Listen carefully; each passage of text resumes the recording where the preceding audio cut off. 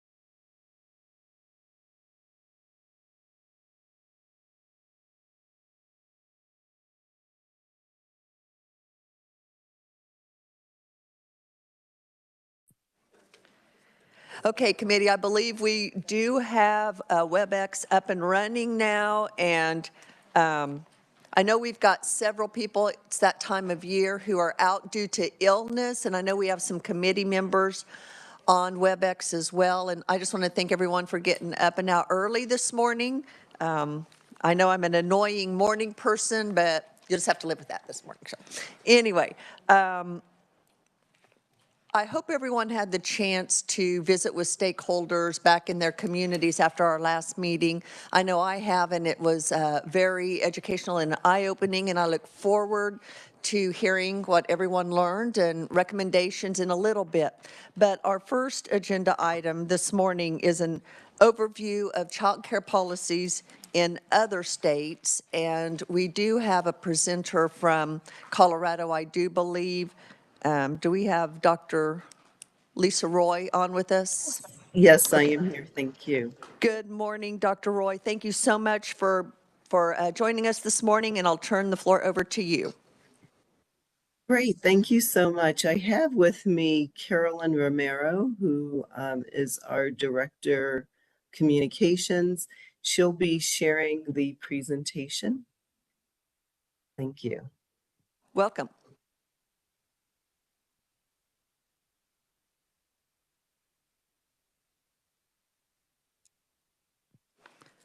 Good morning.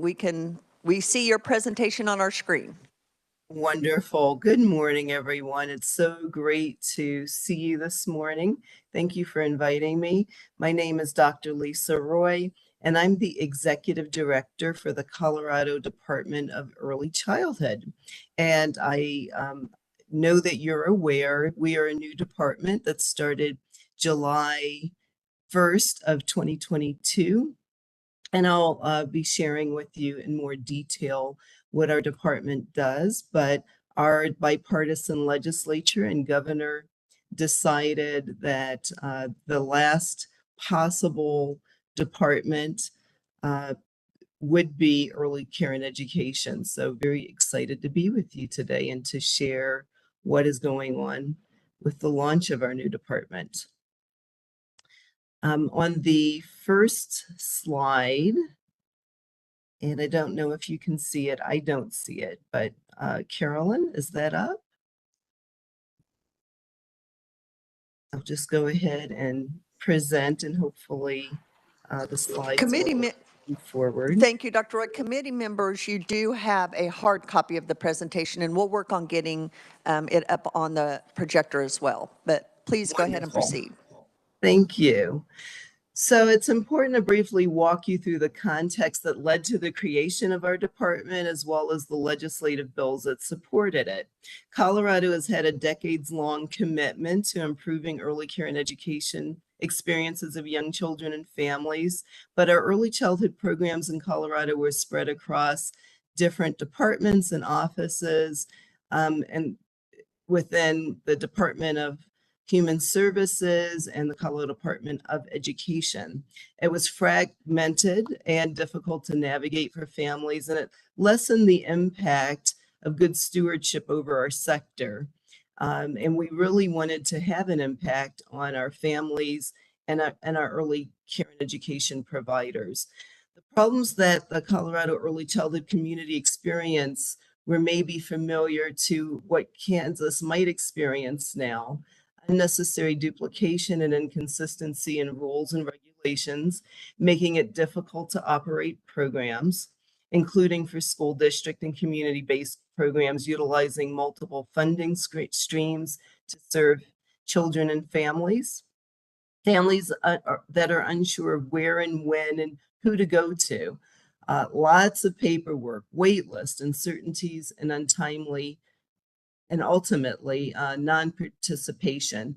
And I would say untimely as well, because again, even with our new preschool program, which I'll give you some information about later, making sure that children can start when they're ready for school is so important for us. So in one respect, the department was imagined as that central and streamlined service opportunity for families by consolidating our early childhood programs under one roof and with a singular vision for service. So as far as our history goes, next slide. In June 2021, HB 21-1304 established the State Department of Early Childhood and required the creation of a transition plan to be presented to the Early Childhood Leadership Council, the governor, and the Joint Budget Committee of the Colorado General Assembly. And the transition plan was the culmination of months of work by stakeholders, the Transition Advisory Group, known as the TAG, subgroups, and the Transition Work Group. A second report with recommendations for the new statewide universal voluntary preschool program was then presented to the Early Childhood Leadership Commission on January 1st, 2022, and submitted to the legislature on January 15th, 2022. HB 22-1295 officially created our department. And as I mentioned earlier, July 1st, 2022, we launched this as a new cabinet level department. The next slide, we were established as a cabinet level department in recognition that early childhood programs are key to creating the future that everyone in Colorado deserves, not just children or the early childhood workforce and providers, but everyone. And research, as you know, shows that investing in early childhood is a down payment on children getting better jobs in the future and higher incomes, better health markers overall now and into the future, less taxpayer costs, less crime, and adults less likely to experience homelessness. Next slide. To that end, the Colorado Department of Early Childhood provides leadership, guidance, and support to its stakeholder community, ensuring all children are valued, healthy, and thriving. Our mission: we administer a number of programs for children birth to 8, parents, and early childhood professionals. Our mission and vision is to ensure these outcomes through 3 dedicated goals and 4 strategies to achieve them. First, the goals on the next slide. What we will achieve is goal 1, to increase access by ensuring all families have equitable access to affordable, high quality early childhood services. Our goal 2 is to expand the workforce by recruiting, retaining, and adequately compensating a diverse and qualified early childhood workforce.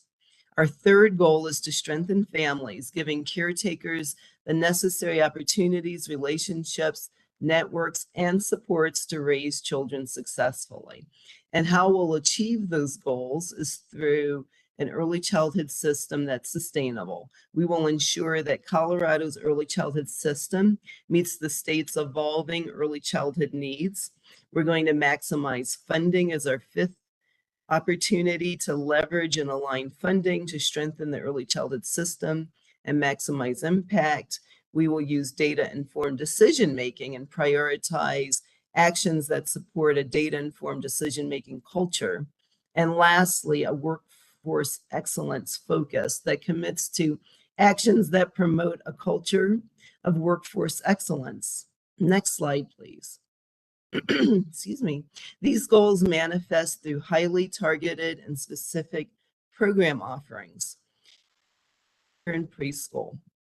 We are opening the doors to quality early learning and empowering families and caregivers with resources. And we do this through our childcare assistance program dollars, universal preschool, and obviously collaborating with Head Start and other locally funded programs. Through child health and well-being, we nurture healthy child development and ensure access to essential healthcare services, and we address the social and emotional needs of our children. We administer the Early Childhood Mental Health Support Line, for instance, which supports mental health resources for parents and caregivers with children under the age of 6. We also have consultants that support classrooms and understanding children's mental health needs. We support the early childhood workforce by providing training and career pathways and improving benefits and compensation. Recently, we oversaw the development of a grant program through stimulus funds, which I'll talk about later, that stabilized our early childhood workforce and helped inspire young educators with scholarships for college. And we improve our environments, ensuring quality in all settings. So we empower early childhood professionals by promoting quality standards and best practices. Just yesterday, we released draft standards for our preschool program, incorporating findings from comprehensive reviews of 26 national and also Colorado-specific standards.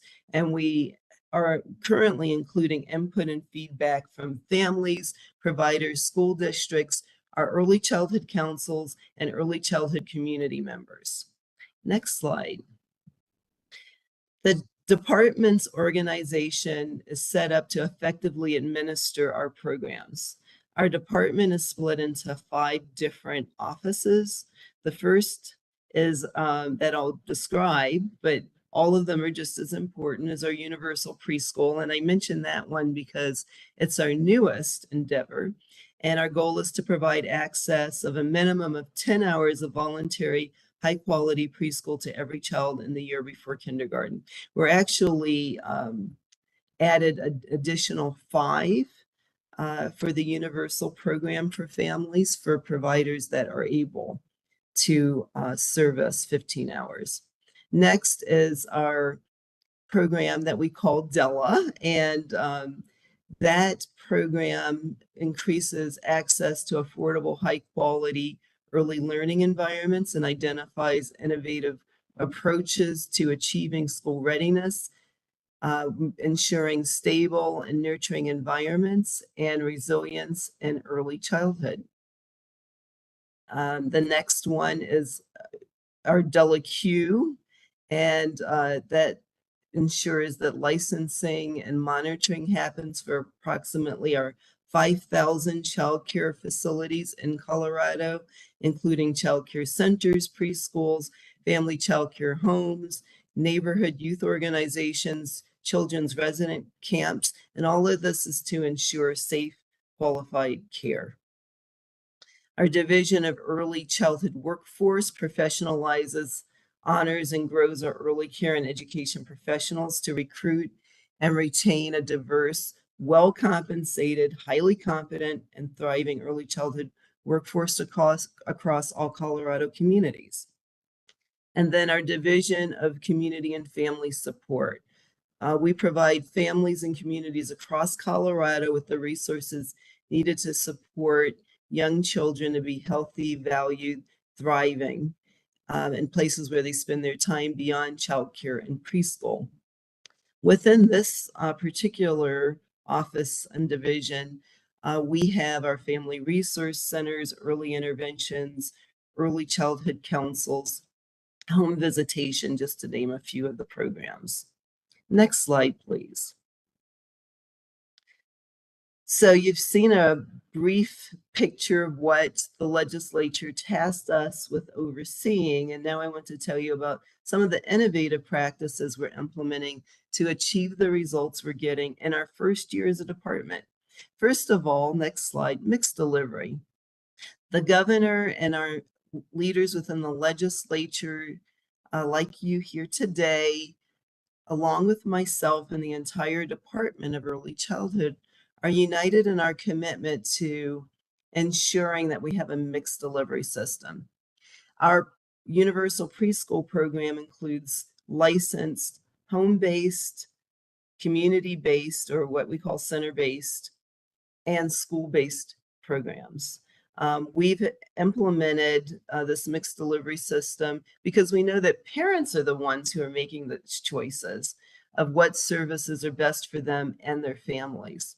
It's important to remember that a department like ours can only ensure policy breadth to the extent that providers and practitioners buy into those policies, and they have to feel that their voices are reflected and that they have room to grow in those policies.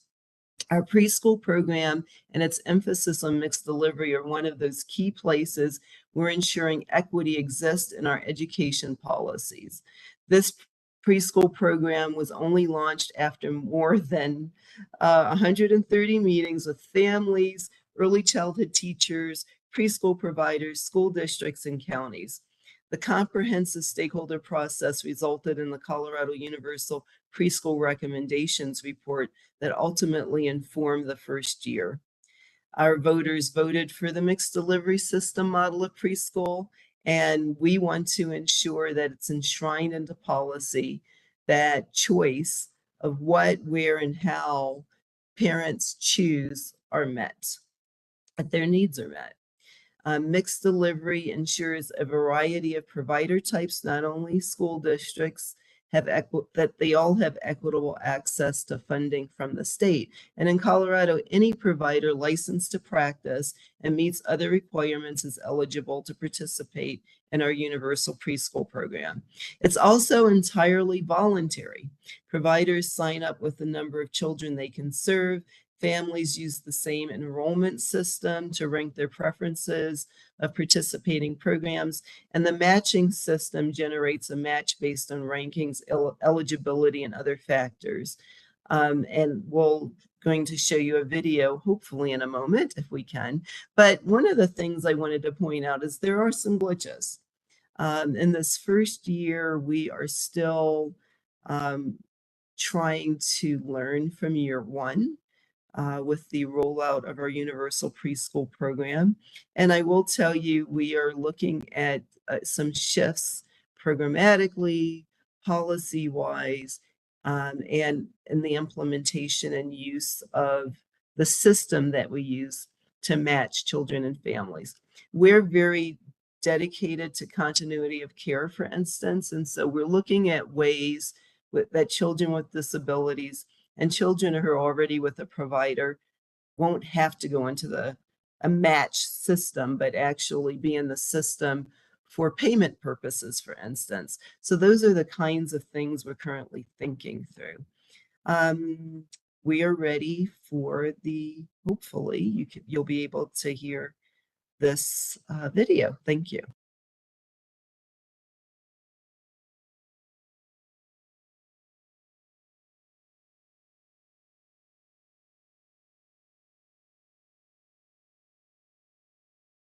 Carolyn, there's no sound.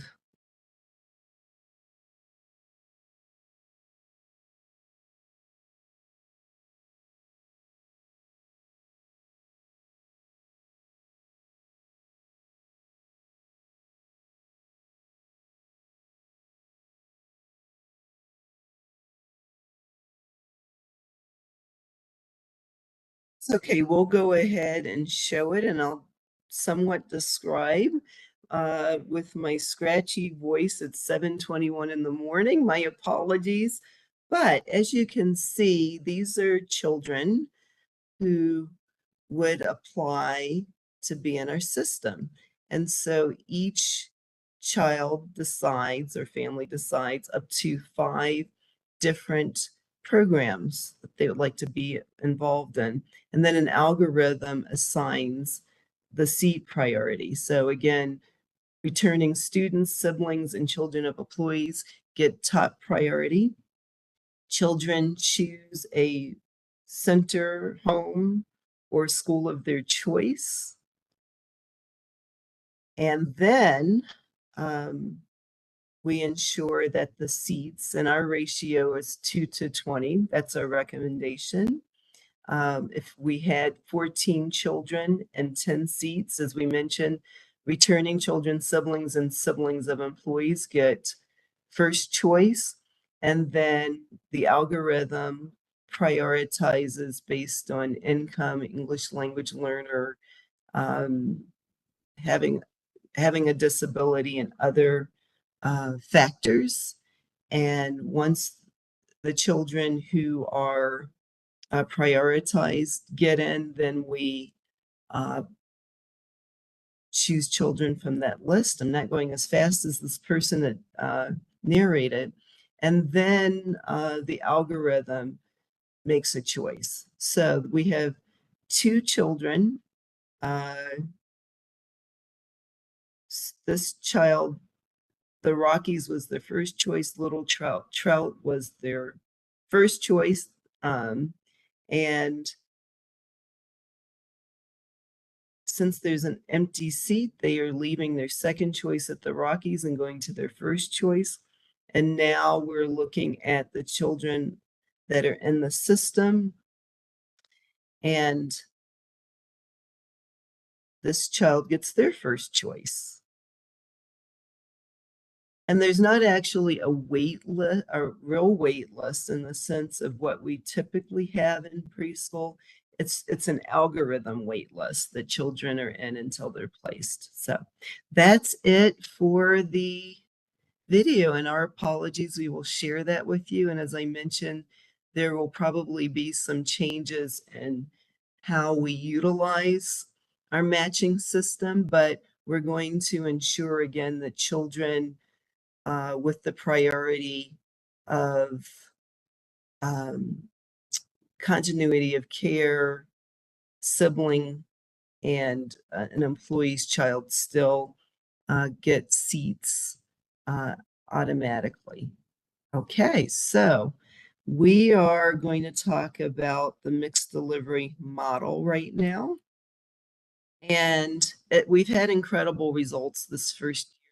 We had 1,905 providers sign up. 40% of the seats are with school districts, 48% are with community providers, center-based, and 12% are with family home child programs. Before universal preschool, school districts made up 72% of all of the providers that we had receiving public funding. And through this model, we've achieved remarkable enrollment numbers. Right now, we're at 39,082 4-year-olds that are enrolled. And last year, we had 18,092. We are still increasing those numbers, by the way. Next slide. Our quality standards, as I mentioned, were just released. It's another area for innovation for us as a state, where other standards are written for only a school-based model. Ours will be unique in that there will be fidelity for a mixed delivery system. So we started our design by grounding the universal preschool quality standards and the statutory requirements. Specifically, the quality standards are envisioned in statute to support providers in a variety of settings across the state to deliver high quality preschool services that prepare children for kindergarten, support healthy development, and engage families.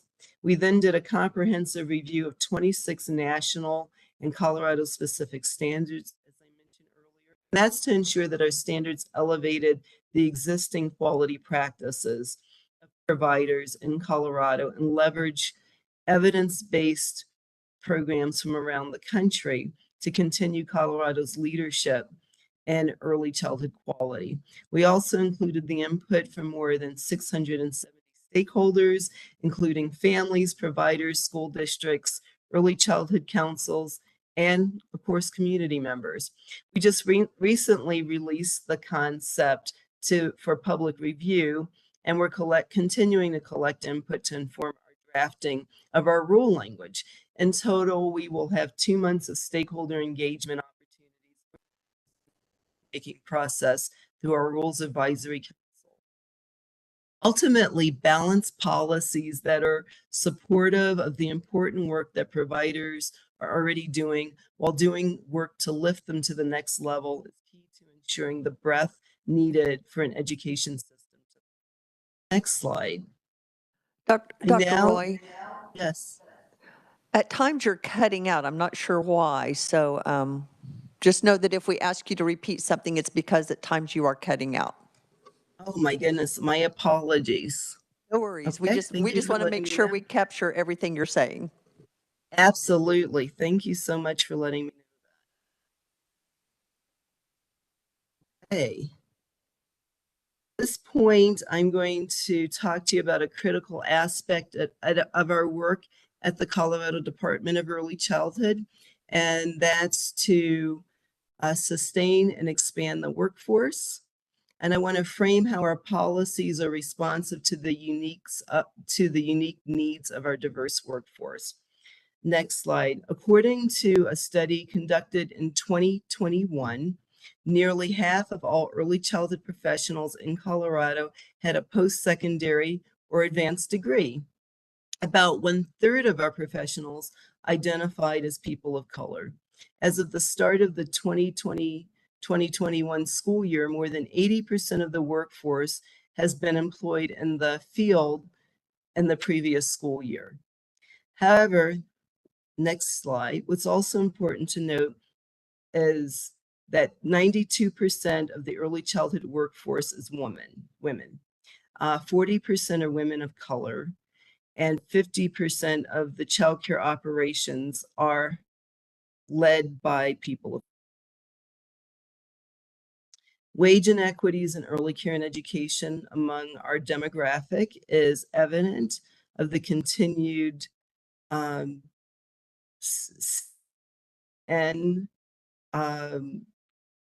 the greater system of inequity.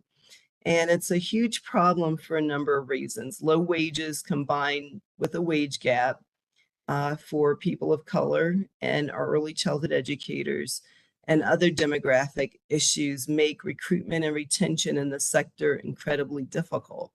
And you combine this with a lack of coaching, mentoring, and early childhood mental health consultation capacity among providers, and you can begin to see the breadth and scale of the challenges facing early childhood in every state, not just Colorado.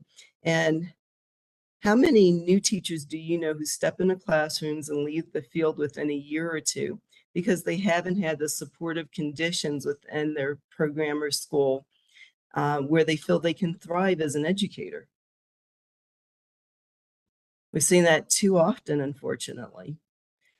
So next slide, we've had to build up our educator workforce, and this is an area within my department that we are very committed to addressing. So I want to briefly discuss some of the ideas and initiatives we've implemented to give you a sense of what's possible within a centralized department.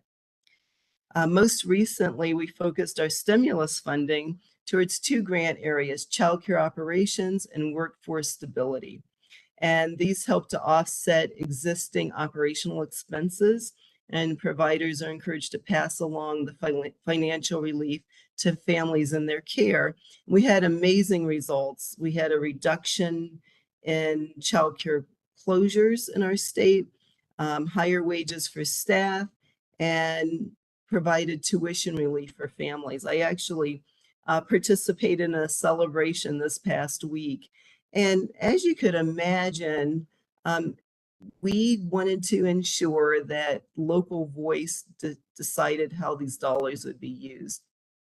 And in many instances, they were things that a policymaker would not think of. Can you run a childcare program if your washing machine breaks down? Can you do that effectively? Is that going to be a healthy environment otherwise. If the refrigerator breaks down, if the HVAC system isn't working, you don't have heat in the winter or air conditioning in the heat of the summer. So those were things that we were actually able to help our providers with, and took some of the stress off of them by ensuring that the environments were healthy and supportive of learning. The next slide, we focused on workforce scholarships, and we put 13 million towards our recruitment and retention scholarship program. And there were multiple ways that that funding was used. One was towards higher education scholarships at our 22 public colleges and universities, towards student loan repayment. That's a big thing. Sometimes we're not able to increase salaries as much as we like, but decreasing debt for teachers is important. And so that was an innovative compensation strategy to reduce the student loan debt burden. Providing scholarships for the ECE 101 and 103 courses for individuals to align with the minimum coursework required to become an educator. It's part of the Child Development Associate. This resulted in an 11.6 increase in the early childhood workforce in 1 year. So we went from 21,617 qualified early childhood professionals in July 2022 to 24,151 by June 30th of 2023. I mentioned the Child Development Associate earlier.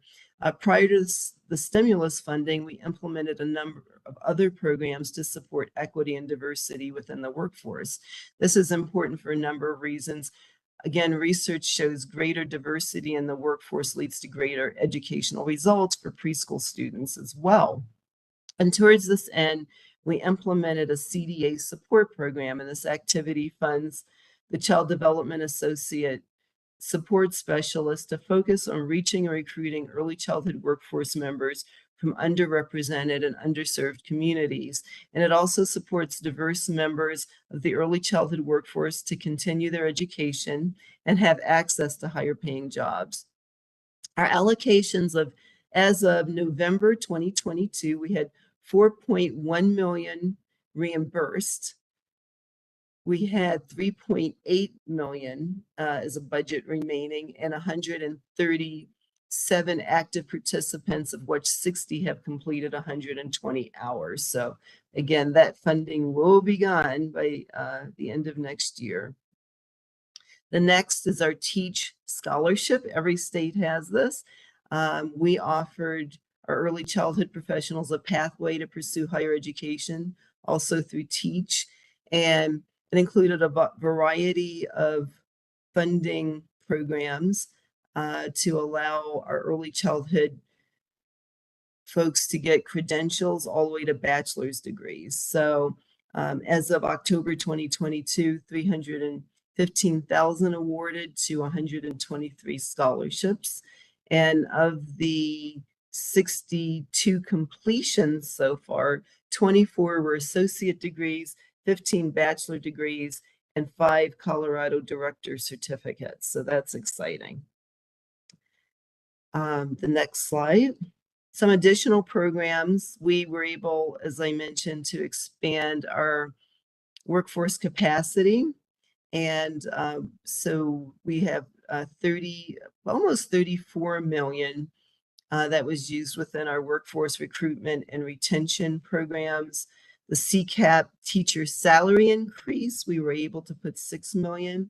We have an apprenticeship program at 3.6 million. Teacher peer mentorship, a little over 500,000. Free online director training, a little over 250,000. Online equity courses and translation, a little over 500,000. We had established a substitute fund. We all know how important that is at 1.2 million.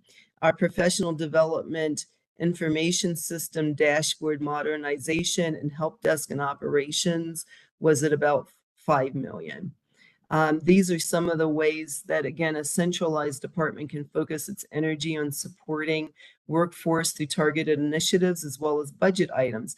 I was recently at NASLE, which is the National Association for Leaders in Early Education.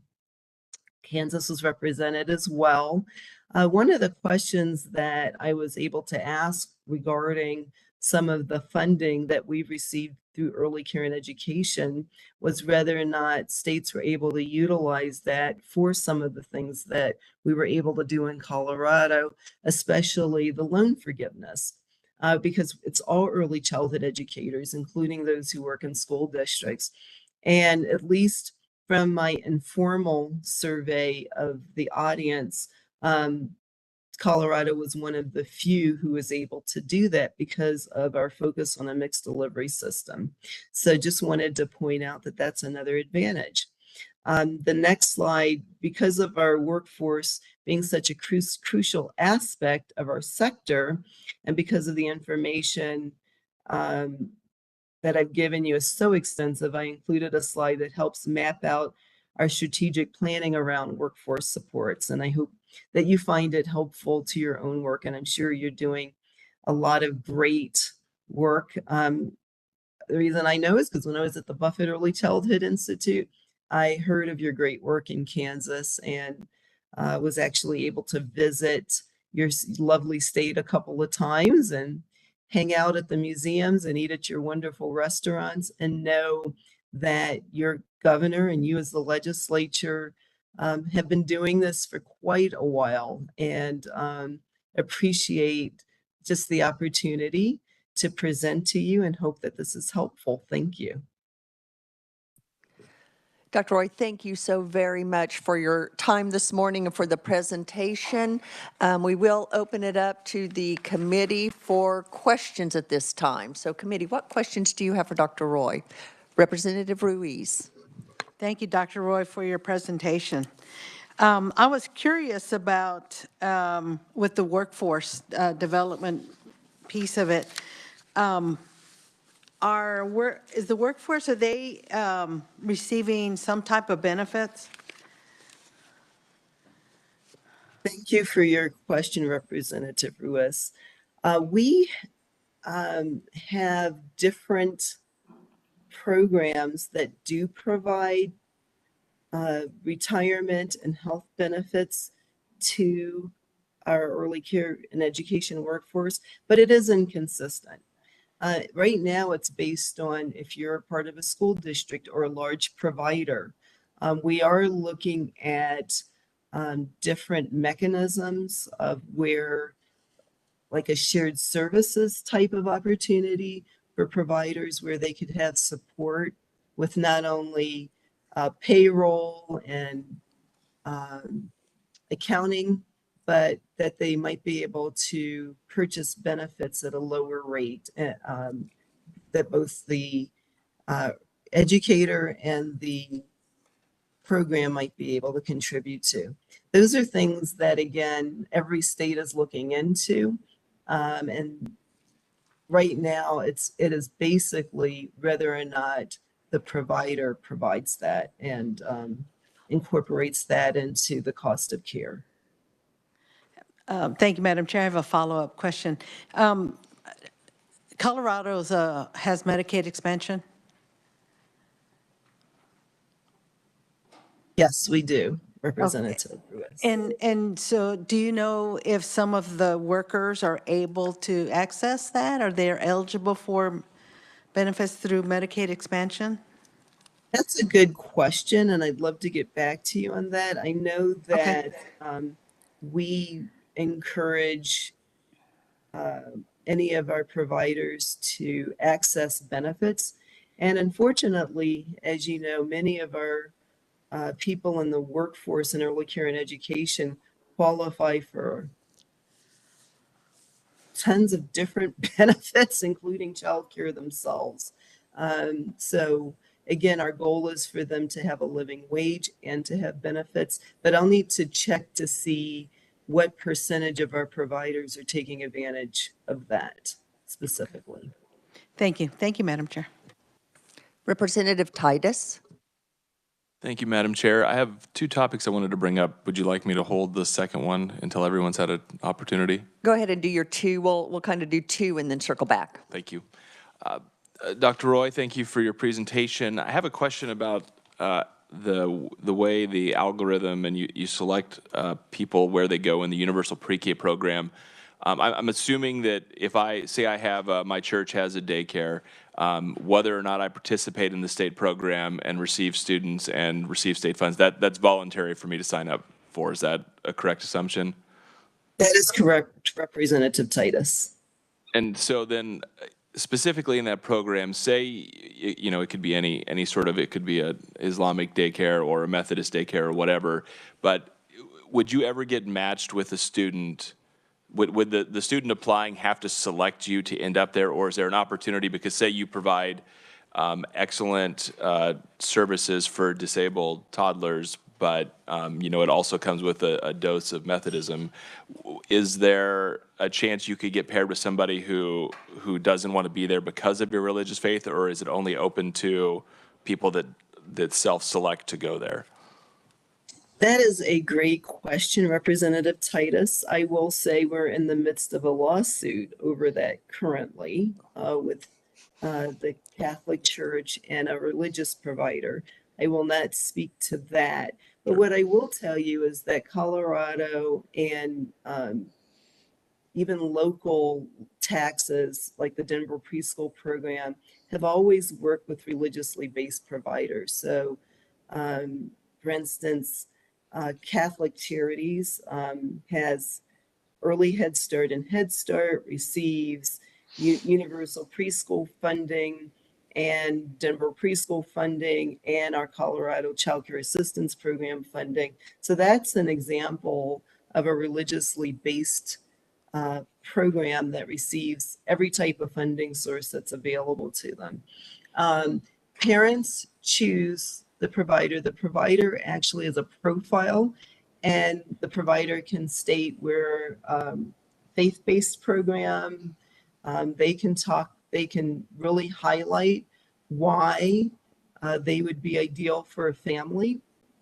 However, as you know, while you are administering a state-funded portion of the program, you're not teaching from a religiously based perspective at that during those hours. If the family decides and understands, and they will because of your profile, and when you enroll personally in the program, a church, synagogue, mosque has the ability to say, and we also have a full day program, and in the full day program, we are religiously focused. And so the parent has the ability to decide whether or not to stay for the full day. What I didn't mention from your question is that we have several what we call exceptions. And so one of those is that if you have a church-based preschool, the parishioners get priority for those slots first. And then any slots that are available are made available to the public in general. I hope that answers your question. Thank you. It's very helpful. My follow-up or second question was, and that's fine if you're not able to speak to this, but I understand Colorado has a relatively generous tax incentive program for donations to daycares and for employers that may provide services. And I just wondered if you could, you don't need to summarize the program, we can look it up or have research pull it for us, but I wonder if you could speak to that and whether that's moved the needle on putting more resources into your system. Absolutely. Employer-based childcare programs are another one that I think have been critically important, Representative. So yes, any opportunity that we have to receive funding from the corporate sector is helpful. Most of those donations, though, go directly to programs of choice. So at this point in time, it doesn't necessarily come to the state and then we decide how that funding goes. They usually choose it's a provider or a several, like a large provider or small provider of choice that they get the tax credit for. Thank you. Senator Petty. Thank you, Madam Chair. Dr. Roy, thanks so much for being here. I do have several questions, and I will keep it at 2 right now and then move on. Did Colorado pass the refundable income tax credit for an early childhood educator? Did that legislation pass? Yes, it did, Senator. We have the early childhood professional credential, which is a tax credit, and we had over 25,000 professionals take advantage of it. And was that part of this package, or was that prior? I had a note about that, and I wasn't sure. That was part of this package, absolutely. And then also, you on the choice of where a child or a family chooses to go, you mentioned, is this just for the 4-year-olds for the 10 hours, the universal 10 hours that the state will fund? Senator, you're asking probably the most complicated question so far. I will do my best to explain. Let me take a step back for a moment. We had a targeted program that the Colorado Department of Education ran, and the funding was for 3s and 4s. And then there are 4 districts and 2 counties that actually had a grandfathered waiver to serve birth to 3. And Denver Public Schools, where I worked, is one of those districts. When the statute was being worked on in Colorado, there was the universal preschool program is for 4-year-olds, but there was advocacy. Can you hear me? I'm sorry, we just have a little light thing going on in here, so it's kind of funny, but I can hear you very well. Oh, it's the spirit. Okay. So we did have some advocacy by districts and providers that districts had subcontracted for with the infant toddler slots to continue that funding in perpetuity, actually. So we have 3-year-old targeted funding that we do not manage. We send the funding to districts.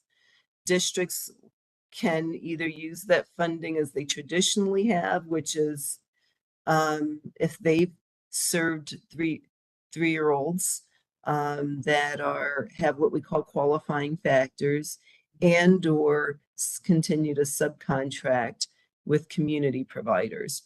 The infant toddler care is subcontracted. So that's why I said it's a complicated question, Senator, because we do have carve out funding for 3s that's targeted, and that money will stay at the same amount in perpetuity.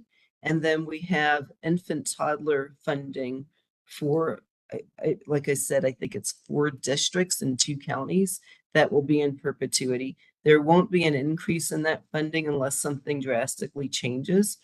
The focus of the department is on the universal preschool funding portion of this. The legislature put 10 hours in, but I have rulemaking promulgation authority and added another 5, up to 5. So most of our families are getting 10. Some are getting, I shouldn't say most, many are getting 15. Some districts and providers decided that 10 hours was best for them according to the rate and what they felt that they could do with 2 half-day programs. And then we have about 3,000 children who had additional qualifying factors. They were low income plus homeless, in foster care, English is a second language in their home, or they have a disability. And so 3,000 children can have up to 30 hours. I hope that answers your question, Senator.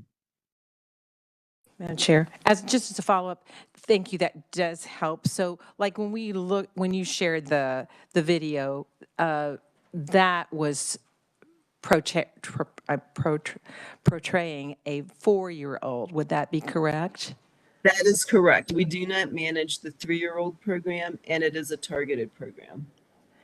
And then, and that 10 hours, that's 10 hours a month? That's 10 hours a week.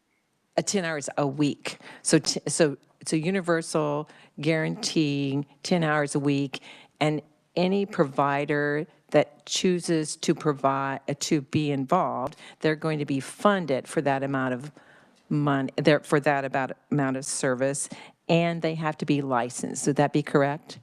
That is correct, Senator. Thank you. Senator Gossage, then Representative Martinez online. Just a quick question. Thank you so much for your presentation. Regarding the workforce question that was asked from Representative Ruiz, you don't pay those people less than poverty level, correct? Senator, what I would say is that Colorado is devolved, as you know, to the county level, and everything we do is at the local level. Decision makers are making decisions, including providers, as far as what they pay their staff. We, Senator, have given every provider an opportunity that runs a home-based program or center-based program to have additional funding to pay their staff. We want to ensure that anyone who's working in the state of Colorado is making a living wage and is not living at poverty level if they're in early care and education. And I would say we're not 100% there. I couldn't tell you what percent we are there. I mentioned earlier that at least 50% of our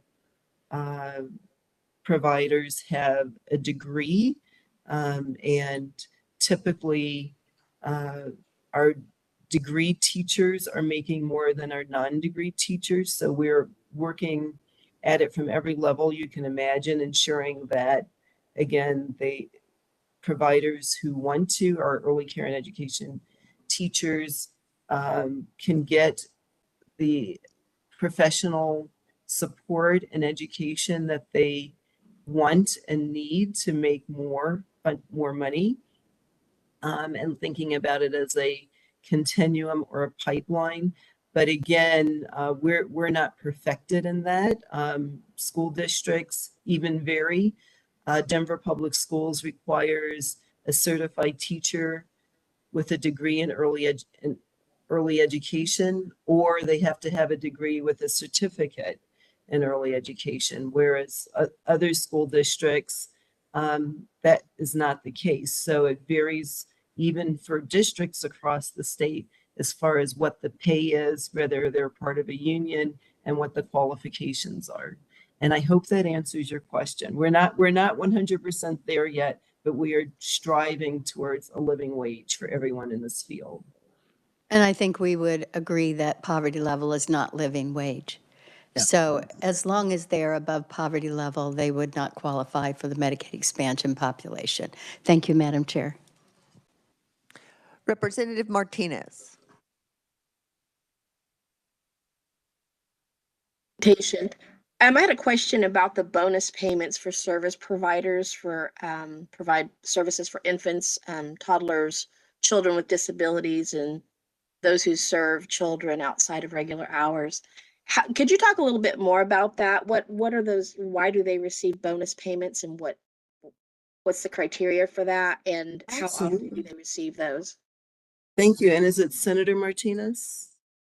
Representative Martinez. Representative Martinez, thank you. My apologies. Representative Martinez, the reason we did that is that we, from our research, understood that you have to be very careful when you launch a universal preschool program, because infant toddler care can dissipate, for one. We wanted to ensure that we retained or increased our infant toddler slots at the same time that we were expanding universal preschool. So that was the intent of why we did bonuses. And we have been successful in that. And I've been traveling around the state. That's part of my job as well. But just, I was just at a center and was shown that a bathroom that had had to be refitted so that they could serve infant toddler care and licensure. And so they were able to do that. So a lot of different ways that this funding was used. It was fun, in some cases, our providers decided to give their staff a raise of $4 an hour. In other senses, it was retooling or refitting playgrounds, bathrooms, buying tables and chairs and equipment to support that age group. So that's why we did the bonuses. Thank you.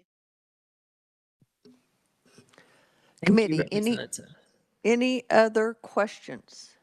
Senator Petty. Thank you. And this is a couple of follow-ups. You mentioned about, you were asked the question about the percentage of poverty level, and I had the chart concerning the early childhood workforce index, and in 2020, Colorado was at 15% for the poverty rate for early educators. Have you been able to see that impacted with this centralization of childcare activities and so much focus on, the whole picture? Thank you, Senator Penny. Again, I was not prepared to answer that question. I think that that's a good point, and we are tracking lots of data points. So I will make sure Carolyn and I get back to you on the answer to that.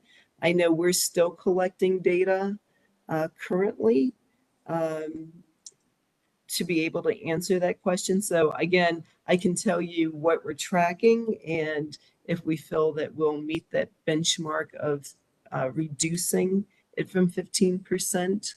But thank you for bringing that up. It's not a data point that I had available to me at this moment in time, and appreciate you bringing that up. And again, I will check in with my incredible staff who are the keepers and the holders of that information.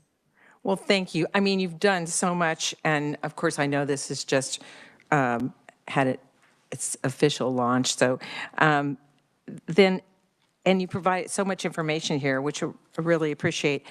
Would you say, of looking at those 4 areas, or key areas of focus, is there any one area that you see more need than the others?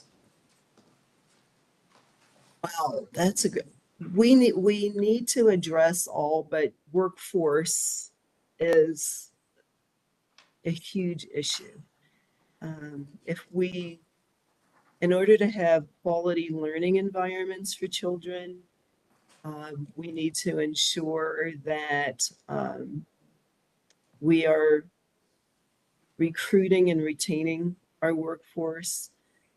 We need to make sure that children are in high quality and safe learning environments. So that will always be a huge focus of ours. Thank you. That's what we hear here too, particularly not just the recruiting, but as you mentioned, the retaining, that you can't have the turnover you have. And then lastly, it's like I had another question, but did it leave my head? Well, I'll stop there. Appreciate all the information. Thank you, Senator. And I am willing to, Madam Chair, if there are any other questions, if they are compiled, I can get those to my staff, and I'm happy to get written answers to your questions. Thank you so much. And Senator Petty did recall her question. So Senator Petty. So you gave us a figure of there were 18,000 4-year-olds that were participating, and now that number is 39. Is that a jump just from 2022 to 2023? And is that due to the opportunities for free universal? Yes, Senator. The answer is yes to that question, every level of it. And again, children have had access to home-based and center-based programs, but they didn't have access to public funding before. And what we've heard, we have such high demand. I have parents calling me crying because they're like, I need full day. I need full day. I know I'm middle class, but it's so expensive to live in Colorado. I had a young woman call me who was not able to get married. She's very well educated and decided she wanted children. So I guess there's a group called Single Moms by Choice, and she said that she has 2 children and is a accountant, but can't afford to live in Denver with the cost of housing and childcare, and was really hoping to qualify for full day, but didn't. So I will tell you, we have a high demand for the 10 to 15 hours that we're currently giving, but you'd be surprised at how many of our families were expecting full day. So I will leave you with that thought is they really feel that preschool is like a grade, and they're looking forward to the day when preschool is a full day. Thank you. Thank you, Senator. Any other questions from the committee? Seeing none, Dr. Roy, thank you so much, and I'm sure we will take you up on submitting additional questions, and appreciate you and your staff being willing to provide us with that information as we move forward. So thank you so much for your time this morning. Thank you, Madam Chair. Thank you, Madam Chair, and everyone. I appreciate being here today. Thank you. Have a great day. You too. Goodbye. Okay, committee, we are ahead of schedule, which is always a good thing. I do want to go ahead, though, and lay out what we're going to do, how we're going to proceed from here, and then we'll take a break to kind of switch gears, okay? So the rest of the agenda is, after this presentation, we're going to have committee discussion. And this is a time to ask clarifying questions. I've asked those who presented to us on the 26th to be here, because I know as we thought about and processed and had conversations back in our own communities, we're bound to have questions about, oh, if I'd have known to ask that question on the 26th, I would have. So this is our chance to get all of that information or questions or just discussion amongst the committee done. We will have a lunch break, and we are having lunch provided by Kansas Action for Children. Thank you, John Wilson and Childcare Aware of Kansas. So we will, when we're just going to kind of play it by ear. So when we're ready to make that transition, have some lunch when we're getting hangry, we'll take a lunch break, and then we will come back with recommendations. And as I think we're all aware, this is a huge area with many complicating factors that tie into childcare in our state. And so I do have a structure in plan as we take those recommendations. And just to give you briefly kind of a preview so you can start formulating your thoughts about how to make your recommendation. I think it makes sense to come up with immediate 2024 session recommendations that we think we can enact that are reasonable for next session. Okay, let's get that low-hanging fruit and what we think we can make a recommendation to come forward in the next legislative session. Then there are going to definitely be some longer-term solutions that we need to take a look at. And so I'd rather us be productive and prioritize what we think we can get done next session, maybe within 2 sessions, and then how are we going to plan going forward for this issue? Because this is not a 2024 solution done and out, we've solved the problem. So I'd kind of like us to think about that. So in making recommendations, try to think about, I think this is doable next session or within the next couple of sessions, or this is something we need to plan out for long-term. So that's kind of my thought process. I welcome any input to that if that makes sense to everyone. That's how we'll structure our recommendations going forward. Any questions or concerns about that process? Great. Let's take a 15-minute break just to kind of switch gears. I will call your attention to, we do have follow-up from our last meeting, answers to questions. Any additional information this committee requested is on your table or should be. If you don't have that, let me know. Changes to statute, we've got a big packet on that. We also have recommendations that I've received and other committee members have received from organizations. We have we also have a list of recommendations that were put forth during our last meeting, as well as others that have come to light since our last meeting. So the Wonder School project, I know that John Wilson submitted some, sent them via email. We will have hard copies of those just because I need to make notes and highlight. So we'll have copies of his recommendations as well and anything else the committee wants to bring forward. So 15 minutes just to kind of gather our thoughts, and we'll come back at about 9:25. Thank you.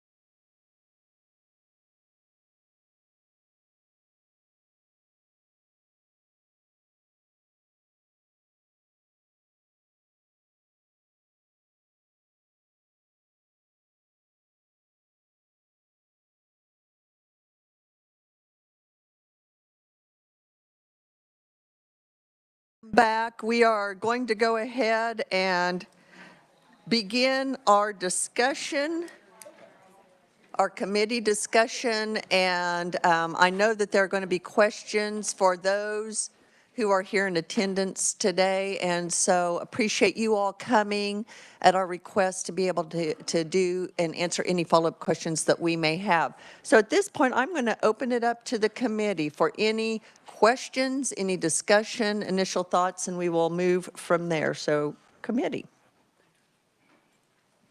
Senator Gossage. I just want to say thank you to whomever put together this great report back to us for questions that we had earlier. And I've just been trying to plow my way through that. So that's a lot of information. But thank you, Madam Chair, and thank you to the Legislative Research Department or whomever. Thank you. Absolutely. Our staff does a phenomenal job, as always. So Senator O'Shea. Thank you, Madam Chair. I just had a question. I was able to talk with KDHE, and so I told them I would ask them again up in public. Remember last time when, so essentially when you're in a home childcare setting, but you have two providers, so two adults, there was some question about, well, why didn't we increase ratios there? Because you've got two adults now, and if you recall, Tiffany had the board and she was able to show.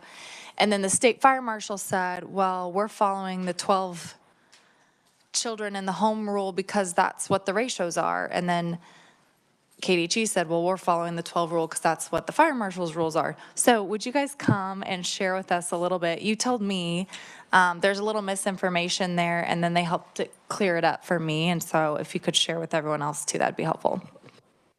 Great. And when you come, if you could please identify yourself and the organization that you're with, that would be wonderful. Thank you. Thank you, Madam Chair. My name is Allison Dalrymple. I am the Administration Policy Director for the Bureau of Family Health at KDHE. Thank you, Senator O'Shea. So there was some confusion, I think, from last session about the fire marshal following KDHE and KDHE following fire marshal. So I do have some clarification on that for you today. The fire marshal mentioned that they were adopting the 2018 Fire Life Safety Code, and that triggered us to do a little bit more research on it. The current code that they're using, which I think was, 2006, and the 2018 Fire Code, we did look up the National Fire Code, and in chapters 16.6 and 17.6 pertain to family child care homes existing and new. In those National Life Safety Code chapters is where it discusses that 12 children is the cap for homes, and then any more than 12 children is when they would have to follow more stringent fire code, such as a sprinkler system in the home or a certain number of exits for the facility. So that's kind of how, that's what the fire marshal uses the national code to determine their 12 before they have to start following more stringent fire code within the facility. Okay, that's very helpful. Any follow-up on that? Okay, that is very helpful, so thank you for that information. Appreciate it.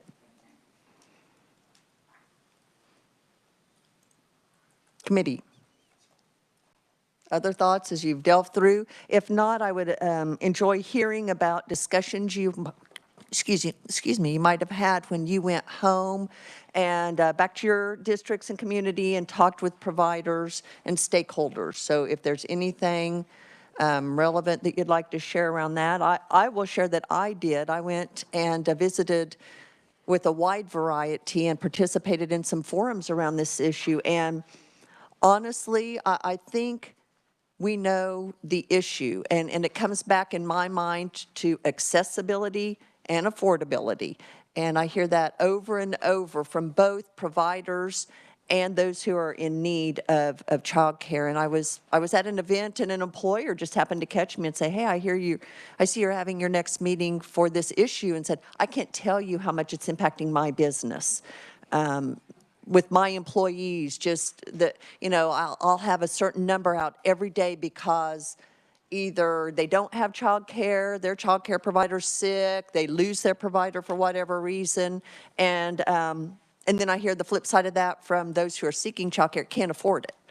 And so it really boiled down almost totally to that. Now, there's a variety of reasons. Some providers shared frustration with some regulations and getting licensed and the whole process and how long it takes. And parents were like, I don't know where to turn to find childcare. I've tried all my, the normal avenues. So I think we know the problem.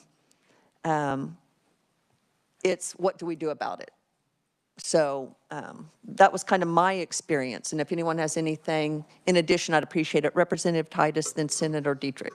Well, I actually want to start with a specific question for health and environment. I think probably Derek is the right guy, but I'll ask. So we just got a copy. We'd asked last time for a copy of, I call it the red line of your new regulations, and I haven't had a chance to comprehensively go through it. But one of the concerns I have, and we're not JCAR, so I won't belabor it, but I wanted to get clarification. So on staff qualifications, and I'm looking at 4-429, which I believe is centers. It says, for example, and this is pretty much universal throughout your requirements for lead teachers, program directors, it says associate degree or a higher degree in early childhood, child development, or a related academic discipline. So my concern is it would be nice to have a list of what you consider related and if that's different for the different positions. So I'll give an example, and this may still be in here. Like I say, it's 169 pages, but in the past, you've listed a degree in nutrition as an acceptable related field, and that's fine, but then you wouldn't accept elementary education. So if I'm a kindergarten teacher versus somebody who's only planned meals for a preschool in another setting, I think there's some disconnect there, and whether it's fleshed out here or some policy guidance, I just wanted to emphasize that it would be really, and people when they're looking at like, well, where can I get a degree to be eligible? I think people need more guidance than you've provided there. Yeah.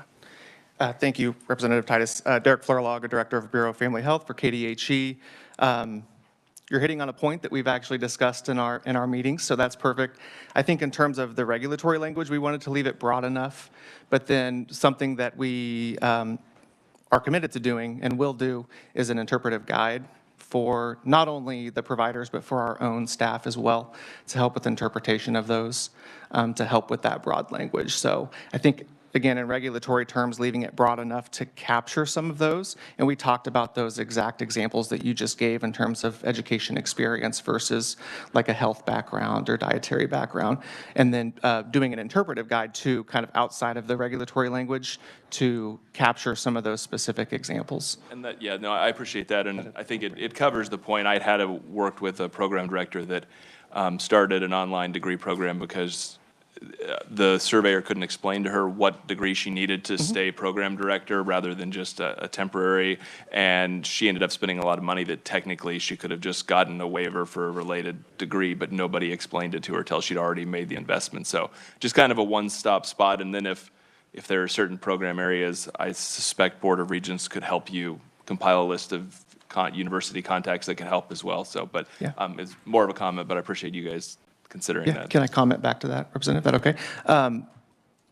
So I think, when we have the proposed regulations that are out there, and depending on the course that those take, we'll obviously, any changes we'll have to do retraining of our own staff. And so that would be examples where we would sit down with our licensing specialists and go over some of those examples, the creation of that interpretive guide, and then also all of our partners, our state agencies, our resource and referral agencies, and then absolutely, yeah, working with Board of Regents, other, universities, technical colleges, and, that nature to work on some of that language. So thank you. Thank you. Senator O'Shea. Thank you, Madam Chair. My question's a little bit related with the regulations. Do you guys have a timeline for finalizing these and getting them through so that they're in place and helping our childcare centers? Yeah, thank you, Senator O'Shea. I wish I had a timeline for you. They are currently with the Attorney General's office right now, awaiting final stamping and to go through the process. So we've completed the work on our end and awaiting any feedback we get from the Attorney General's office, and then kind of go through the formal promulgation from there. Senator Dietrich.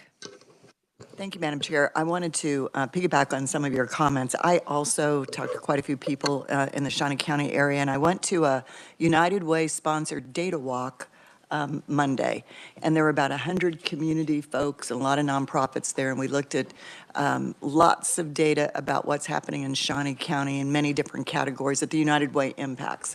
And one of the issues was certainly childcare, and being able not only to find affordable childcare, but the accessibility of it, because there is a shortage of staff to work those centers, whether it's a home daycare or an actual center. And so we talked a little bit about, what are some of those barriers to finding adequate staff. You've got slots, but you have nobody to work those, or to staff those slots. So they talked a lot about how, especially after COVID, that the minimum wage in many of our, like McDonald's, Target, Walmart, grocery stores have risen to almost $17 to $20 an hour. Even our school bus drivers are over $20 an hour. And so they were talking about how, do I spend, 30% of my income to take my child to a child care center and work in a child care center and not even be able to afford that? Or do I go to work for a retailer who's paying, a much higher salary? So some folks gave me some information, and there may even be somebody in this room that also gave this to me, and it's the state of Kentucky. Kentucky faced that very same issue, that they just did not have enough child care workers, but they had slots. They noticed that there was a significant decline in the number of children in poverty who were able to access quality child care, and that parents were not able to go into the workforce. Again, it's kind of this double-edged sword because they couldn't find affordable daycare or for their children. So state of Kentucky and 30 other states are looking at this as well, decided that to make that a high priority, they were going to pay for the child care of any child care worker. So a child care worker didn't have to make a decision about, do I go work at McDonald's or do I go work in my child's child care center because I'm a qualified instructor. So I would just like that to be a consideration that we look at some point, whether it's a long-term recommendation or a next session recommendation. I have no idea of the fiscal note on this, and I know it would probably be significant. But I think it would be solving a couple of issues for us. It would be increasing the opportunity for slots to be staffed, which then increases the opportunity for the accessibility piece. And for those workers, it does make it much more affordable because it would be covered. So that would be my thought, at least for consideration. Okay, thank you. I will speak to that just from a personal perspective. My grandchildren attend a private school, and they also have a child care facility there on campus. And if someone works in the child care facility, they get their child care there at that facility free, as well as tuition to the elementary and high school. So I know that there are some institutions doing that, and it is because, think about it. A lot of parents work for health care or child care or, tuition for college or school or whatever. And so providing that as a benefit by the institution, they get an employee and the parent gets rewarded as well. So, yeah, I think that's an idea worth looking into, so. I do have Representative Concanon and then Senator O'Shea. Thank you, Madam Chair. Excuse my voice today. That's what happens when I have to get up at 4 in the morning to drive. So, sorry, I had to jab you a little bit, Madam Chair.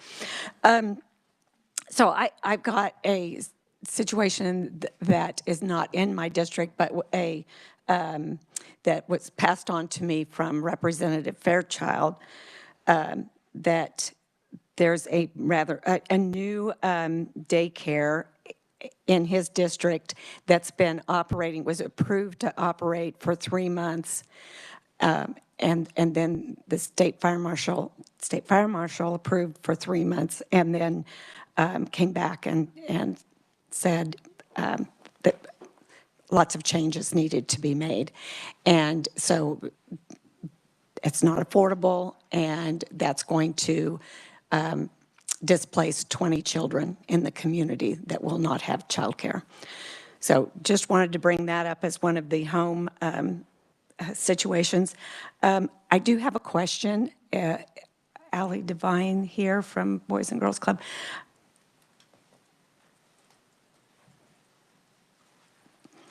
Morning. Good morning. Thank you for being here, Ally. Thank you. Okay, so we've talked a lot about early learning, but not as much about out of school, outside of school. So could you talk a little bit about your funding? And I recall there was TANF funds, and then do you have different regulations that you have to operate under? Yes, thank you. I am Allie Devine, and I'm with the Boys and Girls Club Kansas Alliance. Let's talk about the regulatory piece for a second. We have been working with KDHE, and frankly, we had an all-day summit where we looked at school-age programs and drop-in programs. The Boys and Girls Clubs are drop-in programs, and the vernacular of this issue has evolved over many years, and we're trying to get it back to call it out-of-school time programs, to simplify it, that we're not a typical child care facility that you may envision.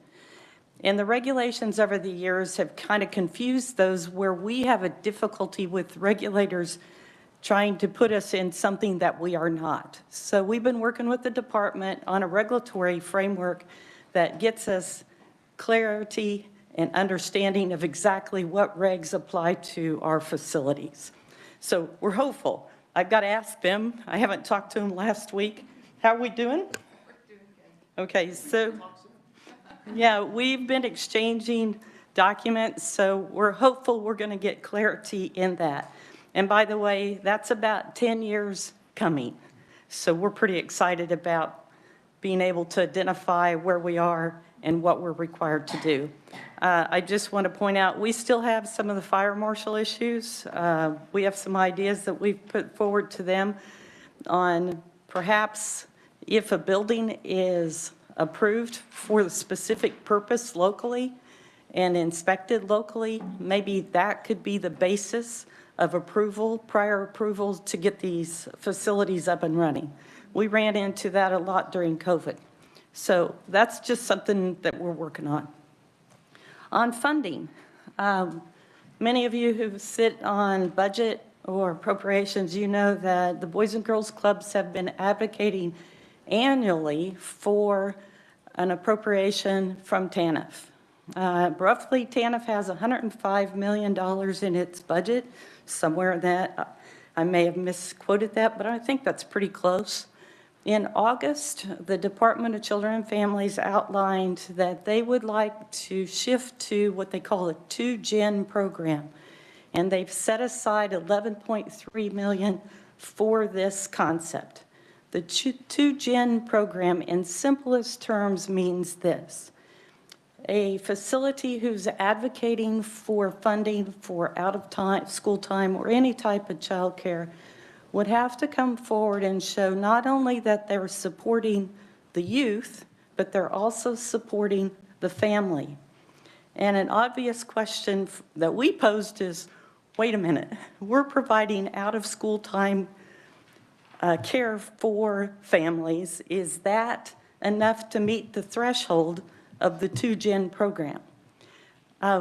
We're hopeful. Of course, the department can't talk about some of this stuff while we're in the middle of a grant application, but I just wanted to make you aware that will have a significant impact if we don't meet that threshold. Today, the clubs receive about $3.3 million. They serve annually 20,000 kids. On any one day, they may be serving 8,000 to 10,000 kids.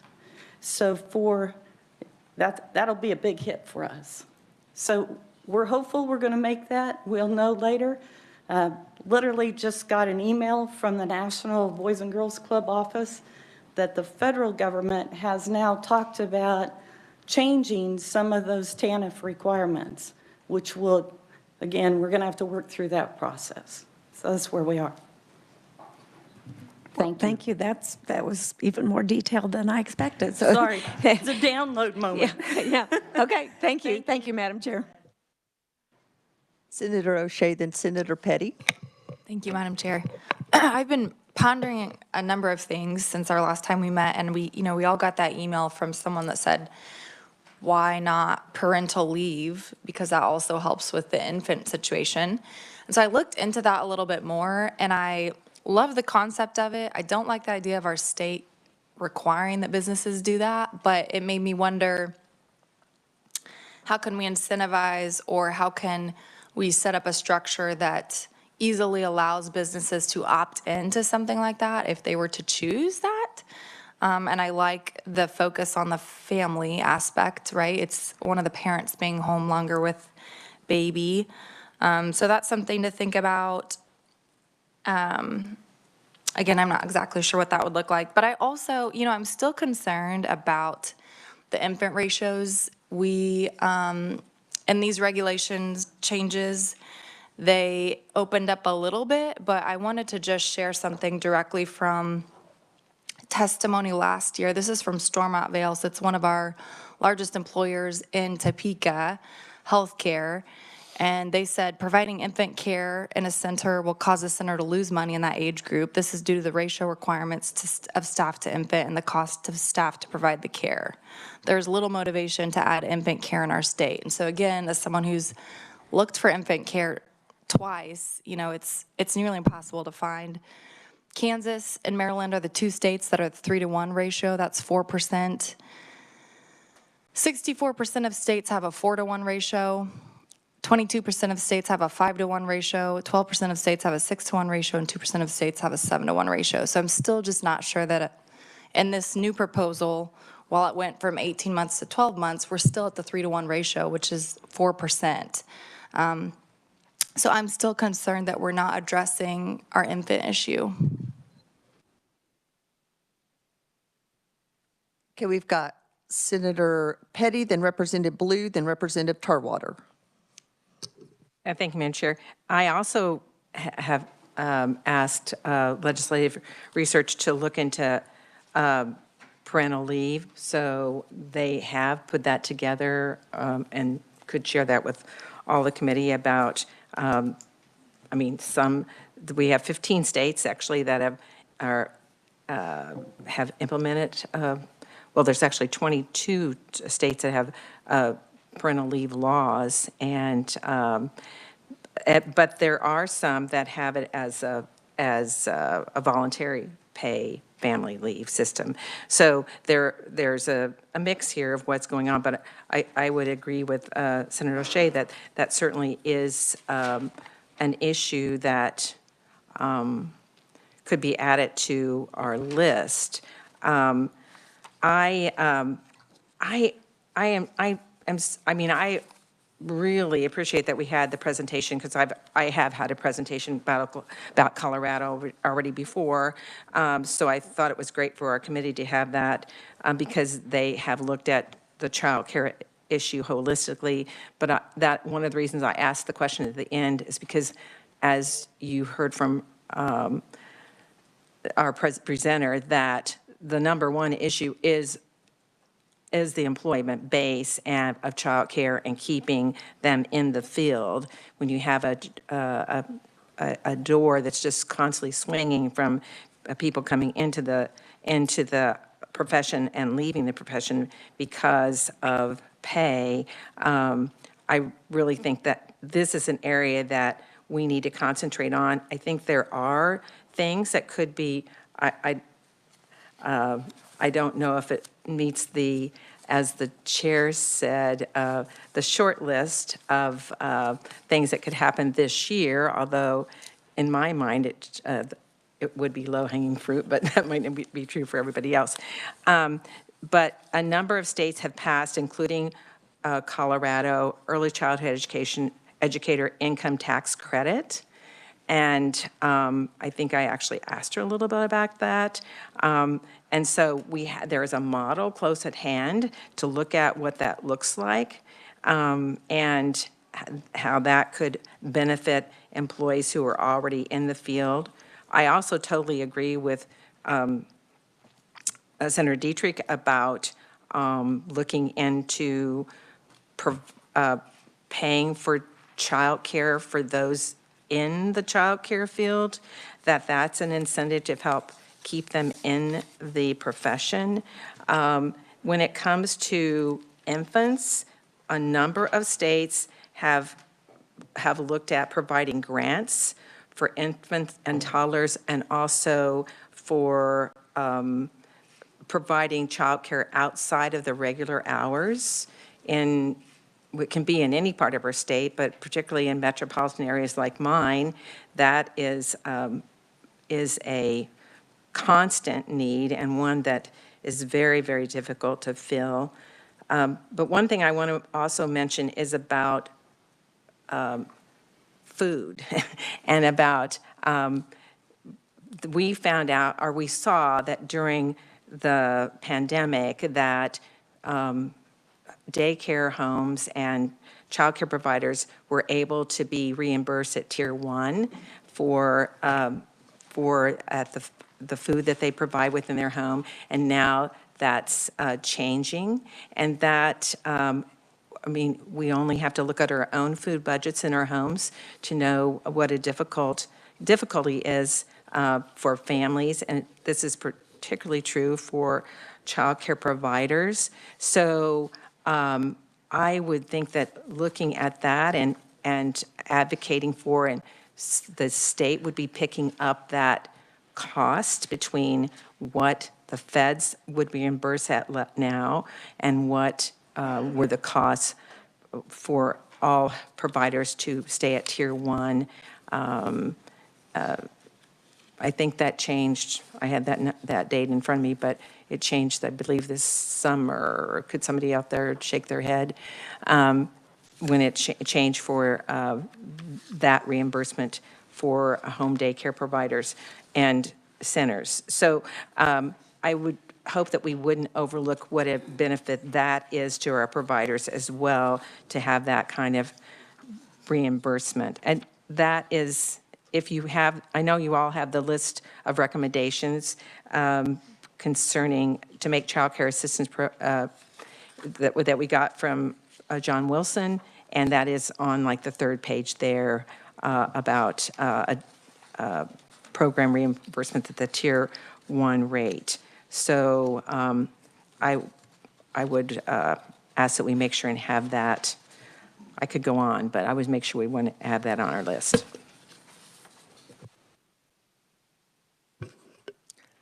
Okay, any discussion on those topics that maybe we should just do discussion on that before we keep going down our list? Okay, we have a clarifying question on the food, so we're going to go ahead and take that. Senator Dietrich. Okay. It's a different question. Okay.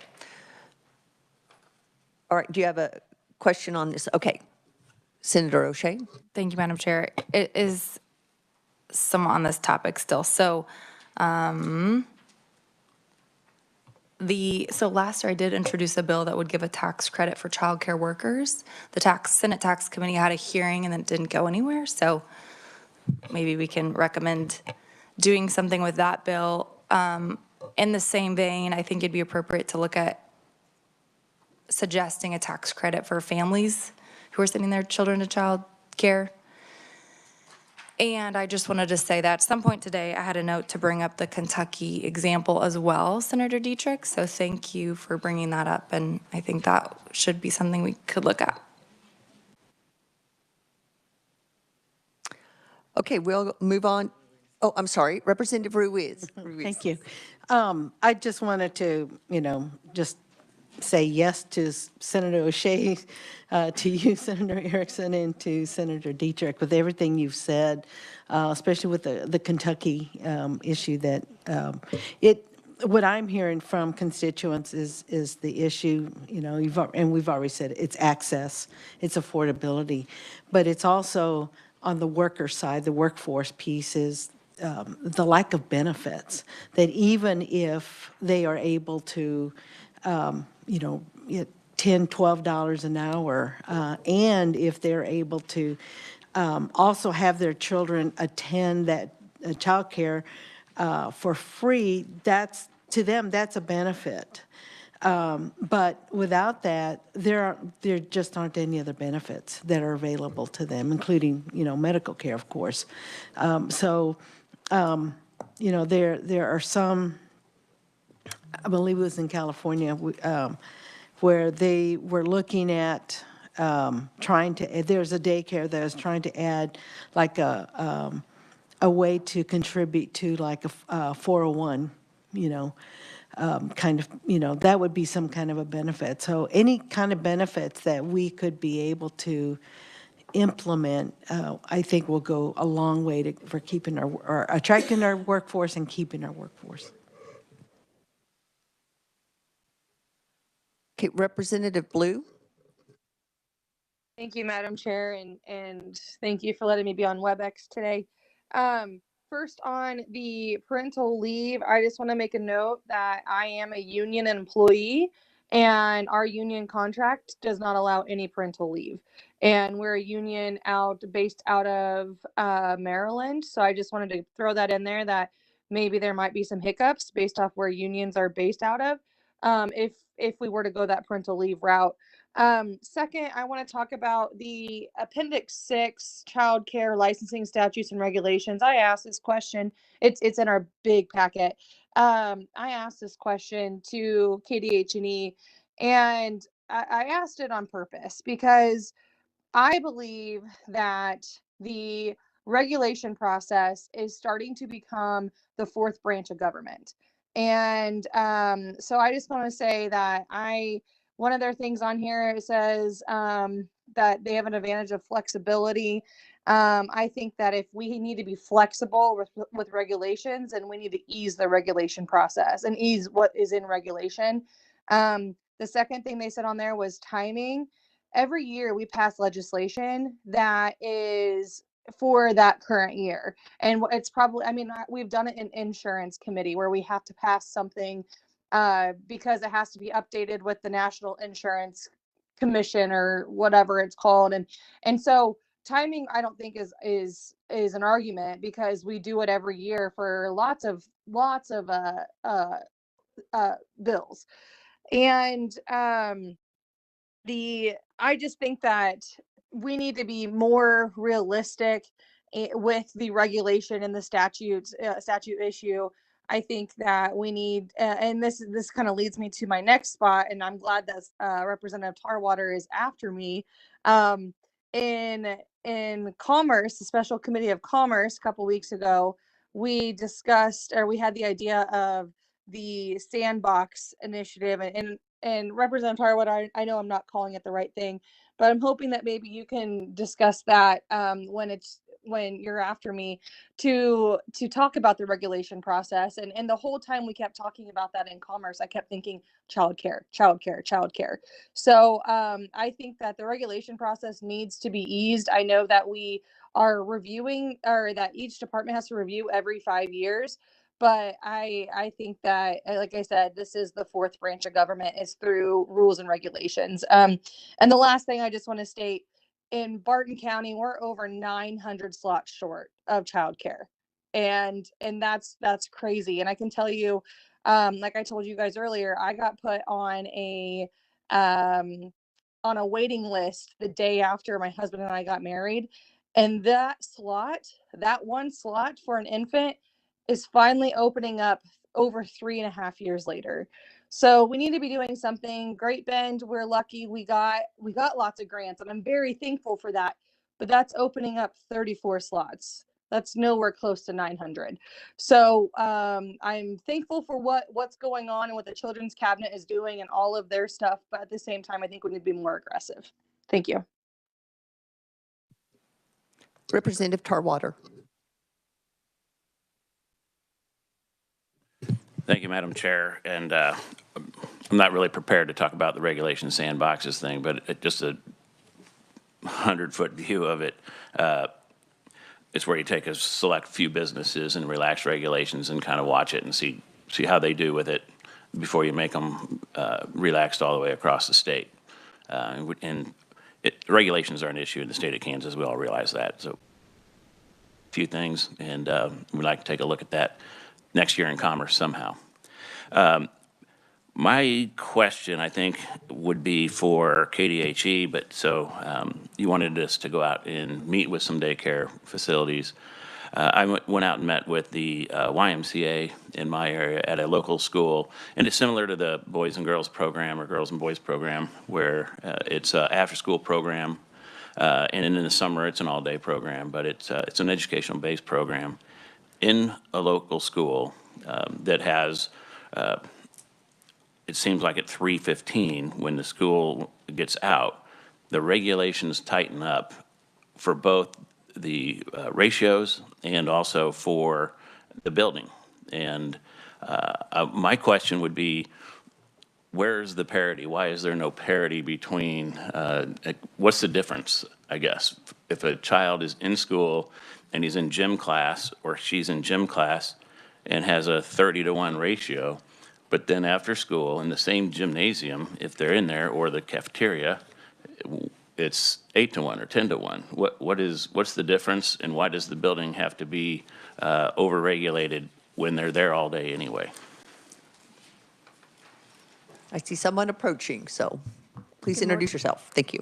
Good morning, Madam Chair. My name is Melissa Schoenberger. I am the Director for Childcare Licensing on Systems and Field component. So to answer your question, can I ask a clarifying question? Are you speaking to fire marshal components, or are you speaking to childcare specific regulations, just to provide some clarity?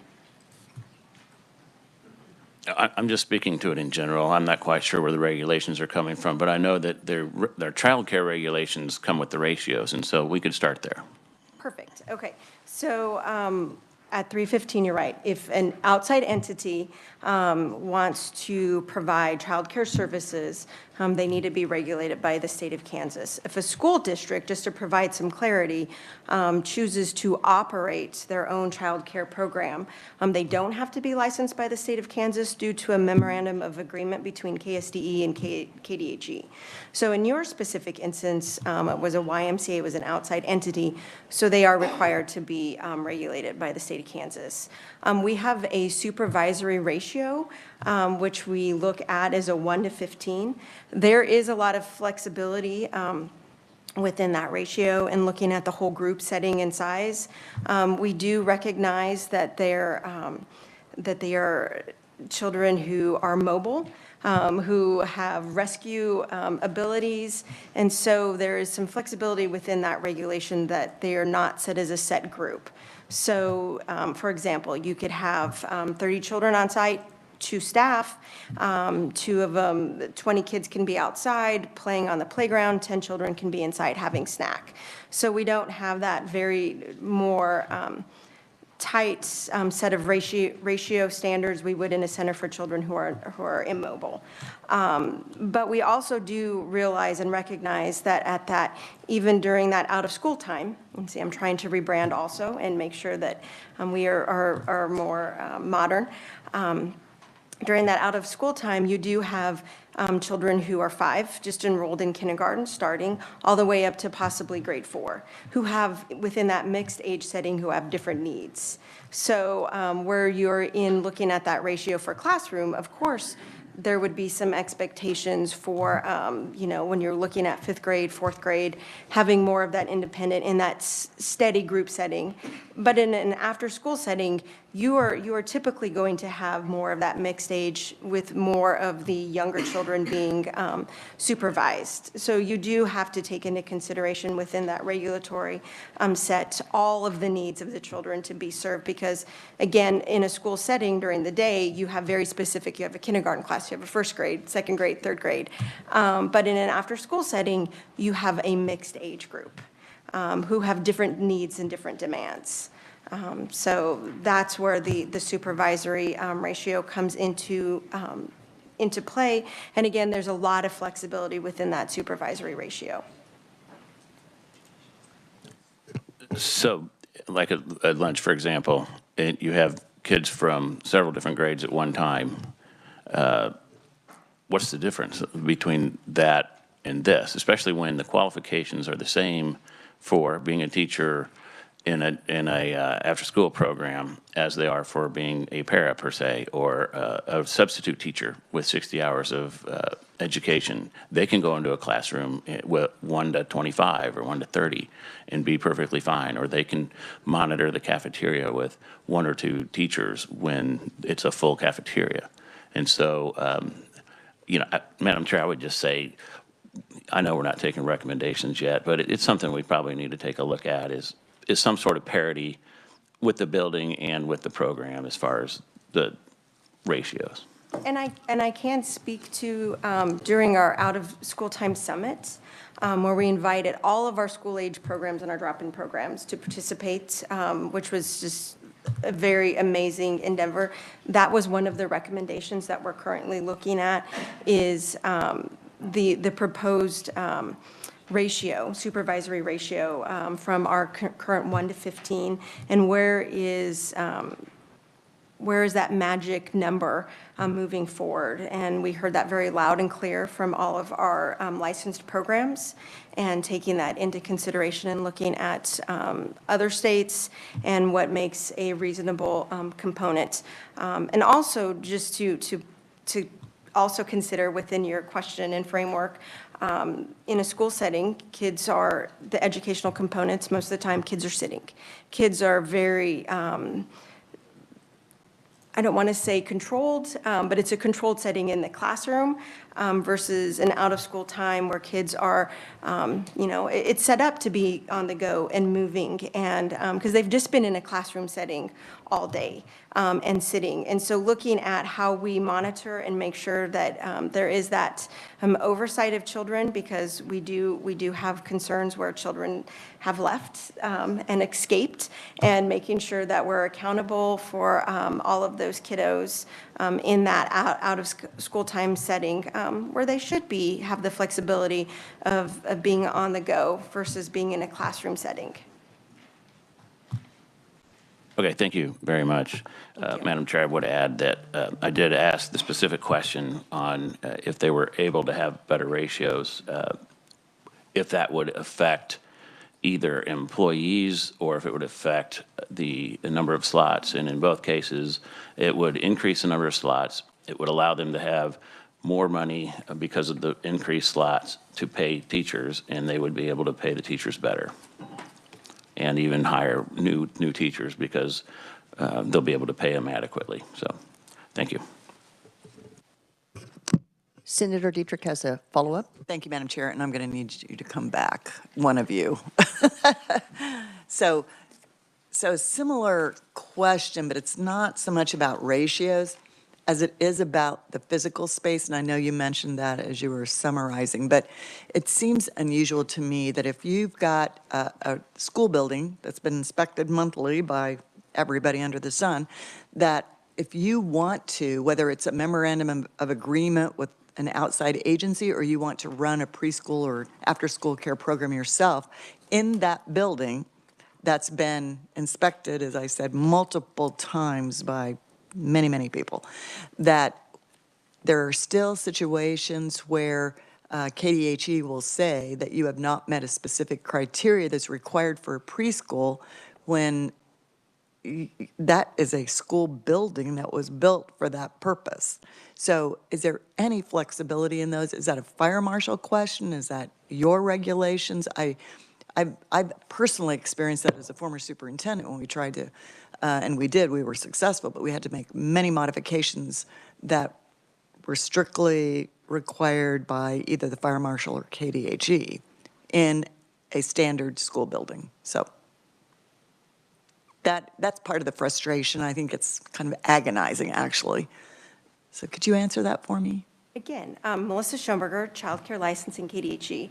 I'm going to break this down into 2 components because you spoke to specifically the school age regulations first. KSA 65527 was specifically drafted in state statute to address our out-of-school time, our school-age children. Any programs that are in an elementary school or any type of school under the guise of the school board, or any of our recreations that are certified in the states. KDHE does appreciate that flexibility, and because of this, and we recognize that within our, just for an example, our elementary schools. You're right, they should have flexibility of the whole building after school, because they are under the purview of the school district during the day. The state fire marshal has specific requirements because they move from an education component to a child care component during those pieces. So I would defer to the state fire marshal of how they provide occupancy for those specific programs. KDHE really does want to partner with our school districts and specifically our recreation departments, and we globally provide licenses that say that the school is just all licensed if we can, based off of occupancy by the state fire marshal. Because we do want, if one day you're in the cafeteria, but then you want to go to the art room to do a project and get messy, the after-school program should have that continuous flexibility in that building. But we really are guided in our work based off of the occupancy of the state fire marshal. So looking at KSA 65527 is a great standard, because that's what we use to take our cues when we're licensing, because that is specifically a statute built to provide that flexibility within schools and within recreation departments. So to answer your second question in regards to, hey, I'm a school district and I want to open up a preschool, or even let's take it a step further, I want to open up a child care program in a specific room. Again, we always defer initially to the state fire marshal, because there are specific rules for children, because again, that building is deemed appropriate by the state fire marshal for educational components. And then you throw in childcare licensing and childcare, then they have different risk factors that they have to take into place for fire code. So we really defer, does that room meet the fire code? Especially if we have a lot of facilities who are wanting to open up licensed or group daycare homes within their school district, because it's an advantageous to recruit new, younger teachers. And so then you have childcare on site. We 100% encourage that, and I have seen a trend in the western half of the state really embrace that. But we always defer back to, do you have fire marshal approval? What we're really looking at is, do you have a remote exit? Just at a very lame terms, I just know enough about the state fire marshal to be dangerous, but not enough to really get into their pieces. So I always say, do you have a remote exit? Because they do require that for anybody under 2.5 years of age, right out of that room. And then we get into the regulations, do you have a bathroom inside your classroom? Because, you know, same trajectory that you look in elementary schools, having bathrooms for kindergarten, first grade, and second grade, it's the same premise that we have for childcare facilities. Everything should be enclosed and inclusive. But we really do love to partner. And in fact, with the Children's Cabinet recent grants and the accelerated grants, we have a lot of facilities that are utilizing this model. But again, it does go back to the state fire marshal. Do you have that occupancy in that particular space for the kids that you want to serve, the age groups you want to serve? Thank you, Madam Chair. I think we would all agree that safety is a priority, without a doubt. It just seems like there are some barriers that you just cannot get past, so. And if I may comment, Senator Dietrich, Derek Flerl, again, Bureau Family Health Director, if I can get my title out there. I think part of what you're seeing from our team and some of your questions too are exactly the reason that we've sort of identified our out-of-school time programs as needing a comprehensive regulatory review, because as we started down the list of, I think those 4 phases that you all are probably aware of, going from our homes to our centers, preschools, the school age and drop-in programs as they're currently known or have been known, we started going through those, and it was very clear from the start, and then from the feedback that we got directly from them, that this required a deeper dive. And so we had that out of school time summit where we invited them in person and then virtually here in Topeka back in October now. Yeah, it's November. So, you know, it's been great to get that feedback directly from them. These are the exact discussions we're having with them as well. So I just wanted to make that clear for everybody. Thank you. Okay, I believe Representative Ruiz, do you have a follow-up on this or a different topic? Let's stick with this for just a moment and flesh this out. So Senator Gossage, do you have a question along this? Okay, Senator Gossage. Thank you, Madam Chair. If I could, I would just urge the committee to think about, we have two problems here. So one problem seems that we have more families that need childcare. So why didn't we talk about this problem 20 years ago? So we have to ask ourselves, why do more families need childcare? Is it that there are more single families now, more single parents? Is it caused by both parents having to work? And why is it that both parents are having to work? And then the next question is, why do we have fewer providers? So it seems that we have more people needing providers and we have fewer providers. We didn't seem to have this problem before. So sometimes we think government is the answer to everything, but as President Reagan said, oftentimes government's the problem. And as we're looking at what this committee might look as solutions to this problem, I think we need to look at what maybe government has done to help cause this problem. So yes, I have been visiting with families. I've been visiting with providers. I went to the Eudora School District's open house regarding what they were looking at for early child care. Oftentimes, whenever we want to expand a government program, we're causing families to pay more taxes, therefore causing more families to have the second person working.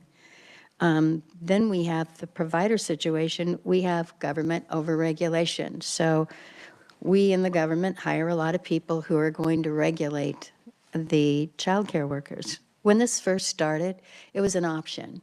You can say, I choose to be licensed, so I am a licensed provider. I am a licensed child care provider.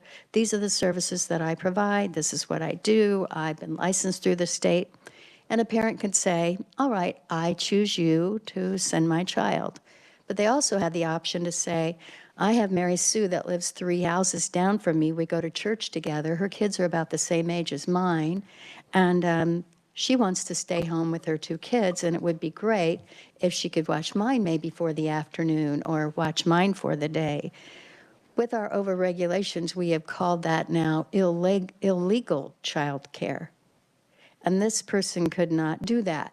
These moms could not work together. I think sometimes we think that with government we're smarter than parents and that these parents don't have the ability to go in and talk to the child care worker, go in and talk to their friend, talk to somebody who says, I use Karen over here and she's terrific. I think you really need to talk to her and I think she has an opening.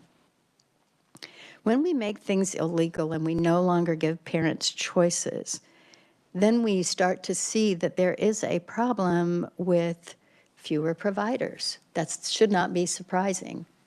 And then we start to say, more government, let's do this. We had Head Start years ago.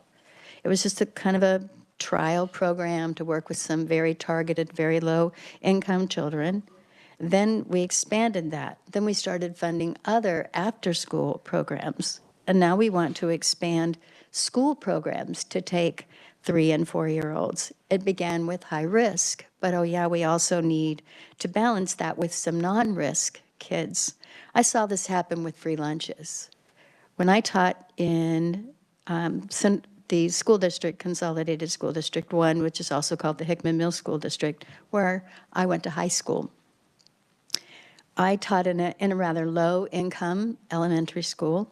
There were, of course, some middle-income folks, but lots of low-income, lots of people who lived in apartments, and that nothing wrong with apartments, but we often know that sometimes those are the kids that have the free and reduced lunch. In our entire school, there were 3 children. So what happened that we went from 3 kids in a school to more kids in a school to what the heck, let's just give everybody a free lunch. Let's just do that. More and more government programs, but what have we accomplished? And now we're requiring, or now we're making families to where in order to just make a living, both parents have to work and mom can't stay home and be with the kids. When we were talking about benefits, and I'll wrap this up, I remember when we helped pass flexible spending accounts. Purpose of a flexible spending account was to help you get a tax deduction on medical expenses, but the other part was to get a tax deduction for childcare. That's still out there. Many employers still offer that, and I would encourage to do this. So if I may, Madam Chair, I just want to make sure that that we look at some things that maybe we, the government, has caused.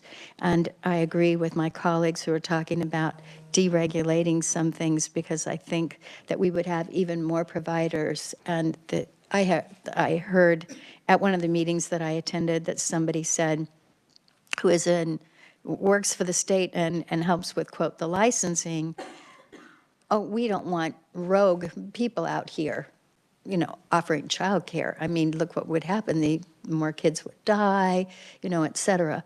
I noticed that there was a question that was asked before by Senator O'Shea about have we seen a difference in death in a, quote, licensed daycare and a non-licensed daycare? But I think parents are capable of checking on the care that would be provided for their children, and not to say that we haven't seen a death in a licensed home. So I hope that we would look at solutions that would not be adding to the problem. Thank you, Madam Chair. Okay, we have Representative Titus, then Senator Petty, then Representative Ruiz. Thank you, Madam Chair.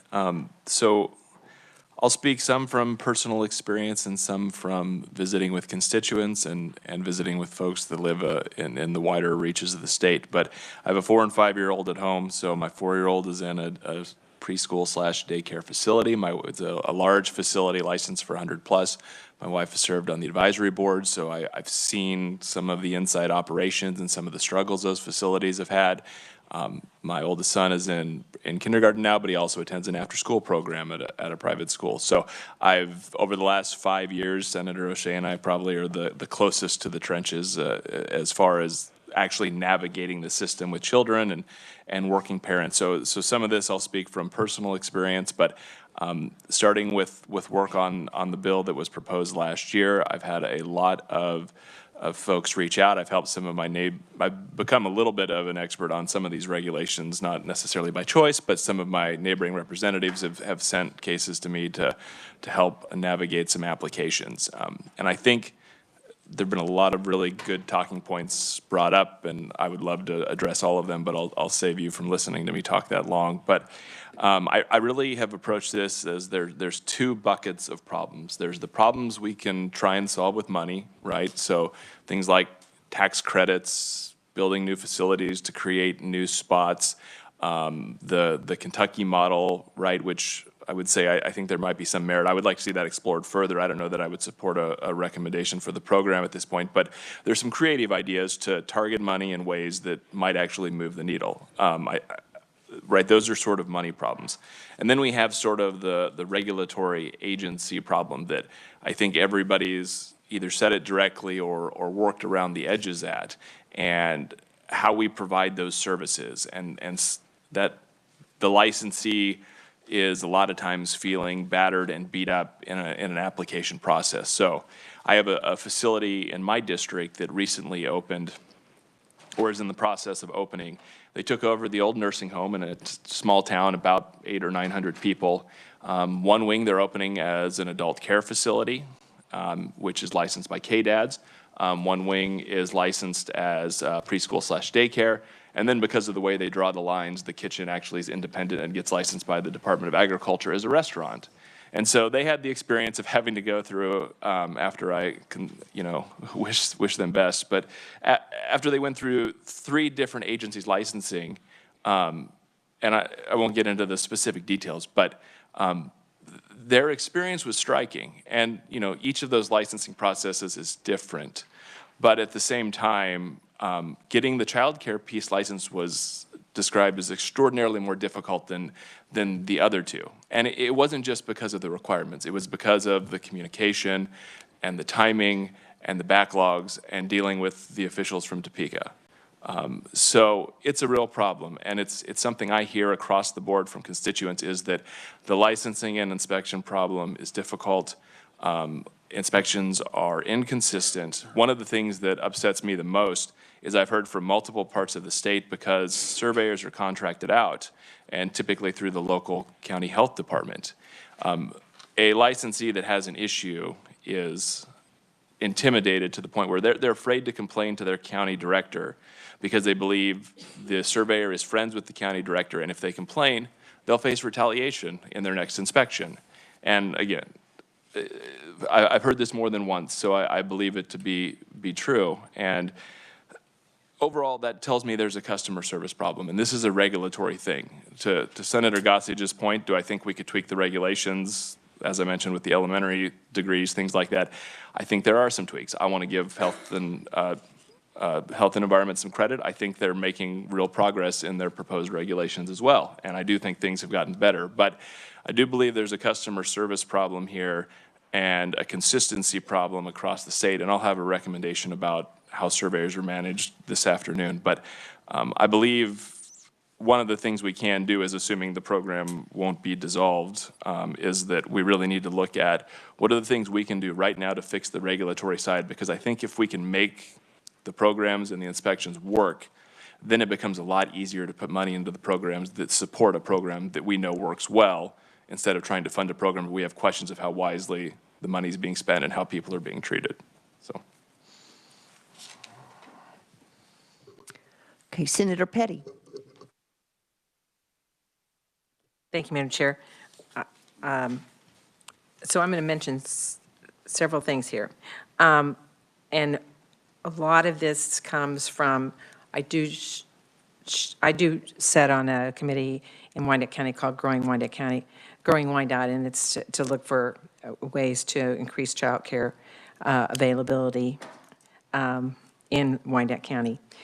So I think it's real important that as we're looking at our list of things that we do, that we, the income tax credit, the child care income tax credit that was passed 2 years ago, that we've done this, we've looked into this, and it needs to be tweaked because it's, one, nobody's using it, and so organizations have looked at how to make this more attractive to businesses, and if we can find that, then that might be a tool that we already have in place, that we passed legislatively. We just need to improve it. So there were several things that we received that, from a variety of organizations that I think are really important to consider, and one of those is increasing income eligibility for child care assistance. We talk about how much child care costs and who it is available to, and if we look at Colorado, or if we look at multiple states, this is one of the things they've done. They've increased the eligibility for child care assistance in their state. And recommendations that we've received from multiple groups is going from 250% to 450% of the federal poverty level. If we start looking at moving that needle, we would be helping a lot of families. Paying that child care assistance payment directly to the child care providers does streamline that. Representative Titus was talking about streamlining. Well, there's a way to streamline that, of it going directly to the child care providers instead of to the parent and then through the child care providers, because now the parent not only has to manage that, but as well the copay that they have to pay. And that would be a third thing, eliminating or reducing the child care assistance copay, which could happen if we look at where that kicks in. Now it's at 100% of federal poverty level.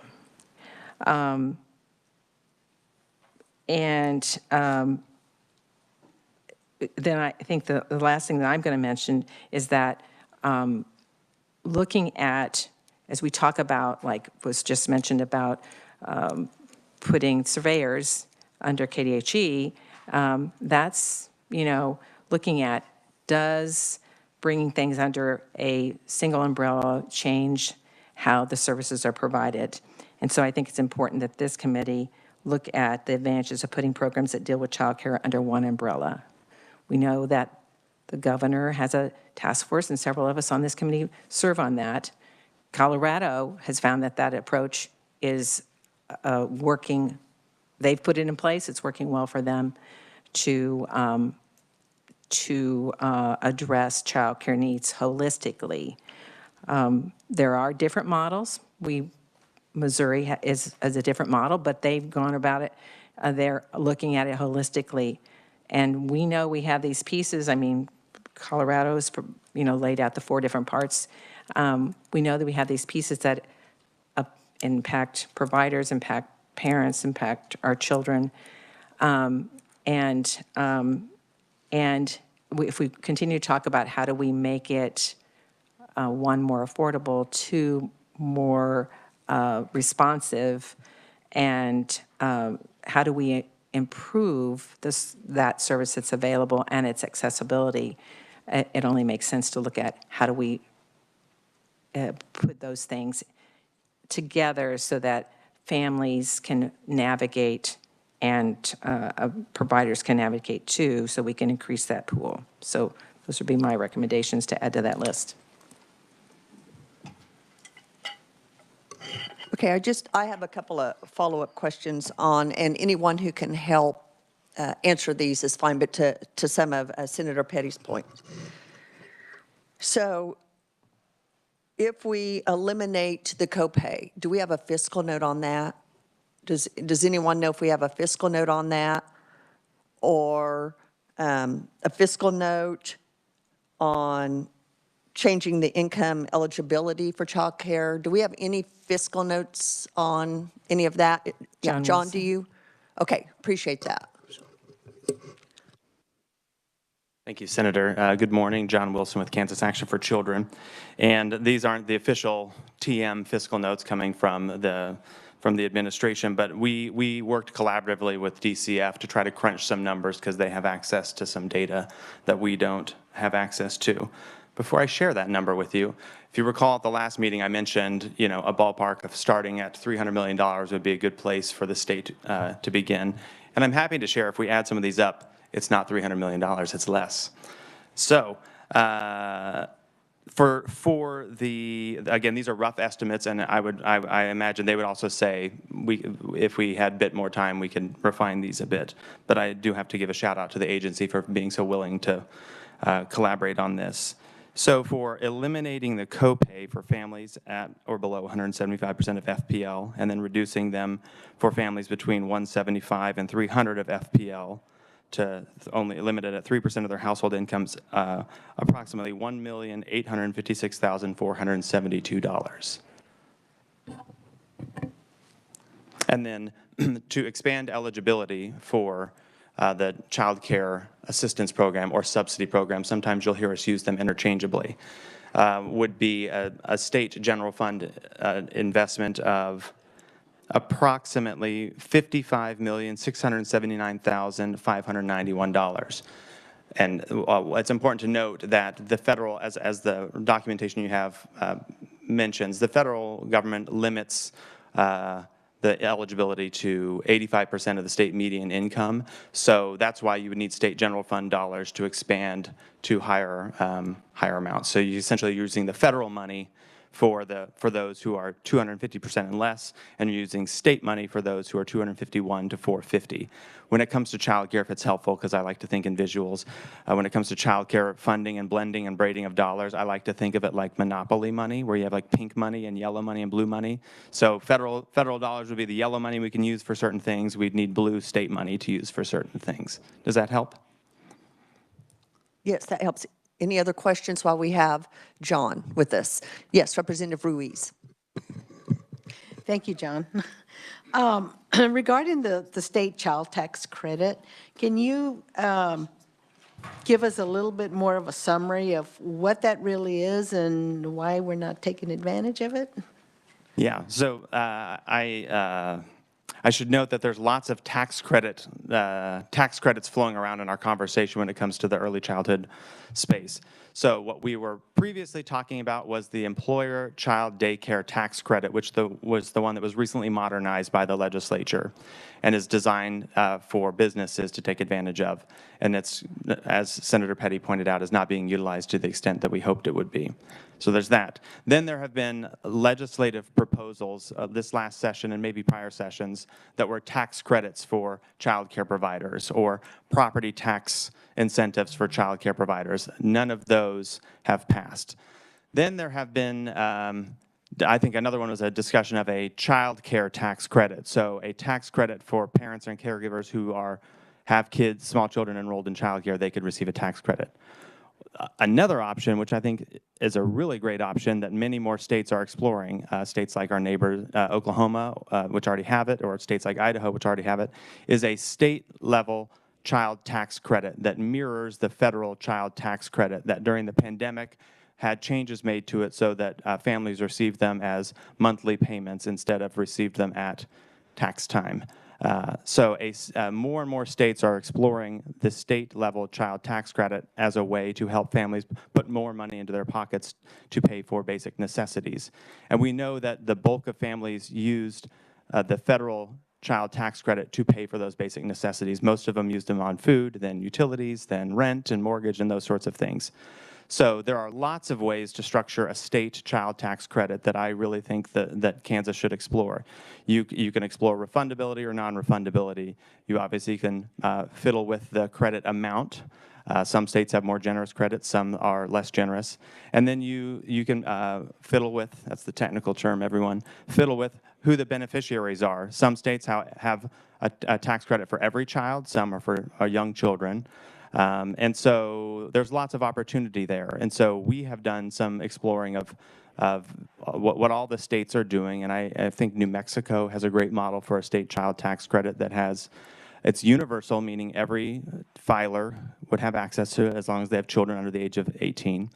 And it is tiered based on income, and the lower income of the filer, the more generous the tax credit is, and the higher income, the less generous it is. But that allows for a targeted investment. Again, we know clearly from research and data that families overwhelmingly are using these for basic necessities like rent, utility, gas, those sorts of things. So it is an indirect way for families, or I guess a direct way for families to offset any cost of childcare, but the benefit extends beyond young children to anyone under the age of 18 because children are expensive at all stages of life, but especially expensive in their younger years. Does that answer your question? Okay. And I should add one more thing, because we actually just have a recently published blog post on this. Based on our modeling, more than 700,000 Kansas children could benefit from a child tax credit, around 323 households, and then more than 20,000 grandparents raising grandchildren could benefit from a state-level child tax credit. If your next question is, what does that cost the state? We have some rough numbers on that as well. Again, if you want to have one of the most generous forms of a tax credit where lower income families receive a higher benefit, but still every family gets something, that's going to be anywhere from $250 million to $300 million a year.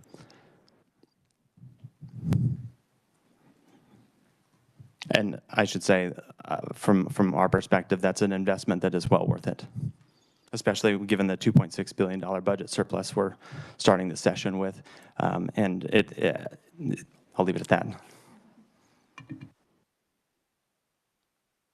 Well, that's not every year we're going to have 2.6 billion. So I will point that out. And I believe Senator O'Shea, stay put, John, because I believe Senator O'Shea has a question for you. Thank you, Madam Chair. Some others have brought up some of the questions I had. One thing I do like about the state child tax credit versus like just for childcare workers is that it doesn't disincentivize, or it places value still on the parents that may choose to stay home with their children, right? And so they're receiving the tax credit just like those parents that maybe choose to work and then pay for childcare. So I think that's good.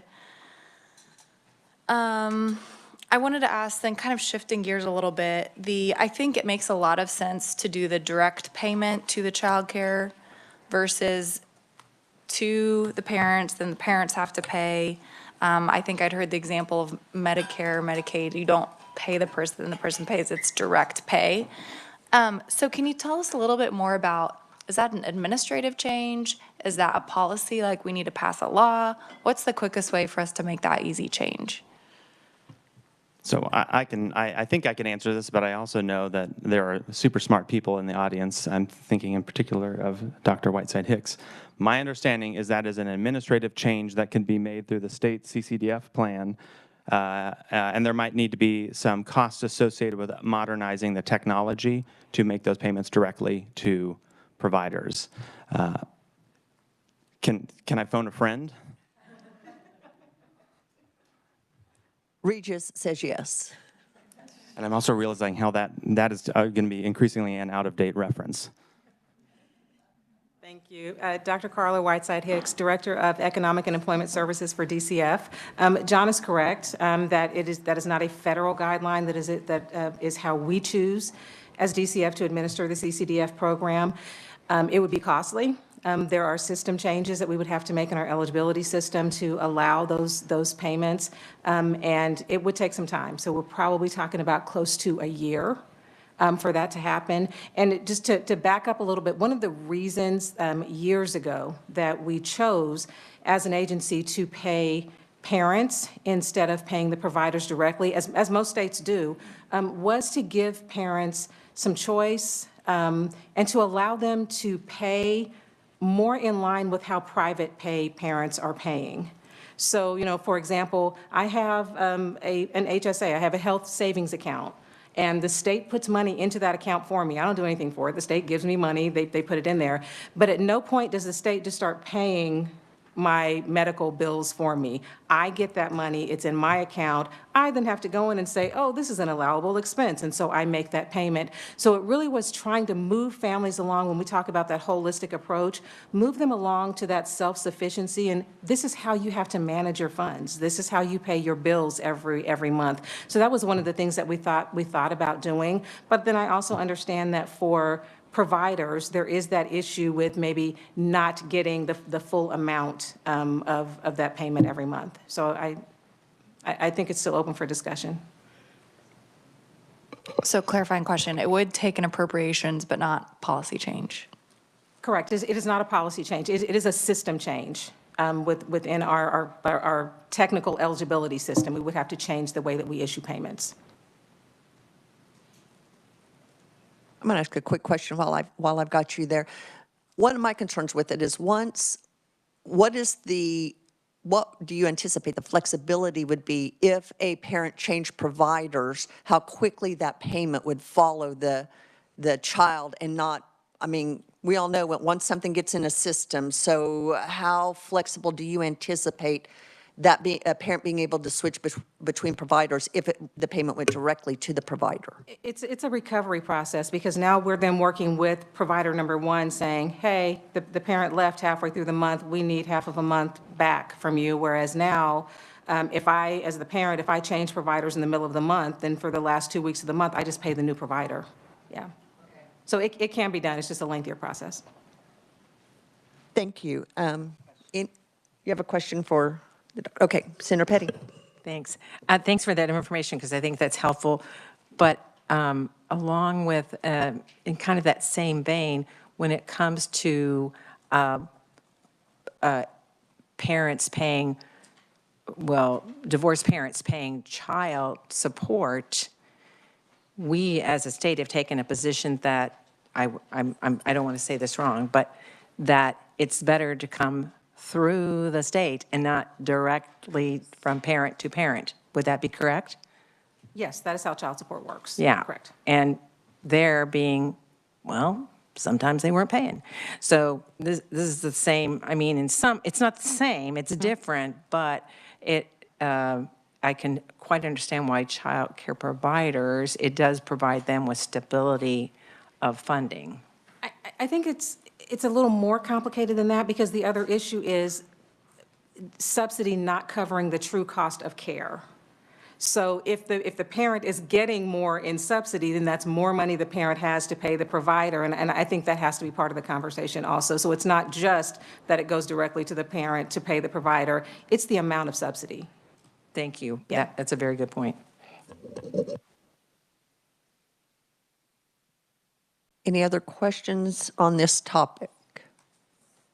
Seeing none, thank you both very much. I have Representative Ruiz next up. Did you have, that was it? Okay, Senator O'Shea? Nope, okay, we covered you guys. And then I have Representative Concanon. Thank you, Madam Chair. My question, my question's for KDHE regarding regulations. So I'm always concerned with the unintended consequences of change. I'm wondering what, if we would make recommendations for changes to regulations, how that might impact any federal funds that we would receive. So that's part of the discussion when we look at our regulations. Part of the way we structured our regulation review, the way that we did, is because we had several Office of Childcare, mandates that we were out of compliance with. And that was based off of a report from a few years ago when they do their monitoring visits, which are every 3 years. So we play the licensing role as part of DCF's larger state plan. So Office of Childcare monitors that. That's basically their surveying piece is what monitoring means. What we've had to look at when we're reviewing our regulations is, what does the Office of Childcare say is non-negotiable, essentially? They expect us to meet this, or we may be ineligible to receive funds. And my understanding, and certainly Carla can, or maybe Melissa here can back me up, is that it wouldn't just possibly put at risk funding specific to licensing, but CCDF funding as a whole. And if I'm incorrect. Okay, thank you. I didn't want to misstate that, but that was my understanding. So basically how we've had to look at this is these are the items that the Office of Childcare says are federal regulations, federal requirements, and then we have to meet those. The issue is that they don't exactly tell you how to meet those. We basically have to come up with a plan, and then we go back to them and say, does this meet what you're looking for? And sometimes they say yes, sometimes they say maybe, and then we kind of have to sort through that. And so that's been a little bit of the process. I mean, that captures things like your background checks, your fingerprints, some of those items. I don't know, Melissa, if I'm capturing everything in its entirety there for federal, but yeah, your health and safety training. And without that funding, obviously we can't provide subsidy for children. So I don't know if that answers your question, Representative. It's kind of difficult to say, like, what funding would we lose, how, when. We can't answer those questions. I think it's the uncertainty that probably bothers all of us the most. But what we have received from the Office of Childcare is these are the non-negotiable items that you have to meet. And so when we've gone to talk to our providers, we're upfront with them about that. That's why we'll say these are CCDF requirements. And so for you all to receive subsidy payments, these are the requirements that we have to have in place as a state to meet what the federal government mandates. And without that, then the funding is at risk. Okay, thank you. I think that makes a point. Thank you. Thank you, Madam Chair. Representative Martinez? Yes. And you may have kind of answered my question. I got a question about the payments made directly to the parents as opposed to the facility. And I think you said that because of the cost of care might be less than what a parent would receive based on income. Is that right? So the idea would be to pay, well, I guess my question is, if you pay directly to the parent, what's the oversight in the daycare, the facility actually getting the payment? Or it doesn't matter, they just get to use it for whatever? I can answer that. No, they cannot just use it for whatever. The way the EBT card is set up, the childcare payments, that card can only be swiped with a DCF enrolled provider. So they cannot use those funds for other purposes. Okay, because I think, but they can be used for rent or electricity No, or, no, it was, maybe I was hearing something else. Okay. nope, they cannot. Okay. What were the funds that were being able to, what was that conversation? Which presenter was up during that? Maybe that was previous. Yeah, I When they were believe that. talking about monies going directly to the families, and we were able to use it for Yes, I rent believe or that was something like that. John Wilson. John? Yeah, hi, John Wilson with Okay. Kansas Action for Children. To clarify, I was talking about with the federal child tax credit that was tweaked during the pandemic. That money went to parents, and that was just cash in their pockets to use how they see fit. And that's how a state child tax credit would work as well. To reinforce Dr. Whiteside-Hicks' comments, with the EBT card, the benefits are restricted to the intended purpose. But it is the same card that SNAP benefits are loaded on, as well as cash assistance benefits too. But those are, I imagine there are firewalls between those funds as well. Okay. I have my hand up, and then it went down and up and up and down. So, okay. Thank you. Thank you, Representative. Senator O'Shea. Thank you, Madam Chair. My question's for Carla. You know, we discussed last time such a challenge with the wait times for in-person or on the phone. And I didn't know if the committee, because we haven't really discussed that too much yet, but do you have ideas for recommendations, or does the committee have ideas for recommendations on that topic? I know it's on track to get to a better place, which we're glad to hear, but thoughts?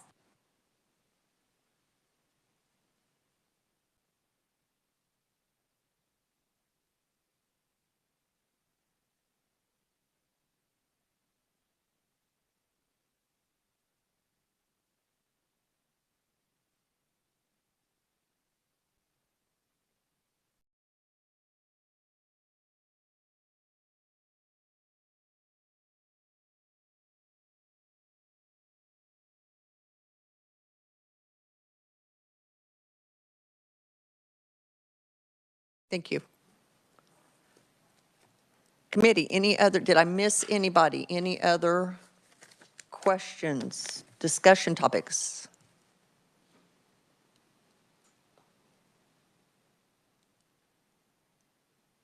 Seeing none.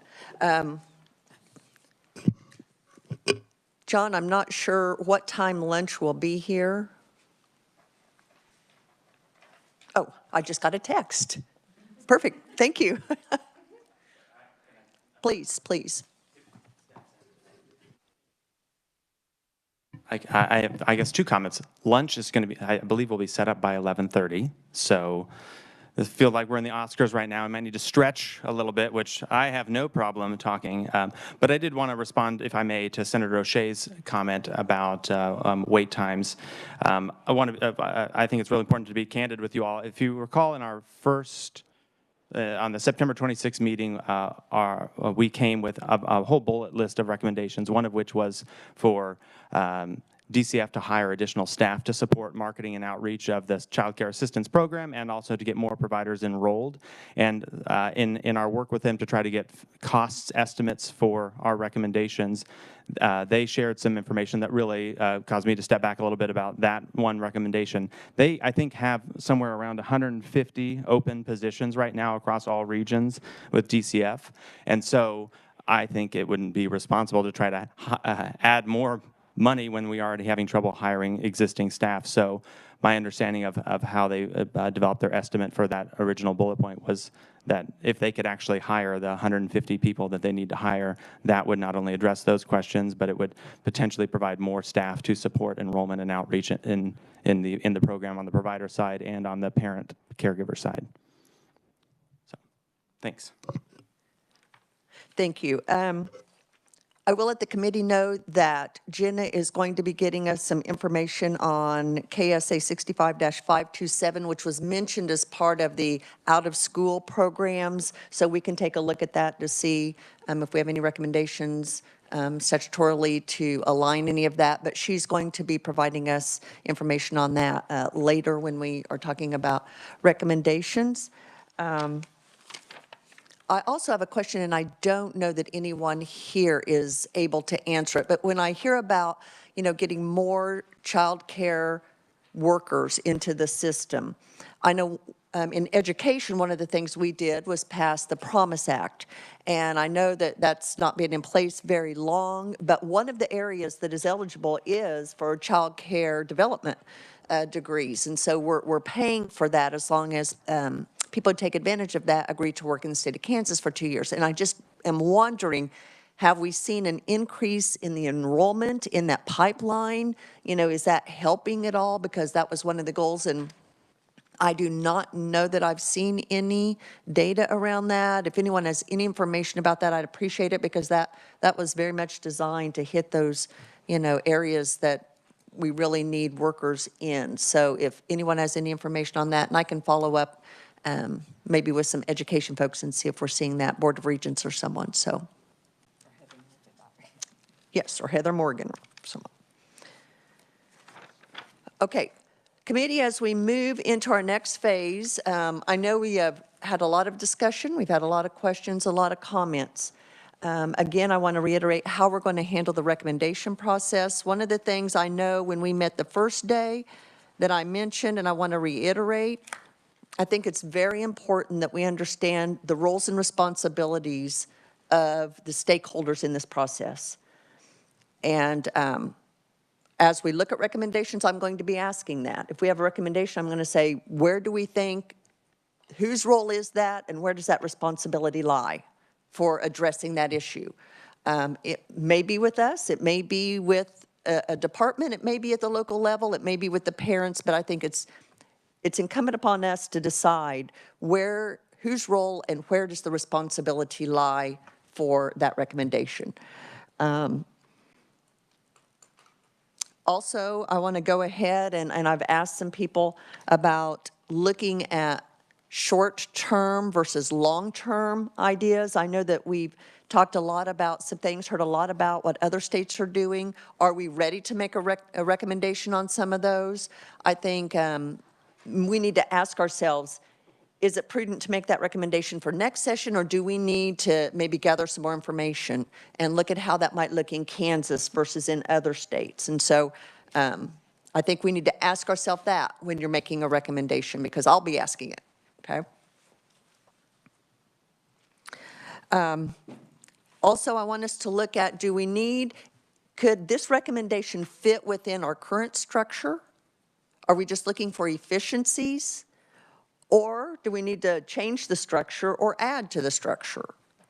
So sometimes I think we like the latest and greatest. We think anything new is improved, but are there efficiencies within what we're doing? I mean, do we need to have attrition in some of the things we're doing and take on new? But how does that look? I think we do need to have those discussions. Adding to the plate of an already buckling system, I don't think adding to is necessarily the answer. So how can we help with efficiencies in our recommendations and just not adding to the workload of agencies and those who will have to implement our recommendations? So those are some of my thoughts around how we're going to approach our recommendation process. Any discussion or thoughts about that? I'm open. Yes, Representative Titus. Thank you, Madam Chair. Just curious, on the long-term type projects, are we going to assemble sort of a secondary list to leave a record for maybe a future special committee or other committees in the regular session that may want to take up those ideas? Great question, and my thought is yes. And one of my thoughts, and I'll give you a little pull back the curtain to one of my recommendations, is there is no way, in my opinion, that 2 days in an interim is enough to tackle this issue. That's why I think we need to, one of my recommendations is going to be having this committee, because we've put in the groundwork, go forward beyond the interim. And so that's one of the reasons I'm confident if we do have a list that is a little bit longer out on the horizon, that this group will be the one that will address and take up those issues. That's my intent, but I will, of course, seek the committee's will. Yes, Senator Petty. I know you can't really compare interims to interims. I mean, they all have different issues to deal with. But if you look at mental health, and this is, I think, childcare impacts so many areas of mental health. That's been going on for, this will be the third year, I believe, that we've had a mental health special committee. And we had 2 days to meet, and I served on the first mental health committee, and so may have some of you, and we met, I don't know, 10 times during the interim, a lot. And would be true. I don't know this year. Is anybody on the mental health? Are you are you on it or chairing it? And how many times are you meeting? Just 2 days.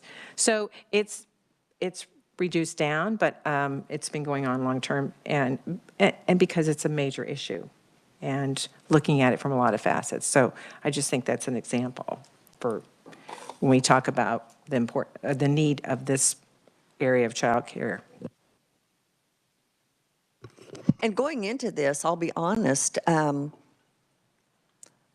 didn't have that in mind when we started this process, but based on September 26th and the testimony we received, and I don't know about other committee members, I have absolutely been bombarded, which is a great thing, with, I mean, it has struck a nerve across the state and even across the country is this issue. And so I realized, you know, I'm like, oh my, 2 days is not going to, I knew going into today we were going to have our plate full. And that's why I think it's important that we do divide up our recommendations so that what we can realistically get accomplished in the short term doesn't get lost in a lot of long-term things and people throw up their hands and say, it's too big, we can't do anything, and nothing gets done. And trust me, I am the last person who advocates for another meeting on my schedule. That's not it. I don't like to meet for the sake of meeting, but I know if we're going to address this issue and give it the attention it deserves, 2 days in an interim is not enough. And so that's my position, and we'll see where the committee thinks about it after lunch. And so my apologies, committee, for being ahead of schedule, but what I would like to do, and I know that we have some stakeholders who are planning on joining us after lunch. Otherwise, I would just forge ahead and we'd move ahead and get out of here sooner. But I really do not want to do that because I do know some people's schedules are not going to allow them to be here until our after lunch time. So what I'm going to recommend is that we break until 11:30, and you can get your lunch and eat at your leisure.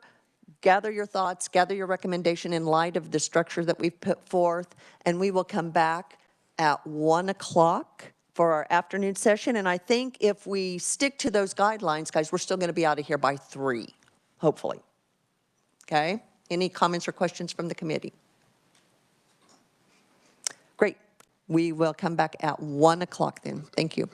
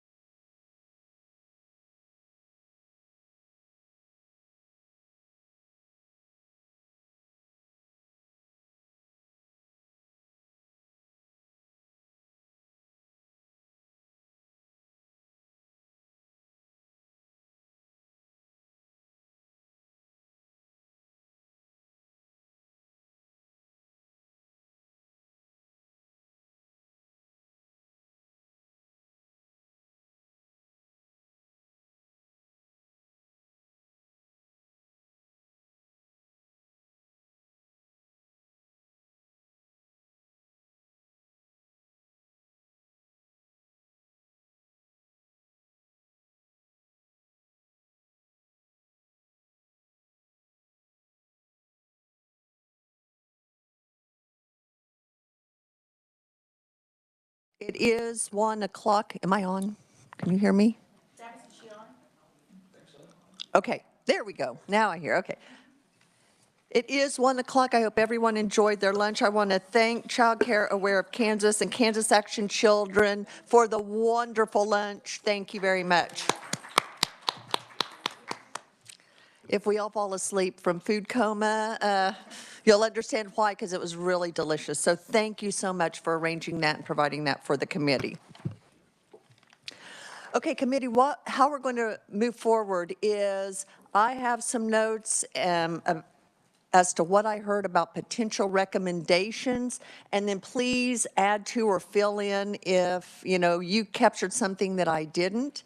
So once we have captured the recommendations, then we'll decide whether we think those are the short term, in other words, next session or potentially within the next 2 sessions, or if they're a longer term recommendation from this committee.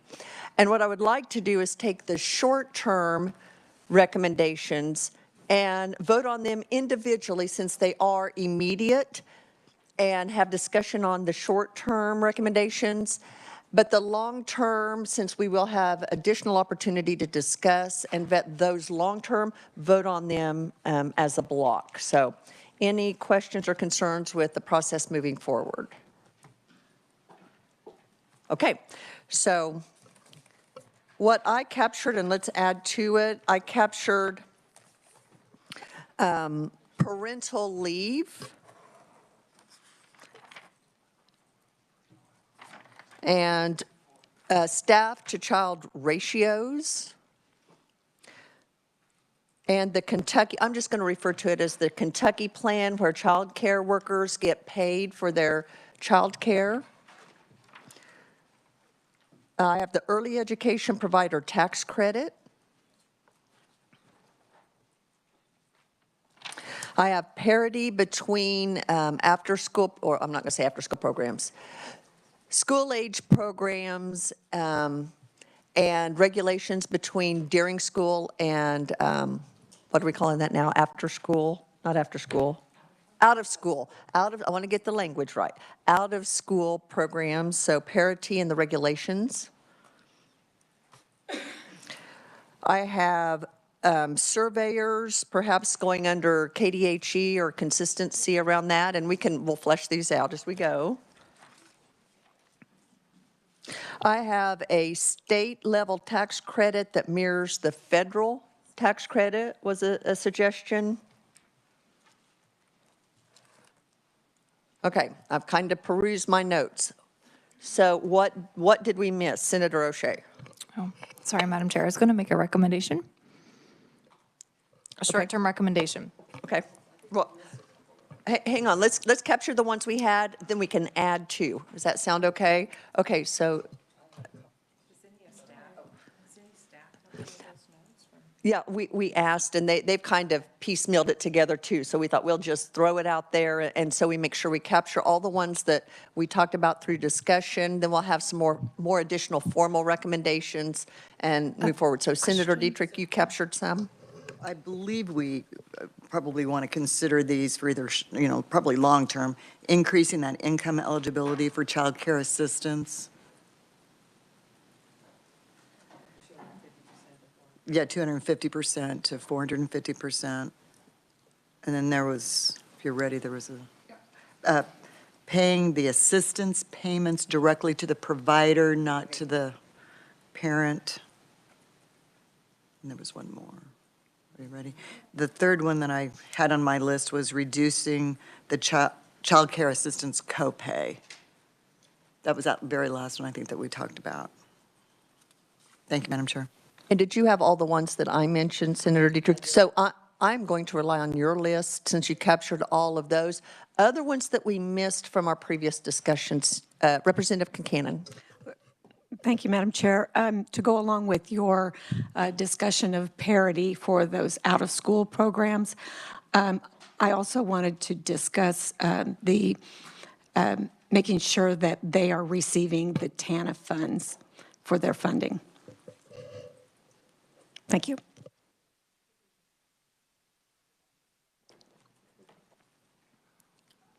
I can split them or, Why don't we split those? Because one is about regulation and one is about funding. yeah. Senator O'Shea.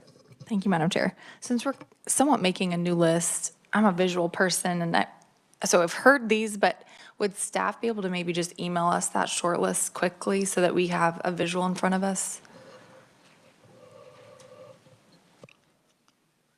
I'm looking at their body language and the fingers pointing across the table here, so. Or Senator Dietrich could email to us. It would be nice if we had one list that we could all, when we get to the point of actually voting, we could go in the right order. I'm going to trust staff will get that to us. They're diligently working on it. Did you have any other, okay. Any other ones that we missed from our previous discussion?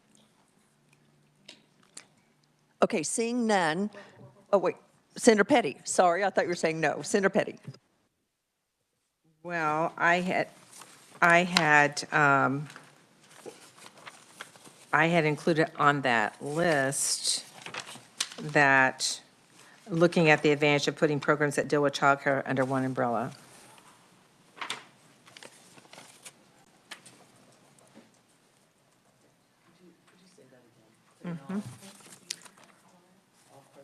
Looking at the advantages of putting programs that deal with childcare under one umbrella. I didn't say whether it was a new department or whether it was, existing.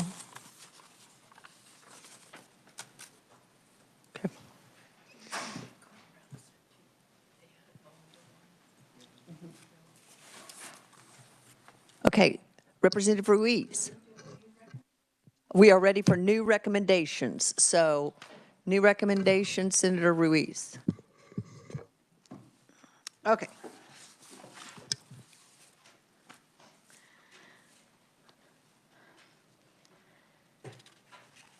My recommendation is to look at legislation that would help childcare workforce because of the lack of benefits, and knowing that as of 2019 in Kansas, 19.7% of the childcare workforce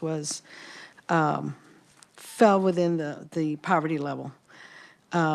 So my recommendation is to pass Medicaid expansion in order to fill in that gap for these workers.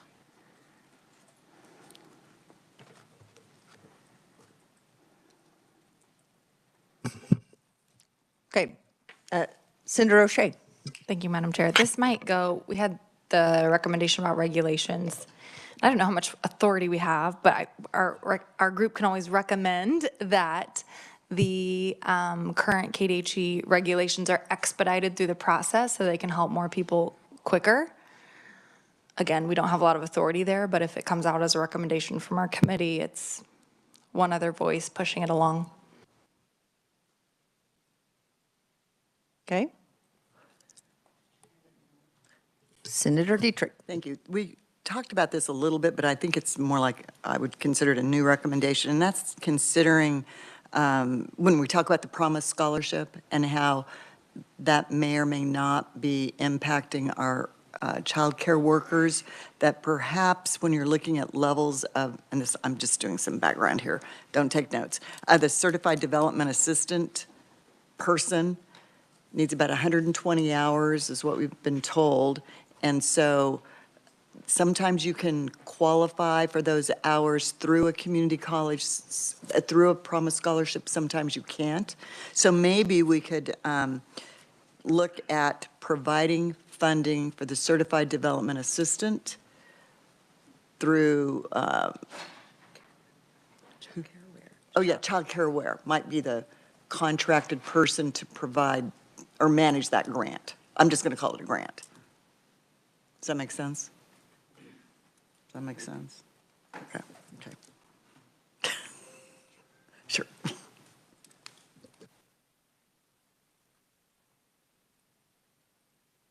Senator Petty. So since we're adding to the list we already have, I would recommend that the funding that comes to the Children's Trust Fund, Children Cabinet and Trust Fund, that monies would be, that those items that are outside of childcare or early childhood initiatives, that those funds would be, that those items would be funded through SGF instead of that coming out of the tobacco settlement funds that are under the Children's Cabinet. And I think that would, I don't have an exact figure, but I think that you might have a better answer to that. I think that's about $59 million that's used for other things other than child care initiatives. Okay. Senator O'Shea. Thank you, Madam Chair. This one, we didn't discuss it a lot this morning, but the support child and adult care food, so that food reimbursement thing, reimbursing at the tier 1 rate. I brought that up. Oh, thank you.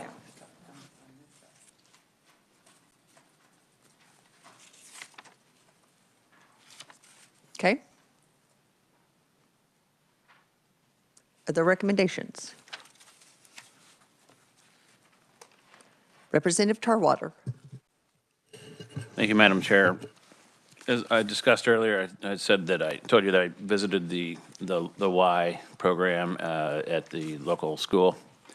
And they spent quite a bit of time over the last year reviewing some of the rules and regulations and statutes. And they have put together a list of what I think are pretty common sense regulations. Just to name a couple, there's some where the teachers have to be forever present, where one might walk a student down the hallway to the restroom. They then become out of compliance for that 2-minute period, and they can get in trouble for that. Where we need to be able to allow some flexibility in our regulations for common sense things like that. And they named out probably about 20 of them or so. And so I'd like to send that to staff or somebody to circulate to at least take a look, maybe make a recommendation to take a good look at these, because they're pretty common sense. And another one would be, a lot of these daycare facilities get flagged when they don't have, for example, the name of the doctor for the kid or the phone number right for the doctor for the kid. But that's information that they didn't ever receive from the parent. And so if they could document their files, for example, that they have requested it from the parent several times but haven't received it, I don't see how that could be held against the daycare. And so there are little things like that, and there's about 20 of them. I'd like to submit those for at least to take a look at next year. Okay.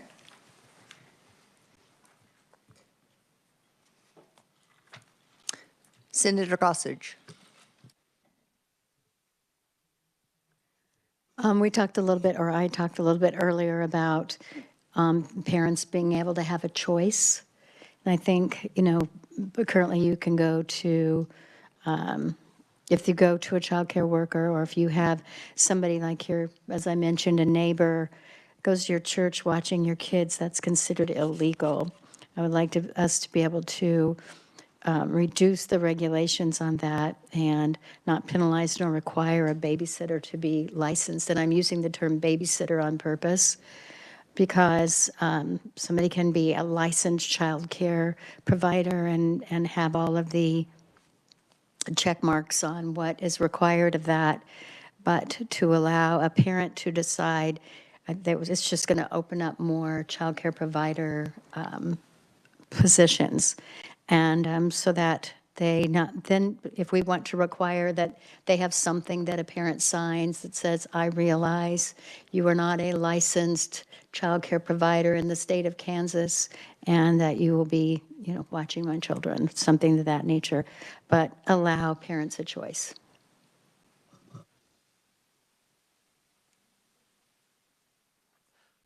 Representative Blue. Thank you, Madam Chair. I think you mentioned earlier the ratios. Was that on your list? Yes. Also, part of that, was it also the lowering of the tiers from 16 to 11 years old or 12 years old? Was that included in that or no? I'm sorry, just a moment. Yes, it's in the recommended language, I'm being told by revisers. Okay, that's just what I wanted to make sure that we were lowering that age. So thank you. Yes. Senator Petty. Thank you, Madam Chair.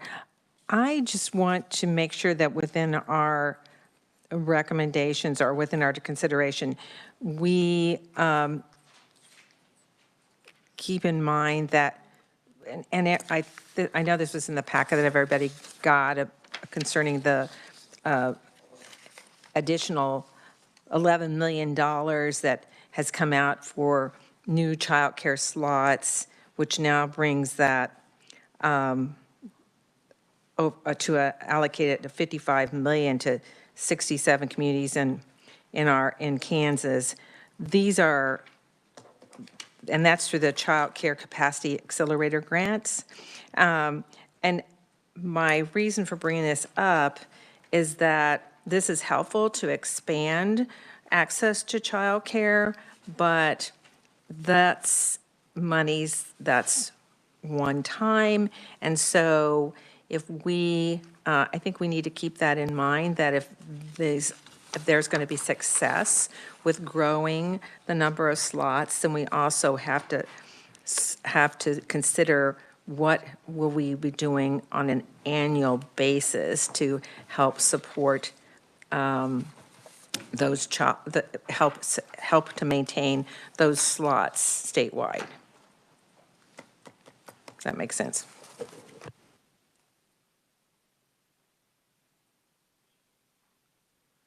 Senator Dietrich. Thank you, Madam Chair. One of the things that we talked about, we've covered a lot of territory the last two meetings that we've had, and we've been talking about there's more work to be done. And so I think one of the recommendations should be that the Special Committee on Child Care Centers and Child Care Homes become a joint standing committee for the foreseeable future. Okay. Representative Ruiz.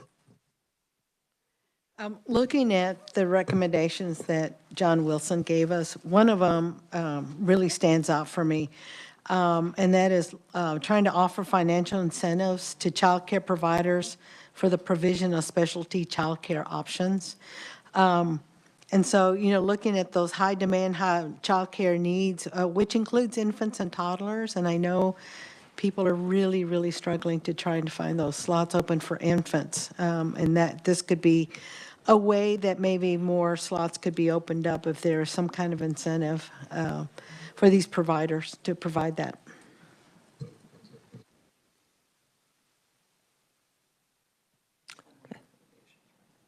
Okay. Senator Dietrich is informing me we are at 21 recommendations so far. Senator Petty. And I just want to add on to that. I mean, when she said especially, that would also be non-traditional hours. That would be in the same thing, non-traditional hours.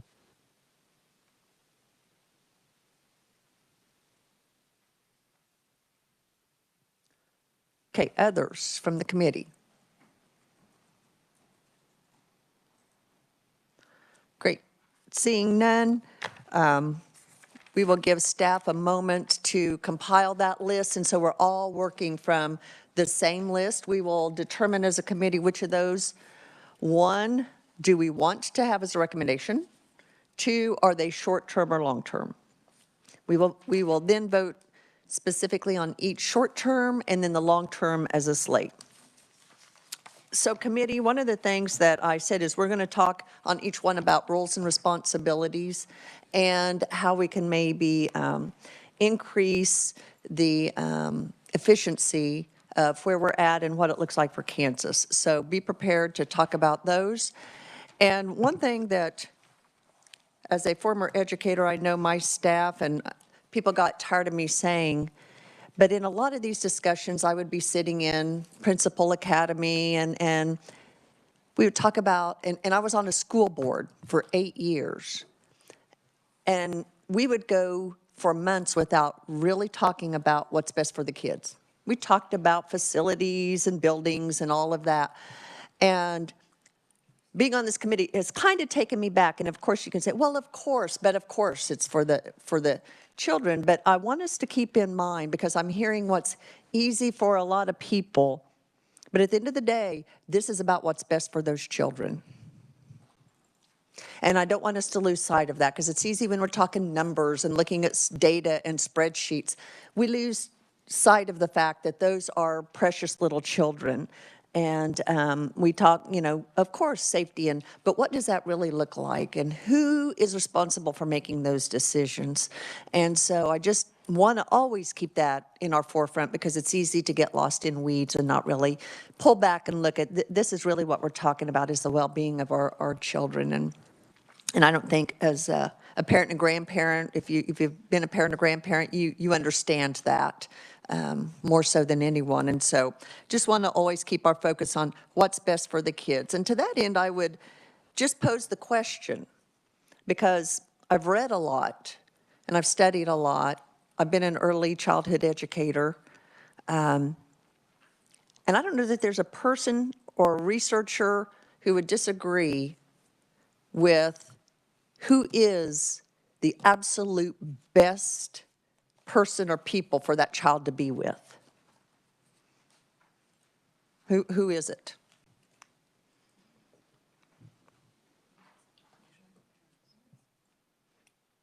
You can all say it. It's got to be the parent. It's got to be the parents. It's got to be the parents. And when I listen to the solutions that are put forward, in my view, and this is open for discussion, this isn't the chair, but in my view, parents are a secondary thought. And I don't know that that's the way it should be. Children should be at the top of the list, but you can't separate the well-being of the child from the decision-making of the parent. And so I just want us to keep that in mind as we're looking at these. Are we strengthening that bond and that relationship? Because there's no one like mom and dad in a child's life, no one. And so I want to make sure that, and it's not always possible that mom or dad can be home with that child, but I don't want us to always just forgo that the default is mom and dad can't or shouldn't or won't, because I don't know that that's what's best for the child nor the parent.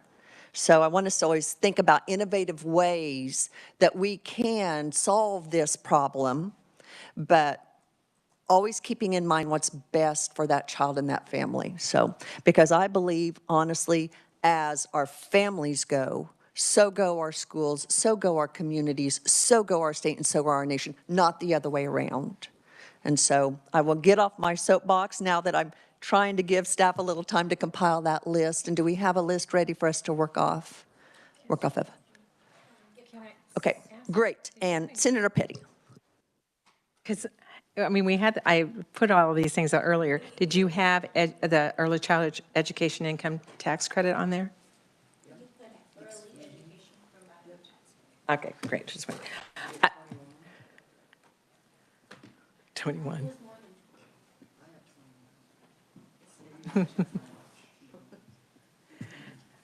Senator, I think it was interesting what you were just saying, because I fortunately have the opportunity this year to get to travel out of the country, and I have to marvel that in so many other places other than the United States, that it almost makes me feel like that there is a greater value for children and families because of the emphasis that gets placed on having opportunities for parents to be able to stay in the home longer before they have to go back to work. And it varies from 60 days to 2 years, but and where I've visited, what I see, and so I have to, think that, that's consideration, because we know that we can't change the fact that over 70% of our families are working outside of the home, whether it's a one-parent household or it's a two-parent households. And if we want to believe that we're going to change that, then I think we're not living in today's society of the 21st century. But with that in mind, then that also is telling that we as a state and as a nation have valued subsidizing from a government perspective other things, whether it's elderly or whether it's K-12 education, but not early childhood. And so early childhood is placed the full burden for that care on families. And I think we have to keep that in mind as to whether, as times have changed, and I think as Senator Gossage said earlier, whether also our society and, industrial development has built it this way, but that we have changed how people have to or what they see they have to do to survive, but yet we haven't changed what we think about when it comes to the youngest of our, and how we want to get their lives, we want to help families to start their lives off well, and how this can help address, because brain development, 90% of brain development occurs before the age of 5, and yet we aren't placing any value on, or we aren't not looking at that in the same value perspective as we do other things. So I think when we talk about our families, we have to look at them from birth on and not take what we used to consider an arbitrary 5 years old or 6 years old. And I appreciate those sentiments. Senator, what's not changed, though, is that unchangeable bond between a parent and a child. And as we've talked about, and I would tweak the verbiage from burden of childcare and preschool. That is a parent's responsibility and investment in their child, should they choose. I don't know that that's a burden any more than purchasing diapers or food or whatever else that child needs. And again, I'll go to my question, whose role and responsibility is that? But as we're talking about, what I don't want us to lose sight of is when we talk about incentivizing things, we talk about incentivizing everything but the parent that chooses to be home with their child. And I think that's a lost point. And so just food for thought on that end. So, okay. Are we still waiting on our list to arise? Any other thoughts while we're waiting for our list? The lists are matched. Okay, good. That's good to know. Senator O'Shea. Thank you, Madam Chair. So I always think about how much money we're required to spend on K through 12, right over 60% of budget or so. By the Kansas Supreme Court, does that have to be K through 12, or can the amount of money that we're required to spend be spread out into younger ages? So not spending more money, just spreading out what we're already spending on education.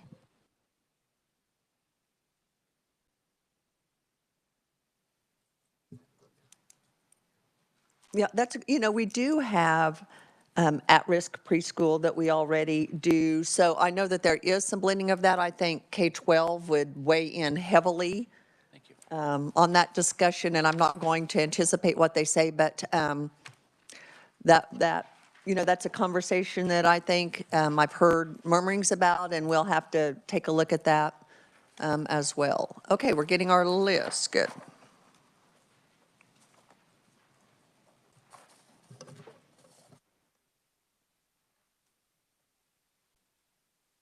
Are those being emailed to our members that are online? Yes. Thank you. For the committee, for a joint committee, interim committee, it is up to the chair to decide whether participants via WebEx are allowed to vote. I am going to allow that. I think that's fair and reasonable, so we will allow our online members. So Representatives Blue and Martinez, you will be allowed to vote on these matters. Madam Chair, could we ask, Sade, would you remind me which one is Representative Tarwater's suggestion? You had combined it under, was it flexibility of regulations?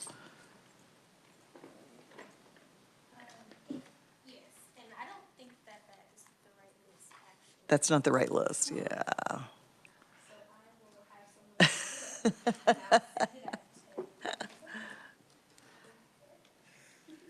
So close, you were close, so close.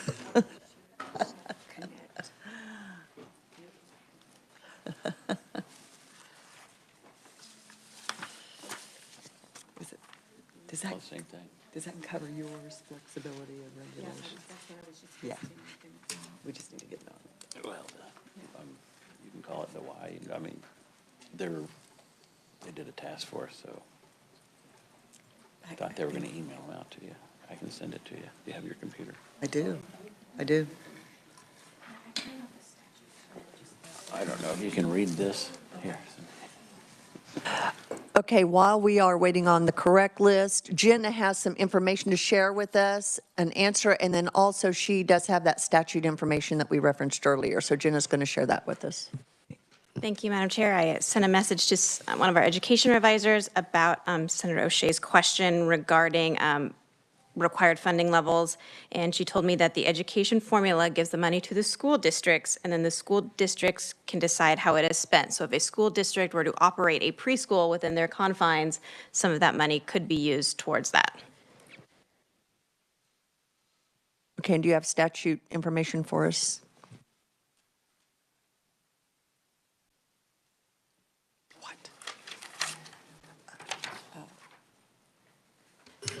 And what is being handed out is the statute, KSA 65-527, and this relates to the drop-in programs and school age programs, which Ali Devine spoke about earlier. If you look to subsection B, this relates to the licensing requirements for the building. It specifies that a drop-in program or school age program shall not be denied, suspended, or revoked their license on the basis that the building doesn't meet requirements for licensure if the building is a recreation center or school and it's being used by school-aged children, and then complies with the Kansas Fire Prevention Code as well as local building codes.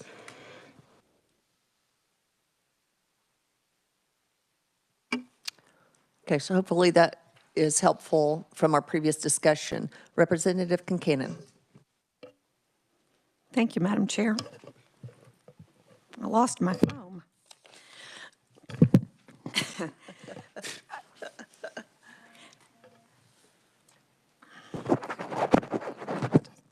Okay, thank you, Madam Chair.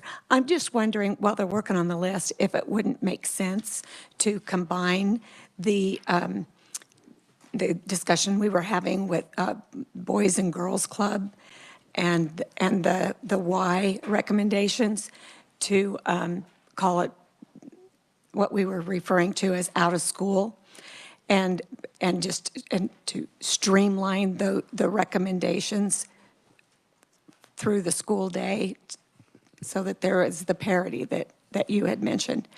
And I mean, it's just a thought. I would ask Representative Tarwater if that makes sense. Representative Tarwater, just to have it. We refer to it as a drop-in program because I think that's the term that fits, drop-in program. Can we refer to it as that instead of out of school? Representative Tarwater. I think all those types of programs are all interchangeable. I don't really care what you call it, but I think KDHE was trying to call it other than school or something like that, whatever that was. Out of school? Out of school, and not drop off. So I think it makes sense to put all of the out-of-school programs for this purpose of this discussion, unless someone has objection to that. We will just refer to the Y and the boys and girls as out-of-school programs, start adopting that terminology for consistency and understanding. Is that Senator Petty? Well, I have a little bit of trouble with that because I think I'd have to ask KDHE. I feel like we're adopting a new title for programs that we already have titles for. So could you guys, could you respond to that for me, please? Derek? Thank you, Madam Chair. Derek Flerlog, Director of Bureau of Family Health at KDHE. Yeah, so as it currently exists, school-age programs and drop-in programs are separate, and that's the language that you would see throughout the regulatory framework, licensure, applications, that sort of thing. The out-of-school time program is the terminology that's been recommended from the programs themselves, but we're not quite to that point. And so as KDHE refers to them currently, you would see us call them school-age or drop-in, just for clarification and consistency with the regulations, policies from the agency, that sort of thing. But the out-of-school time is terminology that, though we may go to eventually or hopefully, we're not to that stage quite yet. And school age and drop-in are separate. So in current terminology, Derek, just so we're all on the same page, Representative Tarwater's Y program would be a school-age program, whereas the boys and girls would be called a drop-in? Yes, although I think they can, we have some dual, don't we? Yeah, we do have dual licensed. So you could have where they offer, because it's program type.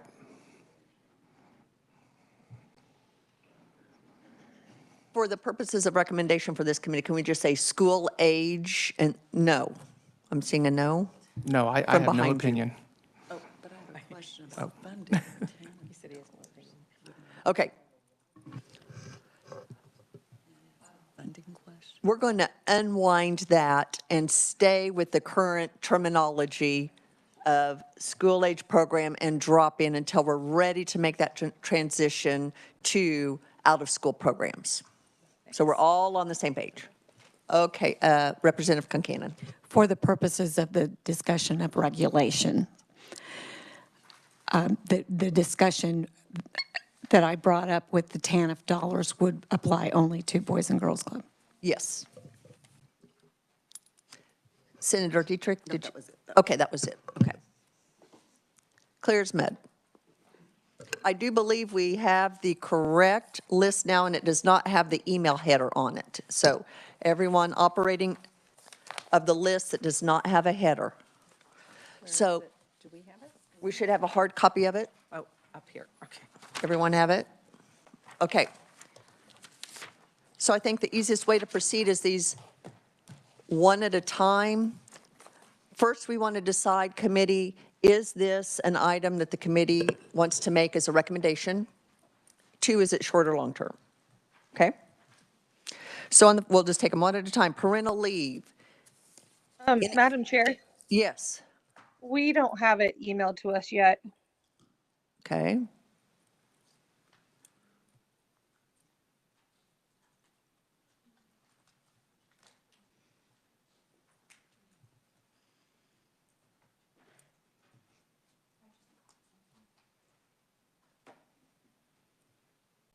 I believe it's on its way. So refresh your inbox, and hopefully you'll have it here in a second. We just got it. Thank you. Okay, Representative Blue? Hopefully she has it as well. Yep. Nope. I just got it. Okay, perfect. Thank you. Senator O'Shea. Discussion on this. Yes. Okay. I think this is a big topic, so I think it should go under long-term because there's a lot of approaches to parental leave and what the government's role in that would be. So I do think it's something we should explore, but I think it should be long-term. Okay, before we get into too much discussion and long-term, first I need to know, is this an item that this committee is going to make as a recommendation, regardless of short-term or long-term? So do we have Representative Tarwater? Can you explain to me what it is exactly that is being recommended? I mean, parental leave is parental leave, but are you recommending that the state pay someone's salary while they stay at home with their kid, or the business pay their salary while they stay at home with their kid, or where's the funding coming from? Senator O'Shea, and I'm referring to how it was discussed within our previous discussion, but Senator O'Shea. Yeah, so in my opinion, I don't necessarily want to see the government requiring the businesses do that. But is there something that we can do to help standardize a process so it's easier for businesses to choose that? I don't know. Are there some innovative solutions out there? That's something I want to explore. It's not necessarily, that we're going to require. I also think it is a very family-friendly, parent-centered solution to what we're talking about. So again, to me, the motion would be that we continue to explore what parental leave could look like and what legislative policy's role within that would be. And I also think in addition to that, to Representative Blue's point about there could be some issues with union agreements in regards to parental leave as well. So let's not forget that as well. Senator Gossage. Perhaps we might, Madam Chair, look at 3 potential decisions on each of these. One could be our actual recommendation that we recommend this happen. Another would be we recommend that the committee explore something. And another could be that the staff explore, like the staff could get back to us on information that they have on that as a potential when we are discussing each of these.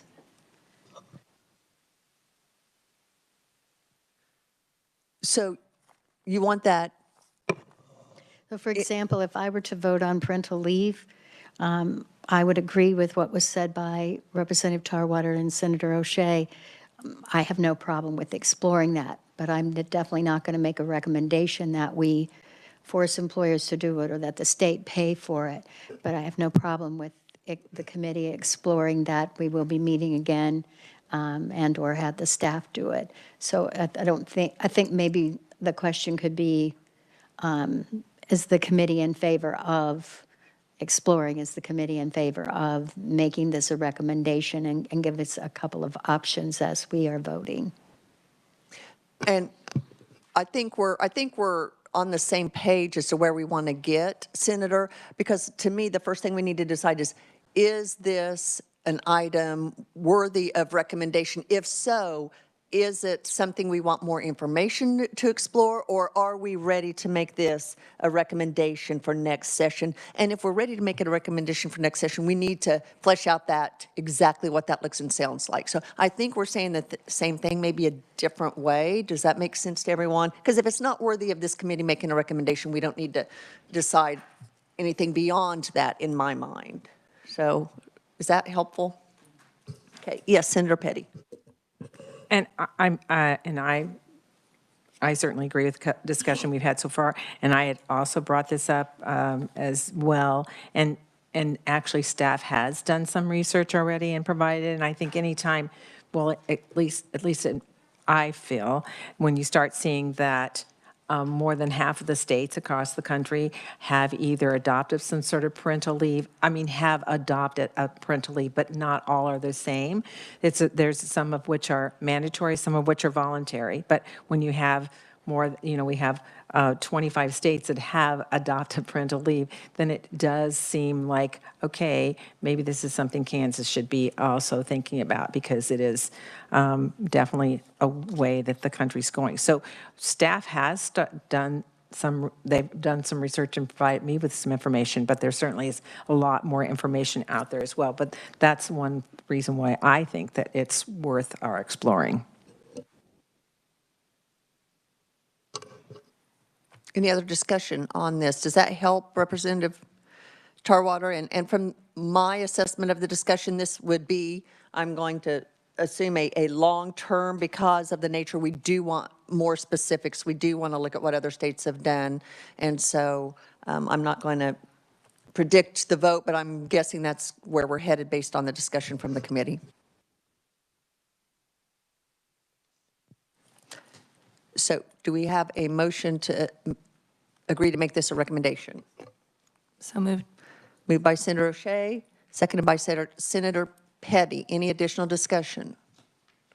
Senator Gossage. Again, I'm not ready to make this a recommendation from the committee unless it were to say that the parental leave continue to be explored by the committee as a recommendation, but I don't think that has anything to do with legislation for next year. So I'm not sure how you would want to do that, Madam Chair. Well, I think you need to think, is this something worth exploring? First of all, if so, then the next question will be, should that be short or long-term? Okay. So, yeah. Good question. Anything else? Representative Tarwater. Thank you, Madam Chair. I would say that this recommendation goes to what you said, what you spoke about in the very beginning, where it would allow the parent to stay home with the child as long as possible. And as long as we're looking at just exploring like incentives to do that, I don't think I'll have a problem with it at all. I think that's a good idea, is we can incentivize people or businesses to participate in a program like that so that we can get the kids with their parents longer. That'd be great. Yes, Senator Dietrich. Thank you, Madam Chair. So is the motion that this committee explore this concept of parental leave to see if there's an innovative solution and the legislature has a position at in the future? This is a long-term, so long-term, not next session. But if we're approved to be a joint standing committee, we could take up this, correct? You are leading me down the path that I'm headed. So what this motion is does this committee believe that this is a viable recommendation? And then we will decide if it's short or long-term.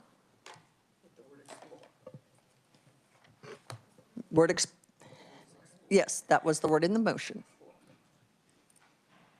I was just going to amend the motion so we're clear that it is exploring solutions around the idea of parental leave. Correct. Okay. So do we? And long-term. Not yet. Explore. Raise your left hand. Okay, is everyone clear on what we're voting on? We'll get this down. This is our first step into the water. We'll get this down. We'll get to rolling here. Hang on, folks. So, okay, all in favor, say aye. Aye. Opposed, no? Okay, motion carries. Now, we agree that this is a recommendation. Should this be short or long-term, Senator O'Shea? I move that this would be long-term. Moved by O'Shea, seconded by Petty to make this recommendation a long-term recommendation for further vetting, exploration, and research by staff. Is that clear? Okay. Any discussion on that? Seeing none, all in favor say aye. Aye. Opposed, no. Motion carries. Yay, we got one down. And I'm going to break my own rule, which I hate to do. But I think it will make more sense to Senator Dietrich's point, because as we work through the first one, I'm like, okay, we should have skipped down. I think what will make more sense is if we know we have an avenue for dealing with these long-term issues as a standing joint committee, it may make us more confident in when we make that recommendation, if we know we have a mechanism in place for dealing with these long-term. So with the committee's indulgence, we're going to jump down to the joint standing committee item, and then we'll have that in place going forward through the rest of these recommendations, potential recommendations. Senator Gossage. Are you looking for a motion? I am.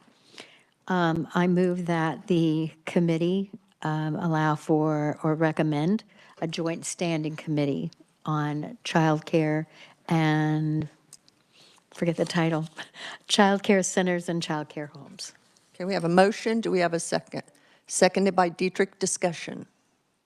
Senator Petty. Thank you, Madam Chair.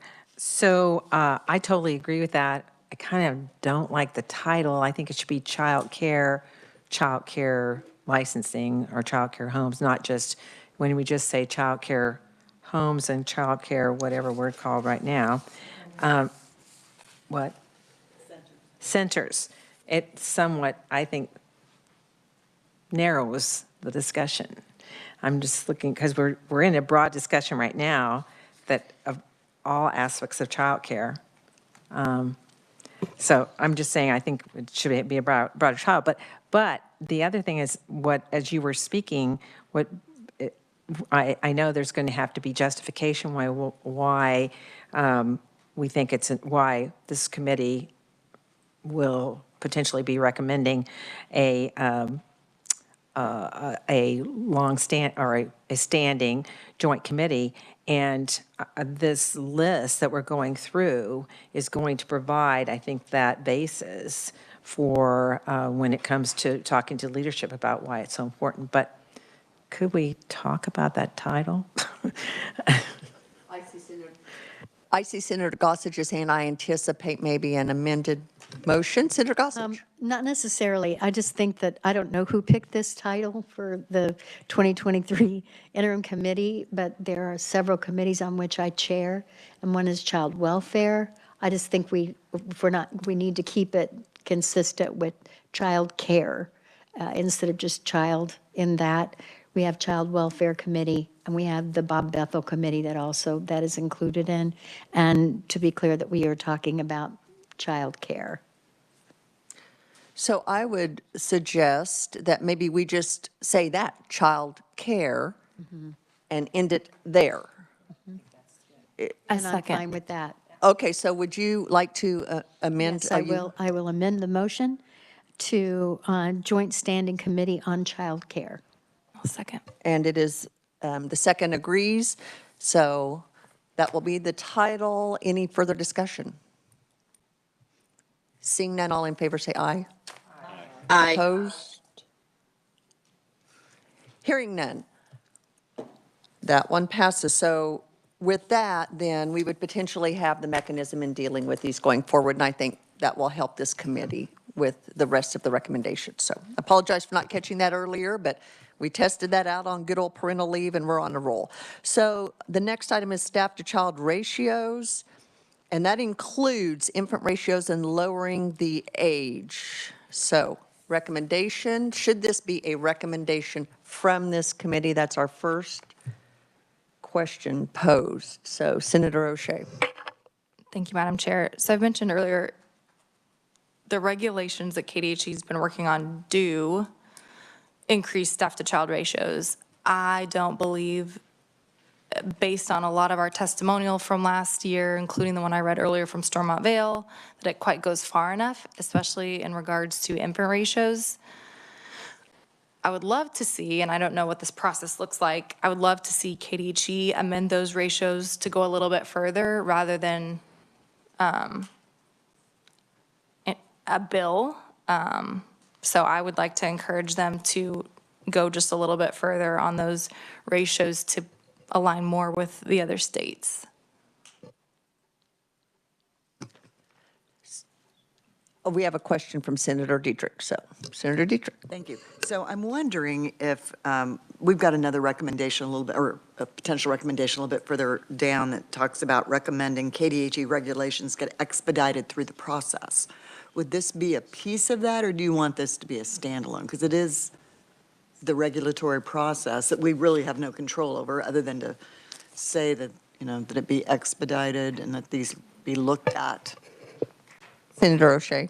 Yeah, I mean, I think it's somewhat separate, right? So the recommendations they've created are what they are.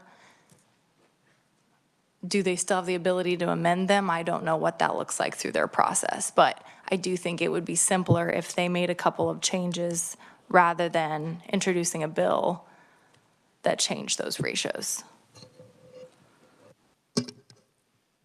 Senator Gossage. I would like to second the motion of Senator O'Shea in that I agree that they can come back to us and say, okay, we've taken a look at those ratios. We think we can do this or that. We can change the ratios for infants or change the lowering the age on how many children can, a child care facility or a child care worker can have. They can definitely take a look at those and get back to us on that. And I agree, I do think that's separate from expediting the process, which we all want. Senator, Representative Concanon. Thank you, Madam Chair. I'm struggling with this one as far as going further. And it's simply, I was in the legislature when a former representative lost a grandchild while in daycare, a baby. And I believe he smothered. Nobody noticed that he had a blanket over him. I don't remember the exact situation in Iowa. But I mean, with that in mind, though, that has been the concern with some of the ratios that we have in place. And I would like to see, I don't disagree that we probably could change the ratios, but I'd like to see us do it in a stepping stone manner. So change it to one more, and then if that year goes okay, then maybe look at another one. I just don't want to go too far too fast and have a child suffer for it. Thank you, Madam Chair. Senator Petty, then Senator O'Shea. Yes, I have to agree with that, but I would like to, I think this discussion begs the question about where we are at in the process right now of the changes that are occurring in the regulations. We received, and I want to have KDHE verify this for me. So we received this packet of recommendation or changes that are being made to regulations. And can you tell me where we are or where you are in this process? Yeah, the proposed revisions they're with the Attorney General's office. So we are done. So you're finished. Correct. It's gone through the It needs to enter the formal promulgation process, which includes public hearing, public comment, those sorts of things. So has there been public hearing, public comment? No, Senator, there has not the formal promulgation of that. Now, we've engaged the partners, the providers themselves prior to and developing the proposed regulations. And we feel confident in that work. But then as far as the formal regulation portion goes, there's that JCAR Joint Committee public hearing and public comment. So that is still yet to come. There could be more public comment for sure on all of the things that are in the packet, which does include capacity tables and ratios. And I know that often it's frustrating when it comes to rules and regs that there is a process and it takes time and that there's several layers to go through. But can you anticipate when what you perceive to be the outside or the ending date? I don't believe we can. I don't think that's in our power or authority. I would also defer to Ashley yes, it is not within our scope, unfortunately. And just final, so if, as the discussion is going on, if there was then a recommendation from us to change something that's in here, then we starting all over again? Yes. I'm honestly not quite sure how that works from the agency's perspective. I just know that it has to route the promulgation process first. I believe they might be able to be pulled back, but you start from square one. They have to be stamped, revisor, that sort of thing, editor, excuse me, and go through the process again and start from square one. I wish you could hop into the middle if you've already done those beginning stages, but I don't believe that's how it works. Representative Titus, did you have a question on this specific? If the chair would allow, just having been through that process from the agency perspective, you do start, you'd put in a new table, but if you don't have to have everything re-stamped if you don't change the page that it's on. So for example, if you just change the table, you would substitute the table. Obviously, there's some moving of the columns. The pages that haven't been stamped would have to be re-stamped, but theoretically, they could approve all the other regs except for the pages that change. So in a sense, you have to do pieces over, but it doesn't require you to pull everything back and start from scratch. But Okay. the agency is fair that they're waiting on the Attorney General, and sometimes that does take a long time. Any other discussion on this specific point? Senator Gossage. Thank you, Madam Chair. Forgive me, I was trying to follow the question that was asked and trying to understand what that had to do with the ratios. So is there something within this big document that we received that specifies the ratios? Is that Yes, what we're yes, hearing? and that was what was referred to. Okay. Correct. Senator Dietrich has a question. Thank you, Madam Chair. What is the motion? I've lost the language. Are we, yes. Thank you, Madam Chair. O'Shea. I more made a discussion point, I think, in the beginning than a motion, if that's okay. Yeah, she did, to encourage KDHE to continue on the trajectory of looking at the ratios. And I don't want to speak for you, Senator Shea, but that's what I heard you saying. Is that accurate? Yes, like discussing that kind of a motion, something around those lines.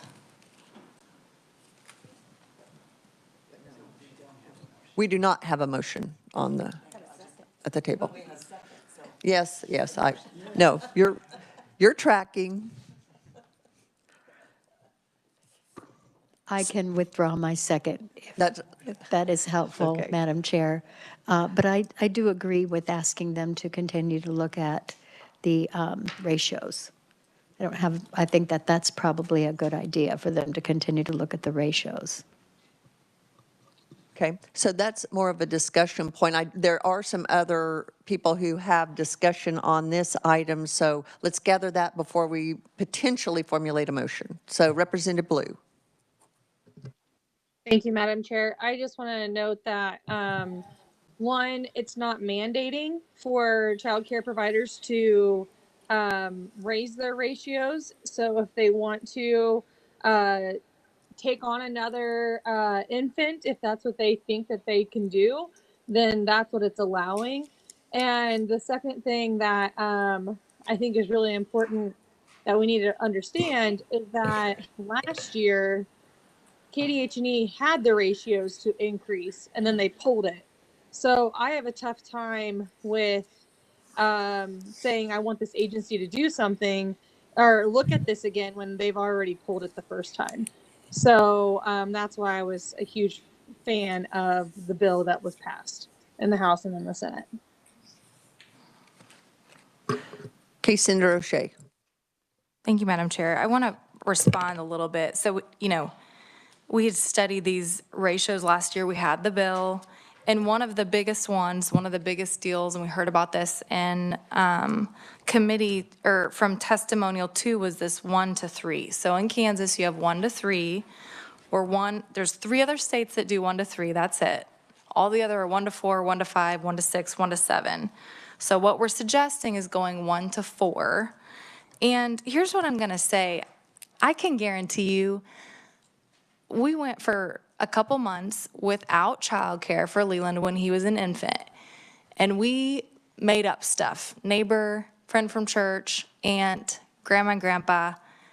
It was not as safe as him being in a situation with 4 other infants and 1 adult. So there are so many kids. I have friends who are like, oh yeah, I'm on the black market childcare. Is that safer? So I just don't think we can make all these assumptions about what is safe when there are so many kids who just can't find childcare, period. I've talked to dentists, I've talked to lawyers. You think they're the kind of people that have the most money? Why do you go to your childcare provider? It's the only one I could find. So it's not, I really struggle with that. It's not safe because, again, we're one of 3 states. Show me those other states why it's so unsafe to have 1 to 4 or 5 or 6 or 7. And again, as a parent having been there, him coming with me to meetings, like I said, the neighbor, you start to question how safe is safe. And so that's the one specifically I'm struggling with. And KDHE, while they changed some of those numbers, they did not change that one. And I think that one can definitely be changed.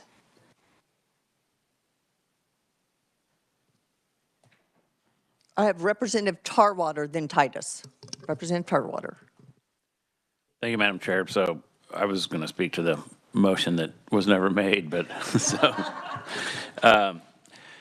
yes, I think we're getting way into the weeds on each of these on what the title is and whether or not what number we're going to actually suggest.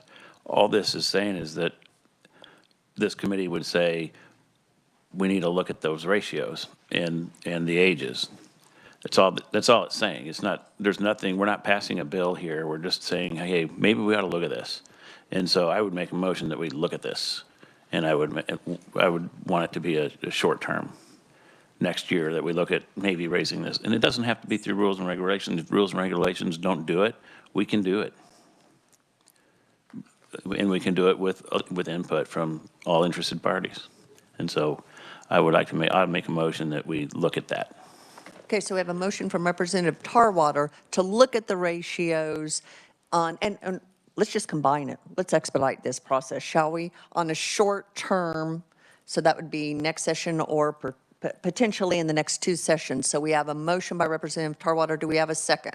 Seconded by? I will second that, as that was what I thought I was seconding initially. You were just ahead of the game, Senator. So with that specific motion, I just want to talk about that particular motion that we have on the table. Is there discussion? Representative Titus. Thank you, Madam Chair. What I was going to suggest, and I would offer not quite yet as a substitute motion, but to sort of bridge together the ideas we have here, perhaps be appropriate to take Representative Tarwater's language and also request the Department of Health and Environment to prepare a report on childhood fatalities in licensed facilities in the neighboring states to present to the relevant committees by January 15th. And that way, along with the impetus to study this, we're also getting some specific data to help with those with safety concerns, and we can compare some apples to apples. If Representative Tarwater would be amenable, I would offer a substitute motion. Before we entertain that, Representative Concanon. I just wanted to state before we send them off to make a report that in the Attorney General's office, they have the Child Death Review Board, and that their annual report was out about a month ago. So we have all that information available to us in that report. Child Death Review Board, they review every child death in the state, 18 and under. Senator O'Shea. So clarifying, we need to look at what are the safety, if it's so unsafe to have 1 to 4 for infants, what are those states seeing? And so the point is to study other states that have larger ratios. If it's so unsafe, let's see the data. That's what we're saying, other states. Okay, I'm sorry, I thought you were wanting a report from Kansas. No, I'm sorry, Madam Chair. It'd be helpful to have Kansas in that report, which it sounds like it's readily available. But what does it look like in Colorado, Oklahoma, and Nebraska? And I believe they can pick out similar states to put that together. All right, thank you. Okay, is everyone clear? Senator Gossage. I will second the substituted motion. Well, we don't have the motion yet. So I thought you just did. Representative Tarwater, we're coming back to you with that suggested substitute motion. If it helps, I don't have any problem with changing the motion to asking for that report. But any member can ask for a report similar to that at any time. And I would imagine that if we're going to suggest that we take a look at this, that whatever committee it would end up in would actually ask for that kind of a report. So let's go ahead and change the motion to having the report ready so that if we end up looking at it, we can get started early. Thanks. And Senator Gossage? I do second that. Okay, so we have a substitute motion and seconded by Senator Gossage. Any further discussion on this? Great. All in favor say aye. Aye. Opposed, no? No. Appears the ayes have it, so that will be a recommendation for short term. I'm calling an audible. I'm not Patrick Mahomes, but I'm calling an audible to expedite this process. What I would like for us to do, because what I would like to do is for the short-term recommendations, have discussion on those individually since they are short-term. For the long-term, let's vote on those as a block and get them up and out for another day, okay, just to expedite the process. So what I would like this committee to do is let's take a look at which ones we can agree are short-term, and let's knock those out. Does that make sense? I'll start the ball. So allow flexibility in regulations. I think that is probably a short-term recommendation. So I'm just going to throw that out there that I will recommend, or I will throw this out. Let's just do this way. I will say that that is a short-term recommendation. Does anyone disagree or have an issue with putting that on our short-term list? If I may, Madam Chair, I think the one right below it, that those two could be combined. The parental choice? Allow flexibility in the regulations, which would allow parental choice if it's the right flexibility. I think the flexibility might be broader than that, at least in my mind. Senator Petty. I need clarification on what allow flexibility in regulations actually means or what it's pertaining to. I don't know. We have a lot of specific stuff here, but that's really broad. I don't know what it refers to. So could whoever laid it out there share that with us? I believe that was Representative Tarwater.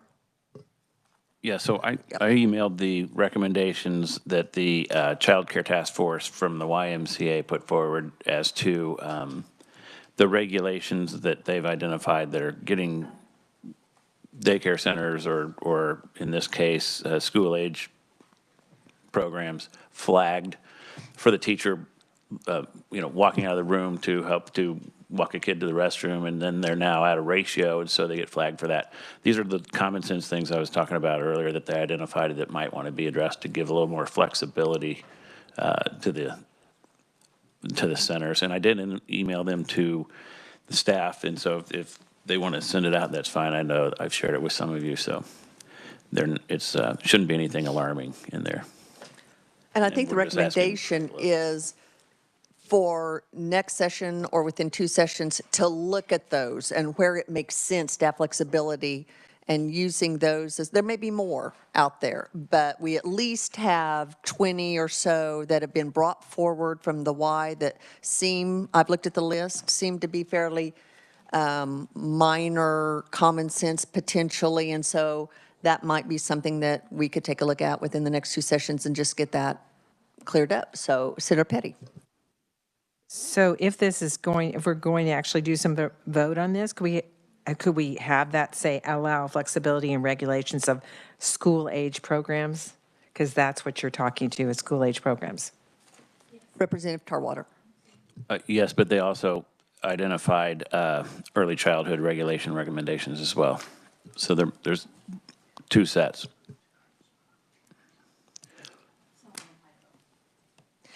Yeah, and like been stated, there's like dual license, and so there might be overlap. So I'd hate to restrict it to that.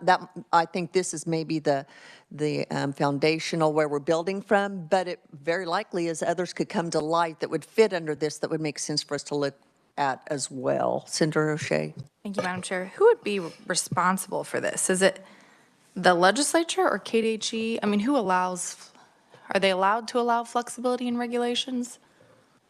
I see Derek jumping up to come address this. Yes, Derek. Derek Florlog, Bureau Director for Family Health at KDHE. Yes, so the reason that we enjoy things staying in regulation rather than statute is because we do have that flexibility to kind of utilize them. I won't say at our discretion, but we do have the ability to grant exceptions and things like that. So, and I do want to make the point, we have the same document from the Y, and those are the points that we're working through with the Out of School Time Summit. Not to confuse the terms again, so sorry. So some of those items are things that we're currently working through with them on. Hope that answers your question. Okay, Senator O'Shea. So it almost sounds like a pilot program that, okay, we're gonna try changing things up a little bit, see how it works. For the out of school time? Right. We're really trying to engage the providers themselves to reimagine the space. So in the same way that we did the regulation review for our homes, our centers, and preschools, we're looking to do the same for our school age and drop-in programs. One of the items we're looking at is the terminology, but then modernizing a lot of those regulations because, to be honest, some of them are closing on 40 years old and needed it very badly. So Not a pilot. It would be a regulatory shift. Senator Petty. So is it, so it's, you're talking about drop-in and school-age programs? Yes. Okay, not Out of school time. childcare. It is childcare. School-age programs and drop-in programs are licensed as childcare providers. Okay, I'm just trying to, I'm trying to narrow this conversation of what we're talking about here when it says allow flexibility in regulations. So, so then it's just childcare. Could be, yes. I guess to your point, it depends on what you're talking about, regulation in general or regulations as it pertains to one license type. Because really what you're talking more about license types, talking about, so currently, again, as it exists today, right here as I stand, we have our daycare homes, our group daycare homes, childcare centers, preschools, school-age programs, and drop-in programs. Those are our license types. And so I suppose it just depends on if you're looking for flexibility within one of them specifically. I would suggest that we have flexibility currently as it exists right now in all of them. Okay, thanks. Okay, so are we clear on what we're talking about as far as flexibility in the programs? Okay, so can we agree that would be a short term? We're not saying it's a recommendation yet, but that's short term. Okay.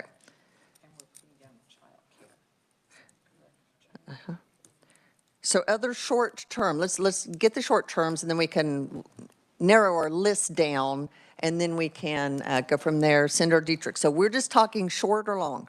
Senator Dietrich. Thank you, Madam Chair. I'm thinking that perhaps the assistance payments to providers, not to parents, could be short-term because it does require some manipulation of their, technically, of their system, but it would provide that funding stream to the providers and just changes the practice, not necessarily, any additional funding or anything like that.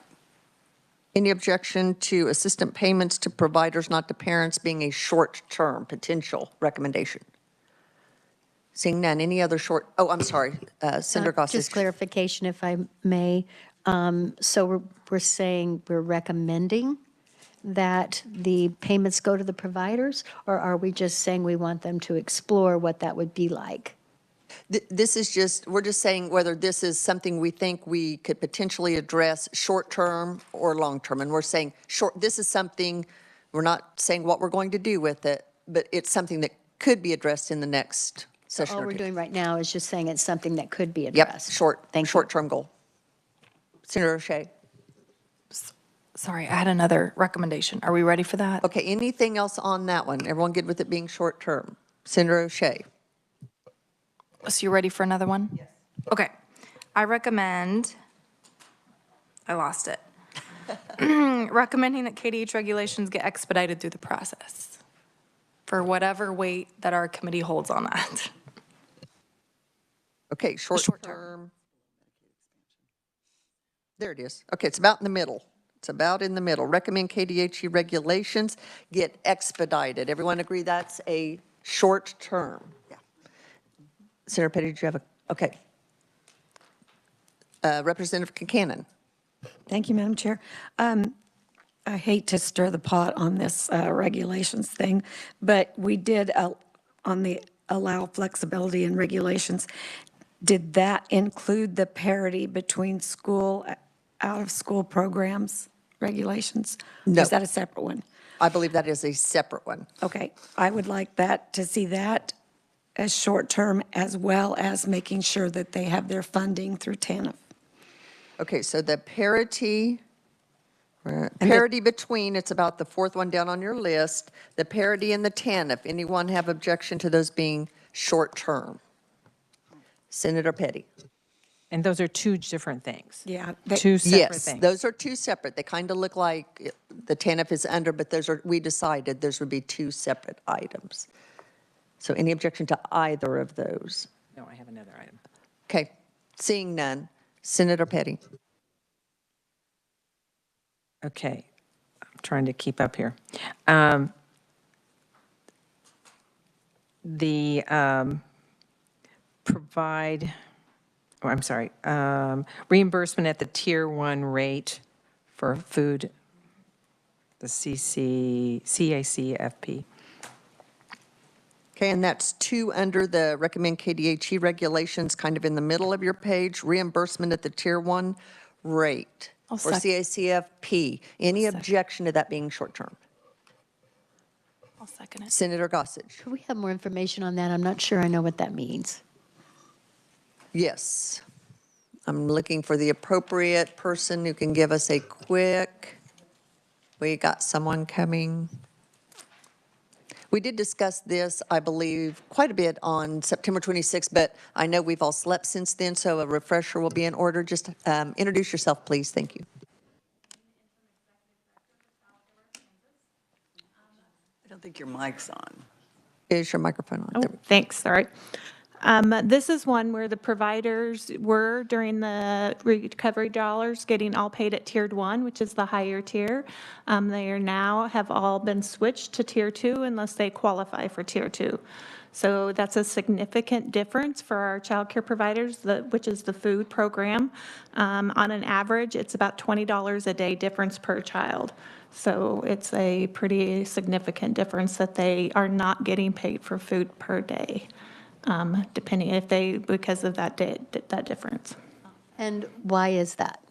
It's a federal guideline. So during the pandemic, it was just passed that they would get that money at the higher tier. And it just depends on where you live or the income of your children in care. You can go either way. So most of them just get that higher, the lower amount of money for that Tier 1. Thank you. Yep. Okay, any objection to that being a short-term, potential short-term recommendation? Seeing none, any other that you see, Representative Titus? Thank you, Madam Chair. I would ask that we, KDHE, in the practice of contracting with surveyors and transition those to department employees be a short-term objective. Okay, and that's right under your parity between school program item. Any objection to that being a short-term potential recommendation? I'll second. See, okay, great. Seeing none. Any other short-term? Oh, Senator O'Shea, sorry, yes. Thank you, Madam Chair. I think, I look at both of the tax credits. We've talked about early education provider, but also state level child care tax credit that mirrors federal tax credit. I think we can get a tax credit through next session. So I'd like to see that short term. And I kind of group them together because I'm like some kind of tax credit. Which one are you thinking? Okay, is it the state level that's right under the surveyors? And I missed the other one. Yeah, the other one's the early education provider tax credit. It's right under Kentucky. Oh, there. It's above. Okay. So any objection to those being potential short-term recommendations? Is it okay with the committee to combine those, or do we want to leave them separate? I think combine, and I would anticipate those, of course, going to our respective tax committees for further decision-making there. So are we okay with grouping those, Senator O'Shea? Thank you, Madam Chair. Yes, I was curious, at what point are we going to wait till we get our short-term list and then go through and kind of discuss the who or how does this, does this take law, or is this something that the department can do? Great question. Once we have our short list, then we will take those individually. The remaining items, I would like to take as a block for long-term, and we will deal with those. Since we are recommending a joint committee, the joint committee can deal with those, at a later date. So we will focus on those short-term. That's why I want to narrow this list down. Is that helpful? Okay. Any other short-term? Senator Gossage. So I'm just wanting to be clear, when this comes out of the committee, for example, on the two tax credits, that it's not construed as this committee recommends that the state level child care tax credit mirror the federal tax credit. We're not making that recommendation. We're looking at how much would that cost, reviewing that, et cetera. That's not, I'm just concerned about the word recommendation and what that means. Representative Concanon, and then I will weigh in. Thank you, Madam Chair. I just wanted to, I believe that should be the state level child tax credit. I believe that was from the recommendations that we had, that it was the child tax credit that you get on the. Not child care. Oh, not the child. Right, to eliminate the word care. Oh, good point. Okay, yes, thank you. Thank you for that clarification. And yes, what this committee, comes out of this committee, is recommendations for the legislature to consider in the appropriate avenue as solutions to our child care, what we've heard as our child care issues in the state. Does that make sense? Madam Chair, if I may, thank you. Reason is, many of these things will, as chair of the health committee, sometimes these things come to me, and what it says is the committee recommends X, Y, Z. And then I hear from the members of that, well, we didn't actually recommend that. We were just like, that's something that should be researched or looked at, not that this is a blanket recommendation that this be done. And that's why I'm asking for the clarification. Thank you. And in our time allotted, of course, we don't have the time that the committee process, there's such value in that process to thoroughly vet and get the fiscal note and have testimony specifically on each of these items, rather than what we've kind of done is we're trying to identify the things that we think can move the state forward for additional potential solutions to this crisis. So does that help? Yes, Senator Dietrich.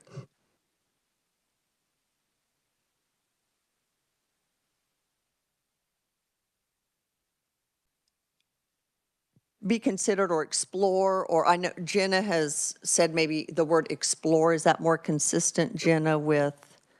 That's just the word used earlier. Okay. Maybe just be given consideration. Okay.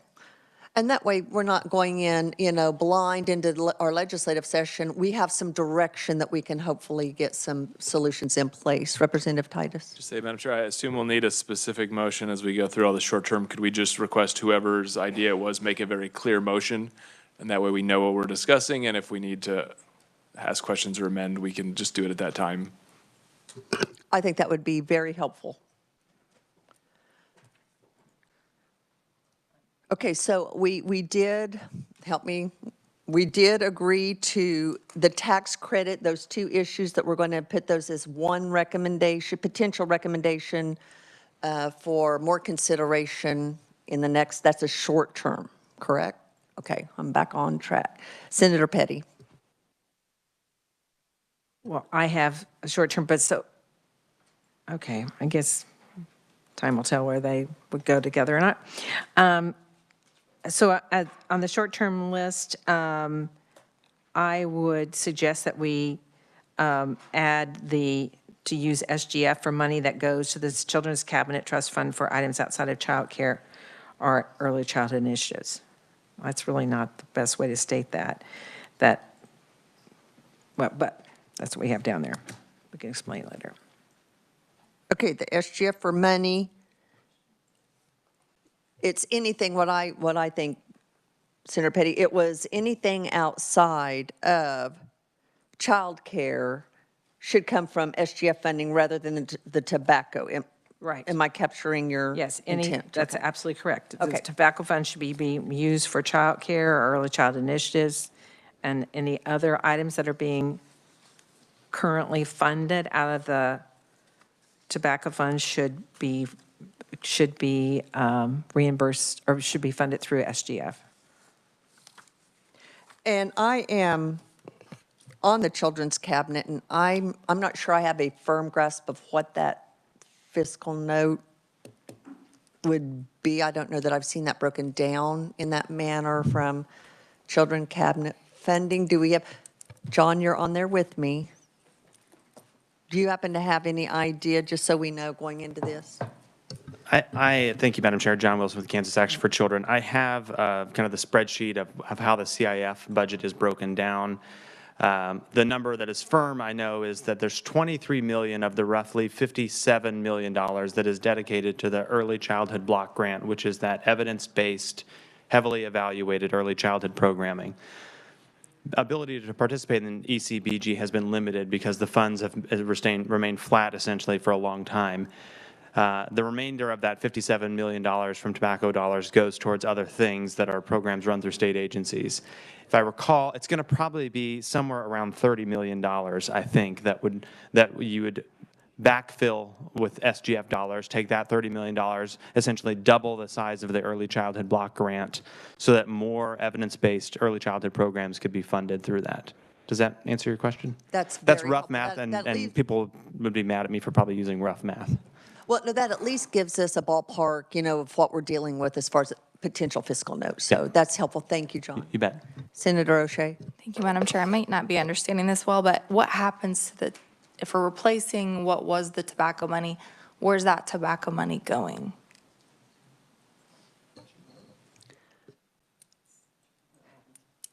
Say that again. I might Well, be it able to. sounded like, this used to be paid for with the tobacco money. Now we want it to be SGF. But what happens to the tobacco money? It will be used to increase the early childhood and child care initiative. Correct, John? It would just give us that much more money, the children's coming that much more money for the early childhood and child care. Yes, that's correct. And I was in the back to kind of being reminded. My math is probably too off, and it's probably less than what I just said. That's the technique. Come in high, and then you actually end up lower, everybody. It's like buying a car. So yes, the CIF is money that comes as a result of the tobacco settlement dollars, and that is not going to exist in perpetuity. I guess it lasts as long as people are smoking tobacco products. So the idea would be to take some of the funds that are currently funding programs that aren't directly tied to early childhood, stop funding them with tobacco settlement dollars, which was when the Children's Cabinet was created, it was designed to support early childhood programming and early childhood development programs. You stop paying it with CIF dollars and instead pay for it with SGF dollars so that you can free up those CIF dollars to increase the budget for the Early Childhood Block Grant program, which is one of the most heavily evaluated programs that shows the effectiveness of early childhood programs. So more local grantees would be eligible to participate in the block grant program if we freed up the funds to invest in it. Does that answer your question?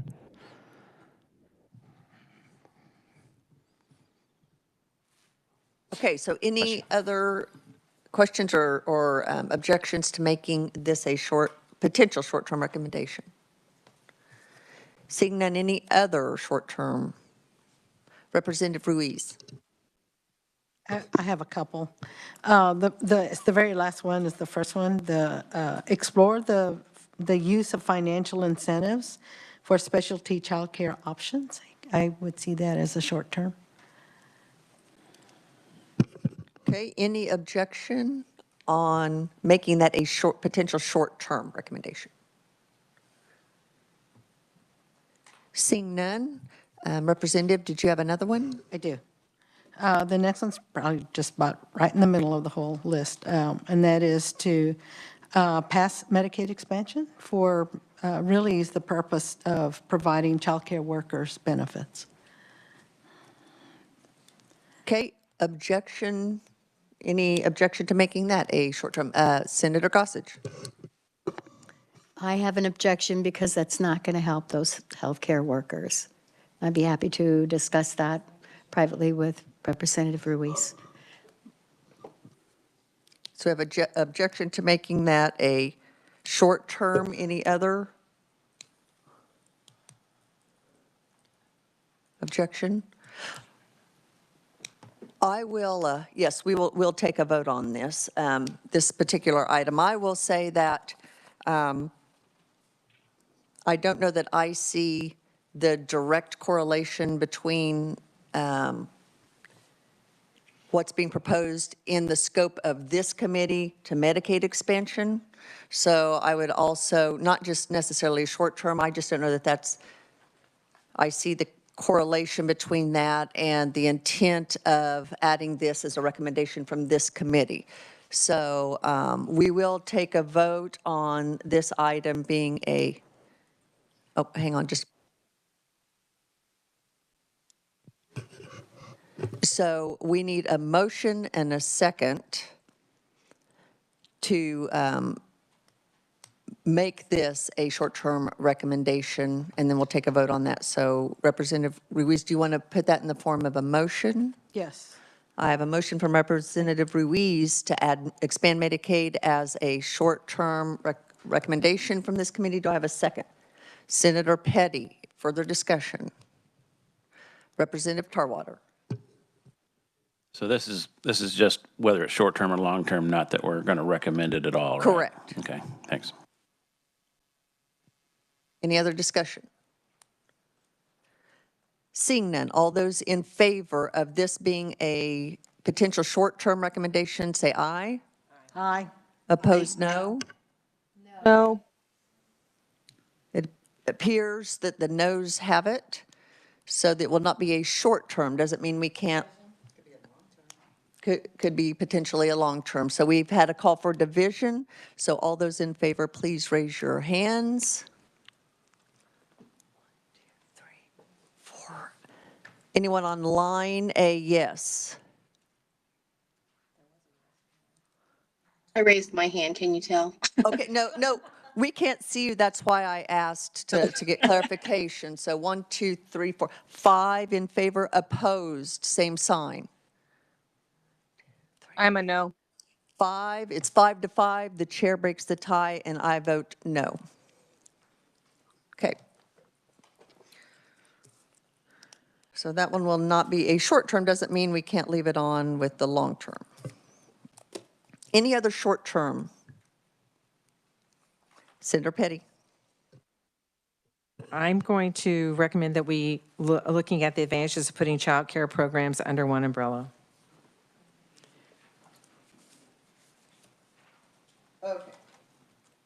Okay, I see that. It's about not quite halfway down above assistance payments, looking at advantages. Any objection to that being a potential short-term recommendation?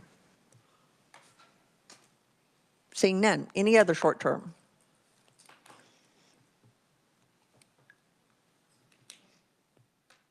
Representative Ruiz. The one right above the last one we just spoke about. It's increasing income eligibility for child care assistance to 450% of the FPL. Okay, any objection to increasing or making a potential short-term recommendation for increasing income eligibility for child care assistance to 450% of the federal poverty level? Seeing none. Any other short-term? Seeing none. Okay, so how we're going to proceed is we're going to take each one of these, and I think we've had some decent discussion, so hopefully we have a better understanding of what each of those items are. But what I will ask is the person who brought these forward, if you would formulate the motion for the item that you put forward, and we'll go from there with the second, any potential discussion, and we'll move through our short-term list. The ones that we have decided are not short-term will automatically go on the long-term, and we'll vote on those as a block for future consideration. Is everyone clear about that process? Great. Okay, we will start in order. So we have the early education, make sure I get these in the right order. Early education provider tax credit, we combined with the other tax credit, the state level credit into one. So we will have a motion on that as being a recommendation. Was that Senator O'Shea? Would you? Yes. Okay, can you Yes. make the motion? I move that we short-term recommend exploring and looking at some policy that would provide an early education provider tax credit and state level child tax credit that mirrors the federal tax credit. We have a motion. Do we have a second? Seconded by Senator Dietrich. In a discussion. Senator Petty. I'm just wondering, particularly when we're looking at these short term, and this would be, this one is a perfect example. And if we explore, the session will be over. So I'm wondering if we shouldn't want to say that, look at legislation, and particularly in these, legislation for a early education provider tax credit and a tax credit for state level child tax credit that mirrors the federal tax credit. I mean, if we don't have legislation prepared, go through that process, and then I don't know that it's going to be moving forward in any timely manner. We talk about short term. I guess my response would be anyone could have legislation drafted for consideration. What I think the importance and the power of the recommendations from this committee is we've taken time to look at the issues, the scope of the issue. These are the solutions we think are most viable, and we're putting that forward and letting it take the appropriate shape, whether that's a committee but nothing would preclude anyone on this committee or not on this committee from bringing forth that legislation. So, Senator Petty. So, I don't know what the purpose would be. I mean, other committees, let's just put it this way, other committees make recommendations to the point, and there's chairs here that can speak to that better than I can, that that we're going to bring forward legislation. That doesn't mean that the legislation is going to pass, but they're going to bring forth legislation. So it's a recommendation from that interim committee. And it seems to me if we just put in place the word explore, I don't know that means that lessens moving towards legislation. And I will open that up because there are people here that are chairing interims this year that could clarify for me if I'm correct or wrong about that. Jenna is going to clarify. So Jenna. Thank you, Madam Chair. There are some committees that do have the authority to introduce legislation, and typically those would be committees that are in statutes, and special committees would only be allowed to introduce legislation if it goes through the LCC. So the committee could make a recommendation. We want to approve legislation X and we want it to be introduced in the House. And then the LCC can choose to approve such recommendation whenever it meets. So this committee could recommend legislation be drafted, and then whether or not that gets introduced would have to go through the LCC. Senator Dietrich. Thank you, Madam Chair. Jenna, that would not preclude anyone from bringing legislation during session and introducing a bill in committee, correct? So you still do have that path that the chair had described. Okay, thank you. That's correct. Senator O'Shea, then Representative Martinez. Thank you, Madam Chair. Well, I just wanted to amend my motion. This is one that I think I want to just recommend that we pass legislation of a tax credit around early childhood provider and state level child tax credit. Okay, so per Jenna's direction, then we can do that and it would go to the LCC, correct? Yes, we'd need a little more details before we could draft something other than just we recommend a tax credit. Yeah. Like amounts and what we want it to be, going to, things like that.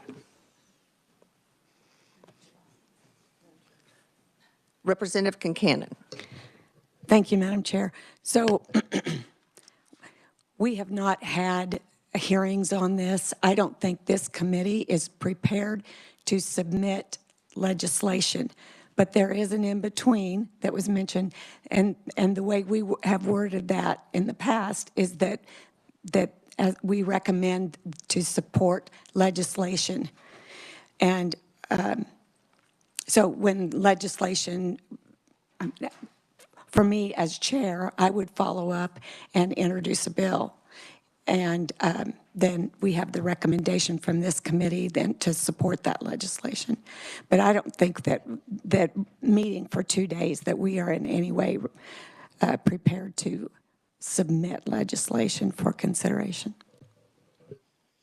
And I would just add to that, without seeing the specifics of the legislation, I don't know that I would want to support or not support something without having seen those details. So to me, we are kind of back to, it provides a point of emphasis that it's important enough for this committee to want to move forward in the process is where I think we are at with a lot of this because of so many questions and unknowns. But that's Senator Gossage. I agree with both of what you said and Representative Concanon. And this committee can make recommendation that this legislation be considered. But I agree with Representative Concanon, we're not at all ready to do that. And that this is, we feel strongly enough that it should be considered in legislation. But until that legislation is drafted, of course, we would have no idea what's actually in the legislation. Representative Martinez.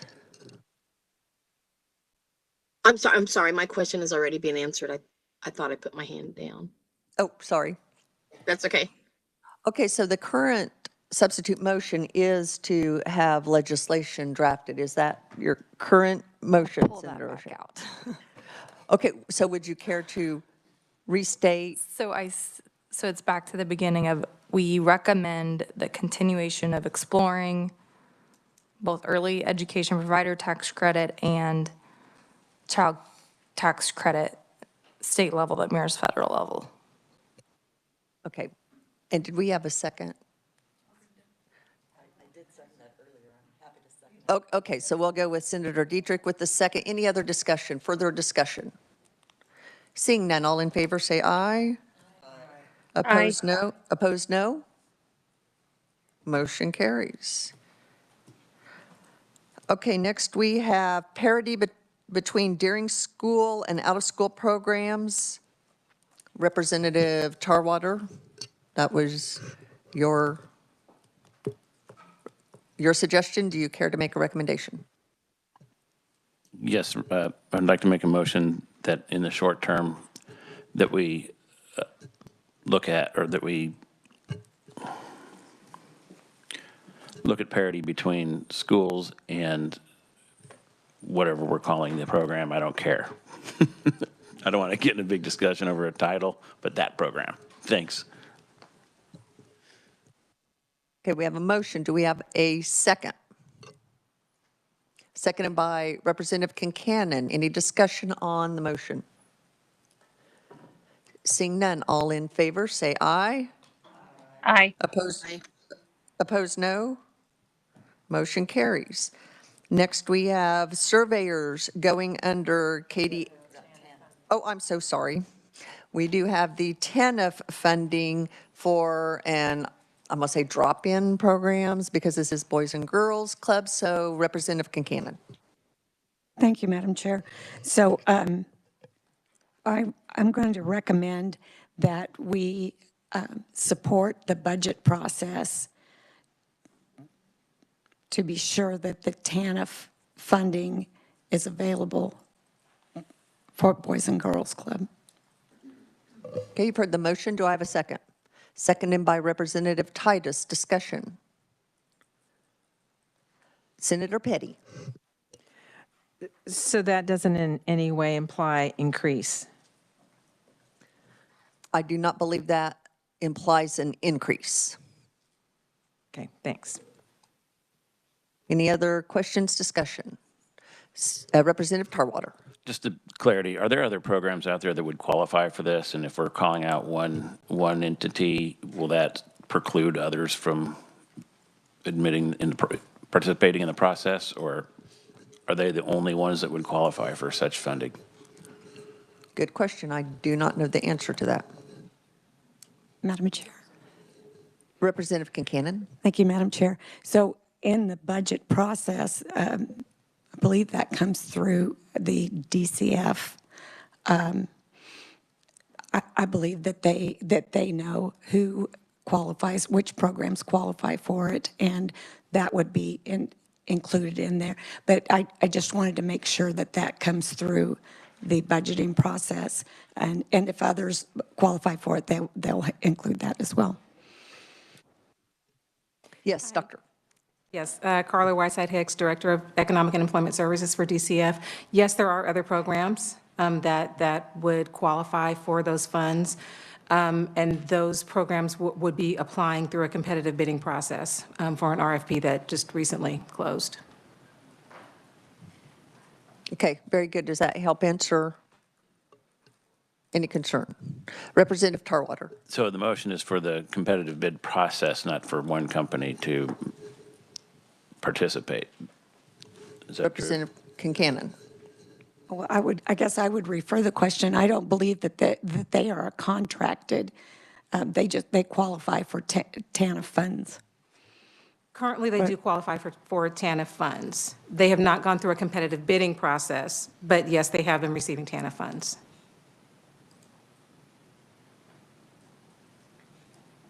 Okay, so would this mean that they would be subjected to the RFP process for those funds going forward? Correct.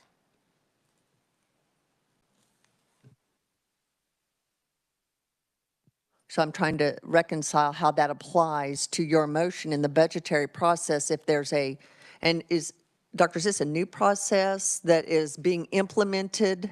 The competitive bid process is not new.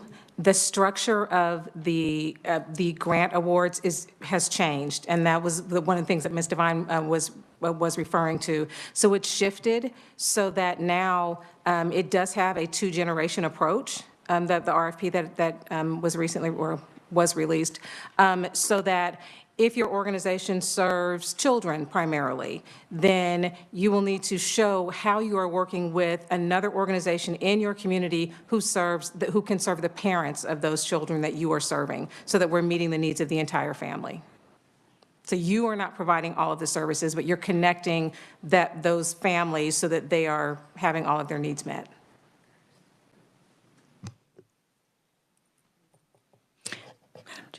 Okay, Representative Kincannon. Okay.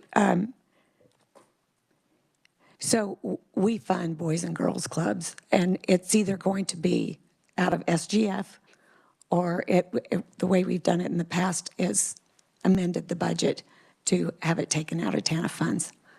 So I'm just making the recommendation that we fund them through TANF funds. Okay, so that is everyone clear on that motion? Yes, okay. Senator Gossage. I apologize, I'm not quite clear. So I agree with what you're saying, Representative Kincannon, but how does that square with what you're saying? So if we say they will be paid out of TANF funds, would they still have to go through this process? No, if you say that we fund them with the TANF, then no, they would not go through the competitive bid process. What it does is the dollar amount that you set for funding, that would come from the $11 million that we have set aside for the entire RFP process. So just to clarify, that's what you were saying. Okay, thank you. Okay, so does that clarify it for everybody? Okay, so we have a motion. Did we have a second? Seconded by Representative Tarwater. Additional discussion? Could we clarify whether the motion is for drop-in programs in general or for the Boys and Girls Club? Well, Boys and Girls Club, they're the ones that qualify for TANF. I don't know if other drop-in programs would qualify. Okay, are you clear? Got it, Jenna? Okay, so that is the motion. Any other discussion? Seeing none, all those in favor say aye. Opposed, no. Motion carries. Now we're on to surveyors going under KDHE. Representative Titus.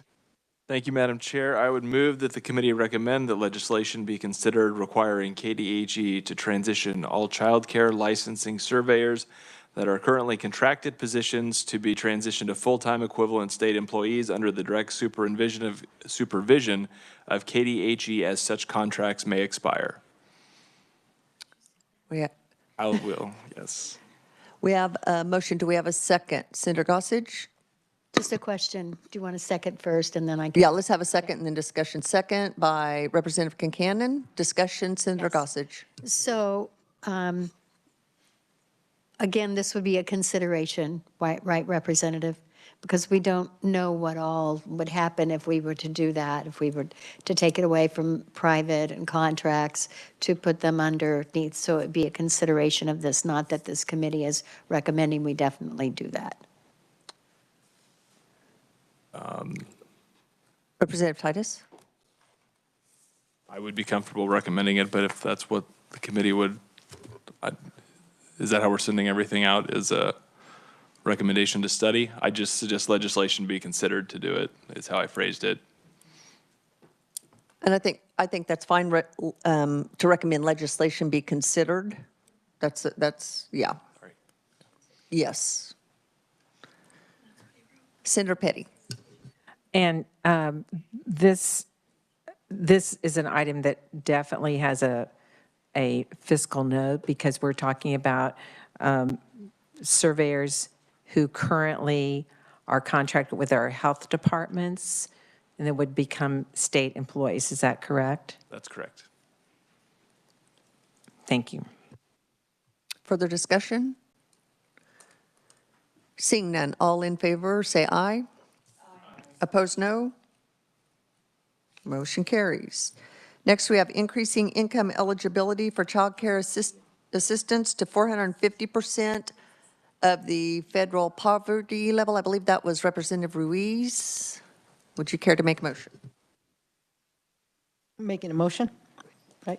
Yes, Representative. I move that the state increase the income eligibility for child care assistance to 450% of the FPL. We have a motion. Do we have a second? Seconded by Senator Petty. Discussion on the motion. Representative Tarwater. Thanks, Madam Chair. So, for a family of four, 450% of the federal poverty level is $135,000. And so if you have two kids and you make under $135,000, I don't know that, and you can't afford a child care, I think you need to see Dave Ramsey, not the state of Kansas. I would say that we wouldn't, if you recommend this, I don't know that it'll go anywhere, so I can't really support that. Okay. Further comments, questions? Senator Dietrich. Thank you, Madam Chair. Representative Ruiz, would you be comfortable with exploring the option? Absolutely. Representative Tarwater, does that help you any to wrap your arms around? Nothing's going to help you on this. Okay. I'm just trying to find a win-win here. Okay. Senator Petty.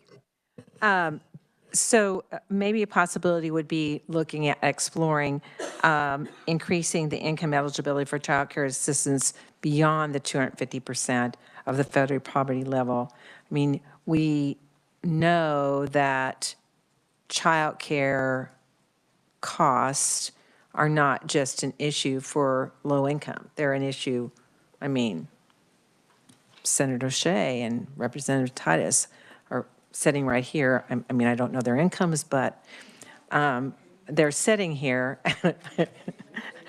they both have spouses, so they have incomes beyond the federal poverty level.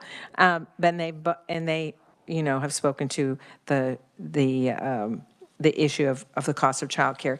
The other thing is that if we are serious about stabilizing our childcare workforce, we know that it means a lot of things, but one of the basic things it means is increasing pay so that they, as Representative Ruiz said earlier, over 19% of the child care workers in the state of Kansas are at or below the federal poverty level, and they're working.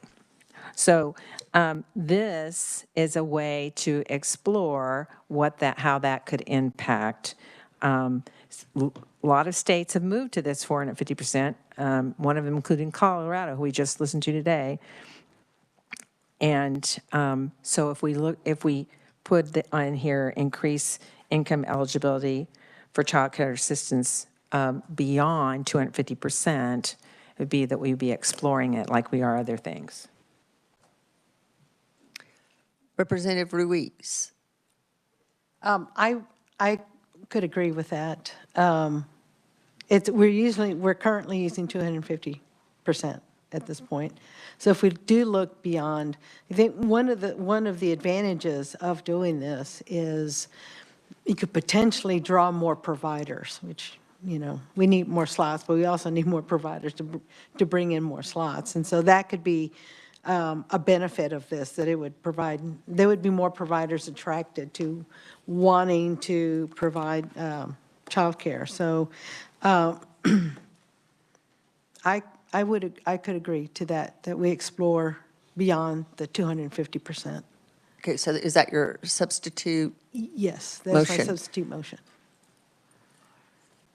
Your revised motion. And Senator Petty, are you as the second? Okay, so we have that revised, which is to explore increasing income eligibility for child care assistance to beyond the 250% of the federal poverty level. So any discussion on that? Seeing none, all in favor say aye. Aye. Aye. Opposed, no. No. The ayes have it. Next, we have looking at the advantages of putting child care programs under one umbrella. Do we, I believe, Senator Petty, that was yours. Yes, Madam Chair, that is mine. And I mean, we have a governor appointment group of the legislators are represented on there, but it's providers and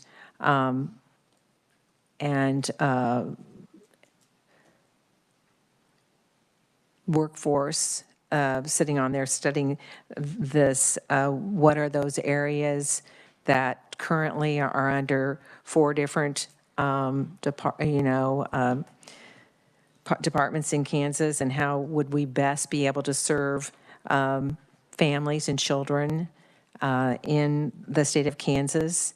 This is not it's not a new topic, and it's certainly not a new topic for those across the country. And we just listened to Colorado today who've made that move. So I think that it's a very important issue to look at if we really are going to say that we want to be moving in the best direction to provide the best services for our children and families when it comes to early child care. So it would be looking at how this would look. And I'm not saying there's just one way, but. And do you have a motion, Senator? I make a motion to look at the advantages of putting child care programs under one umbrella in the state of Kansas. We have a motion. Do we have a second? Second by Representative Ruiz. Discussion, Senator Gossage. Quick question.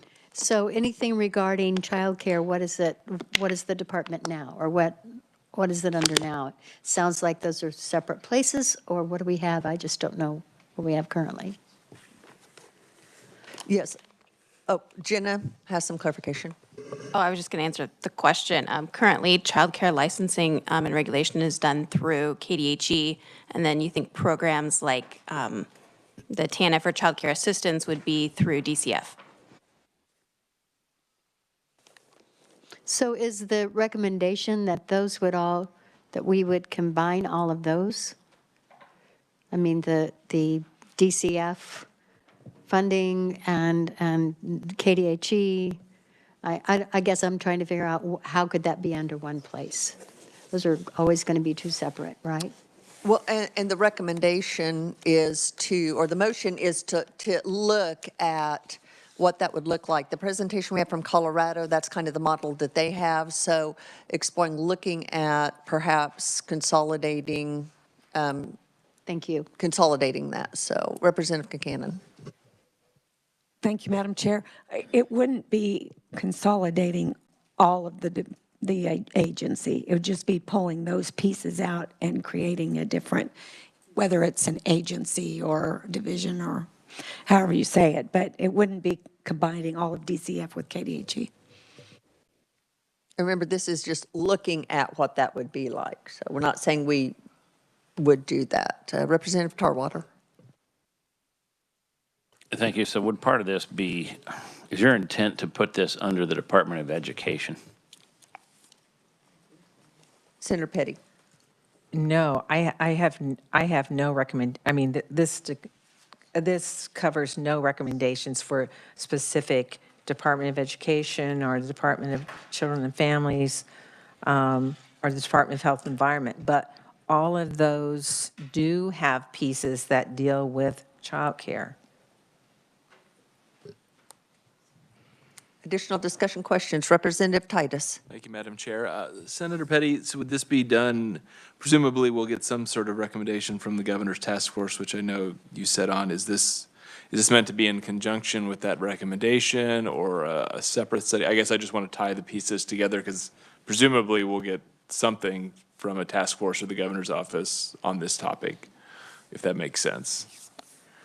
Right. I mean, just like we're doing, I mean, the task force is going to be putting forth, yes, a recommendation. You know, we're not the only state that's talking about this. I mean, we heard from Colorado today, but, you know, unifying can minimize the burden on families seeking to access service over time. I mean, all of us have probably had someone bring that issue up to them. It also creates an entity that really understands the mixed delivery system that is involved, allowing it to engage effectively with communities and providers. It ensures consistent quality. I mean, we just approve as a short term here, putting all of the surveyors under KDHE. Well, that's bringing together those that are providing a service currently that KDHE is contracting with the local health departments. And so that's coming forward because there has to be some belief that the families would be better served, or our child care providers would be better served by having that kind of organization. And so this is along that same line, and it ensures quality, better access, more efficiency, and better accountability. So that's why, you know, Missouri has already done something. That's why Colorado has done something. That's why the state of Washington, I mean, I don't have the whole list here of all the states, but that have either done this or are looking at it. So, and that's why we are, just so that we know that we'll be providing, well, it's become a big issue now because of employability and having employees stay in the workforce. Who mentioned it today, saying that They had talked to an employer who said they had somebody out almost every day with childcare issues. So we want to see how we can best provide for our families or help them to get the best childcare they can and the most accessible in the whatever part of the state they live in. And I think this is one of the ways, probably the best way to go about looking at that. So yes, there will be a recommendation coming out, and this is a child care committee, and so it seems like that we should be exploring that as well. I appreciate that explanation of the thought process, and I think it would behoove us to have our own process and thought moving forward, not knowing the format the recommendation will come in, but to be prepared legislatively to look at that holistically. So I think it would be a good idea moving forward. Okay, any other questions, discussion? Seeing none, all those in favor say aye. Aye. Opposed, no. Motion carries. Next item, committee is assistance payments to providers, not to parents. Was that, I was trying to remember. Senator Dietrich, do you have a motion? To remember as well. Madam Chair, I would move that this committee considers looking at the, I've lost it. Where is it? Assistance payments to providers, not to parents. We have a motion. Do we have a second? Second. Is that Representative Martinez? Yes. Okay, seconded by Representative Martinez. So we have a motion and a second. Discussion. Representative Tarwater. Thanks, Madam Chair. So I'm having a hard time understanding this. The department said that it could get pretty expensive to change the system. They said they would have to go to child care providers that were paid for a month that didn't provide a whole month's worth of service and try to get money back from them to pay to another child care facility. And currently, the only way they can get paid, and it's not like we're not, it's my understanding we're not sending money to the parents. We're loading a card that is swiped at the facility, and the facility is paid. And so how is that not direct payment to the facility as it is? Senator Dietrich. I will do my best, but perhaps if John Wilson's still in the room, he could help me with this. I think the ability to be able to provide a funding stream for those child care providers is a pretty substantial part of this. And it would require some technology changes, of course, anytime you make any changes in how they do business. But it primarily is an opportunity then to have that concrete, stable, consistent funding stream going to the provider. Again, hopefully making their jobs more stable, if that helps. Representative Tarwater. So, right, and I apologize, I was here last meeting, but my head wasn't all the way here, so I missed a few things, but if they still have to, I don't know, so the motion is to fund these centers, not necessarily shift the money from the parents to them if they're not going to get paid, or they only get paid when they're providing services to a child and only for the time the child's there, how is it a guaranteed stream of money when you might have already spent it and a child leaves halfway through the month? You have to send that money back to the department. How is that any kind of guarantee or more? How's that a better stream? I'm not sure I know the mechanism by which that would occur and how they would retrieve those dollars. Is there someone from, could John come forward, or KDHE? Yeah, John or Dr. Whiteside Hicks, or both. We'll tag team this. We're going to duet here, little Dolly and Kenny up here. So from our perspective, the intent is to really streamline business operations for child care providers, because right now there's essentially two payments. They have to swipe the EBT card for the transfer the subsidy payment, and they have many families have a second payment, which is known as the family share amount or the copay. So there's two transactions that have to go by. Many providers have indicated they don't participate in subsidy program because of the likelihood that they aren't going to recoup the costs, that subsidy families aren't able to pay the family share amount. So the idea is to kind of streamline things for providers. The other thing, too, that I should mention is that most states, I can't give you the number, most states pay providers directly. And when you make those direct payments, I think that opens up different ways to start incentivizing the improvement of quality. Because right now, let's just say, a lot of states use a star rating system for quality improvement, like a 3-star program or a 4-star program.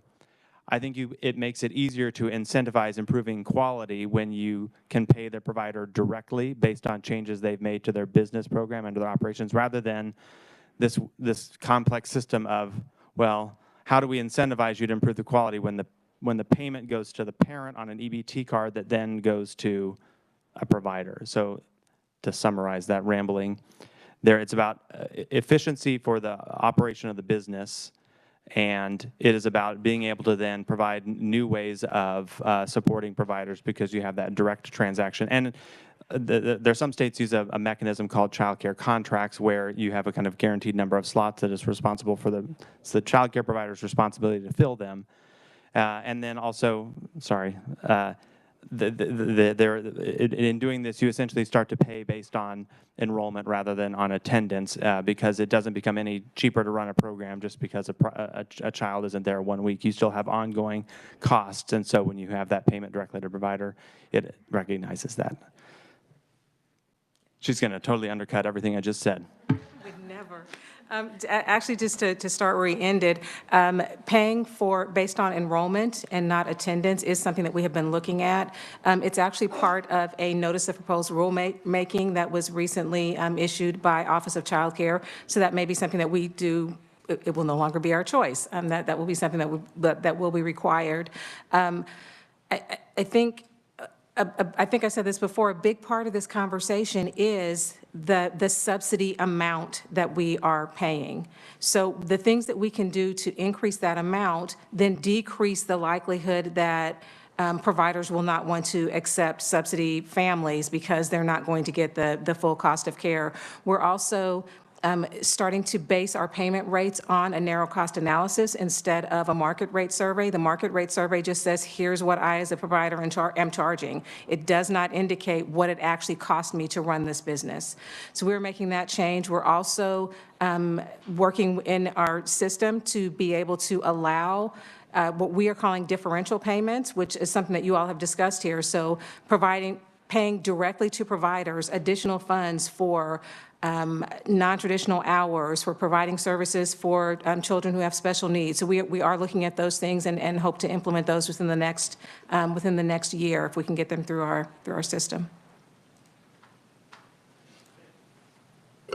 So I'm hearing how this would benefit the provider. What's the impact on the family not having control over those funds?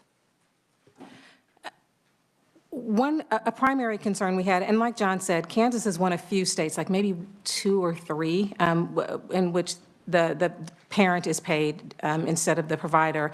I think one is that it helps families understand what that cost is. So if the payment is going directly from DCF to the provider, as the parent, I may not realize how much the true cost of care is. So when I have this amazing job and now I'm no longer getting subsidy and I have to pay it on my own, I don't know how much I appreciate, oh, seriously, childcare is $400 a week? I had no idea, and I am not prepared for that. So it helps them with that planning. We see it as helping them on their journey to becoming self-sufficient. This is what it costs to live. This is what it costs to pay all of your bills. So it also helps them with that process. But I understand where the providers are coming from. Thank you. Representative Tarwater?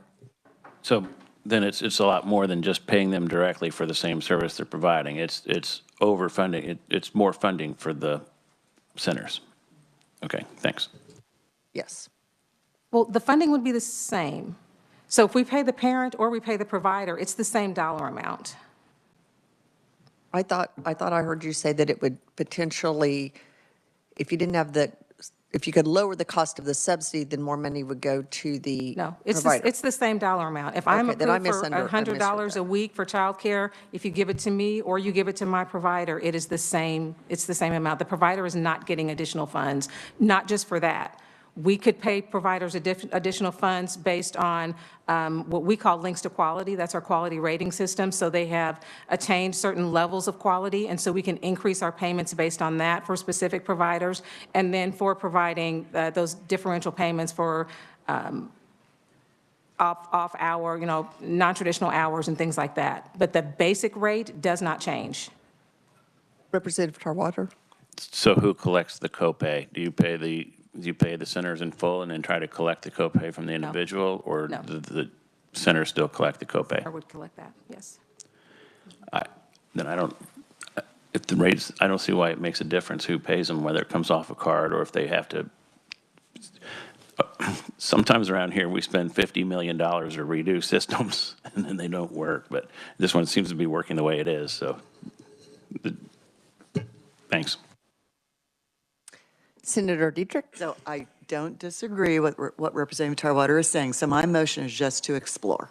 So I just really want us to look at, is this advantageous or not? So I'm all about making you feel better, Representative Tarwater. Is it working? Okay, additional discussion, questions? Seeing none, all in favor, say aye. Aye. Opposed, no. Motion carries. Okay, I think we are on recommend KDHE regulations get expedited through the process. It was at Senator O'Shea. Thank you, Madam Chair. I recommend that our committee recommends that the current KDHE regulations are expedited through their process. We have a motion, we have a second. Discussion, seconded by Senator Petty. Discussion on the motion. Representative Titus. So would we be writing a letter to the Attorney General's office and the Secretary of State to speed up the process, or what would be, well, we can't pass a bill saying do it faster. What would be the ultimate intent?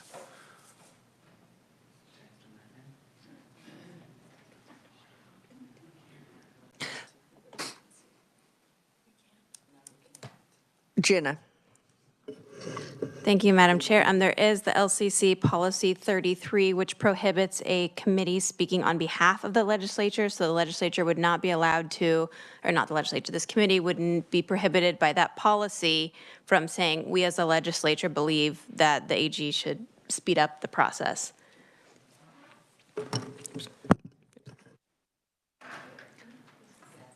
I appreciate the goal. I just don't know if there's much. The Representative regs Titus. should be reviewed.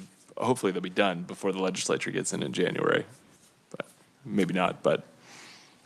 Senator Gossage. Yes, I realize we can't say you have to speed up your process, but we could say, could you look at why this process is taking so long?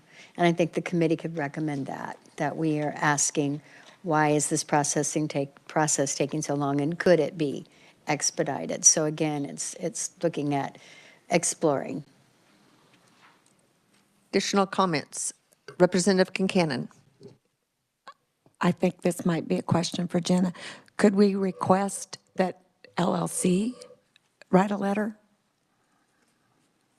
Yes, the LCC could approve such a LLC, letter. not LLC, sorry. It's a long day. Sorry, I was talking. What was the answer? So we could, yes, we could, okay. This committee could request or recommend that LCC write a letter to expedite the process. Senator O'Shea. I'll amend my motion to that. Okay, so now we have a revised motion and second. Any discussion on the revised motion? Senator Gossage. Sorry. I feel like, again, it's just asking the LCC to tell them, hurry up. You know, I feel like that's not the way we want to go. We want to ask them to look at their process and get back to us and tell us, could it be expedited? Is there a way they could think of that it could be expedited? It's more of a request to look at their process as opposed to, you need to do this. Senator Dietrich. Thank you, Madam Chair. The issue right now, though, is that those regulations are living at the AG's office. So it's really not, I mean, KDHE, I think at this point has done all they can do with those regs. So that's why I thought the best approach might be to ask the LCC, as Representative Concanon said, to expedite their end of this so that we do have something in place. Yes, by the they, I meant the Attorney General's office, not they, KDHE. Thank you. Yes. Any further discussion? Okay, you've heard the motion and the second. All those in favor say aye. Aye. Opposed, no. Motion carries. We are on to reimbursement at the Tier 1 rate for the CACFP. Was that Senator Petty? I think it was Senator Petty.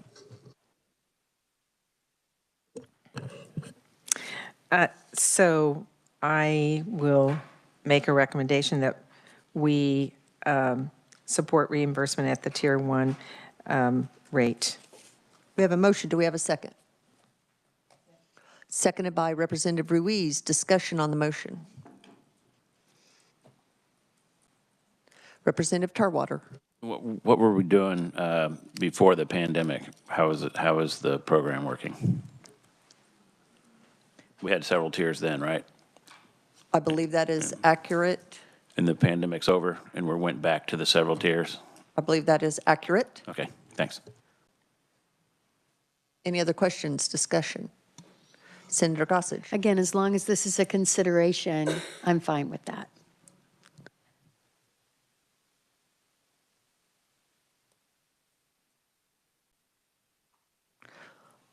Okay, Senator Petty, did you make that as a, I'm sorry, Jenna? The wording of the motion was support reimbursement. Support versus previous motions have been explore or consider. So we need to be clear on that, that the motion was to support the reimbursement. Senator Gossage. If I could, I'd like to make a substitute motion that would say, consider reimbursement at the Tier 1 rate. We have a substitute. I'm not prepared to support it, but I could definitely say, consider We have reimbursement. a substitute to consider reimbursement. Do we have a second? Seconded by Representative Tarwater. Discussion. I thought you, oh, never mind. I thought you would go to the original maker of the motion and ask if I would consider the substitute motion, which you did not do. So My apologies, clearly Senator. for me, the process, I guess I don't understand. My apologies, Senator. Okay, so we have the substitute motion and a second. Discussion. All those in favor say aye. Opposed, no. Motion carries. We are on to use SGF for money that goes to the Children's Cabinet for items outside of childcare or early childhood initiatives. And I know we had some discussion on this when we were deciding short-term or not. And I believe that's Senator Petty.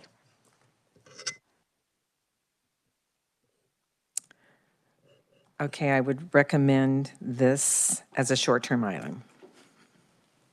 Okay, do we have a second? Seconded by Representative Ruiz. Discussion.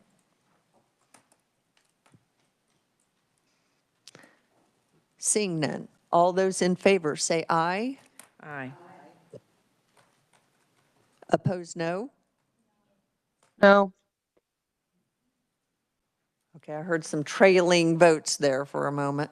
The chair is unclear, so I will ask for a show of hands. All in favor, Madam please. Chair, could we restate the motion?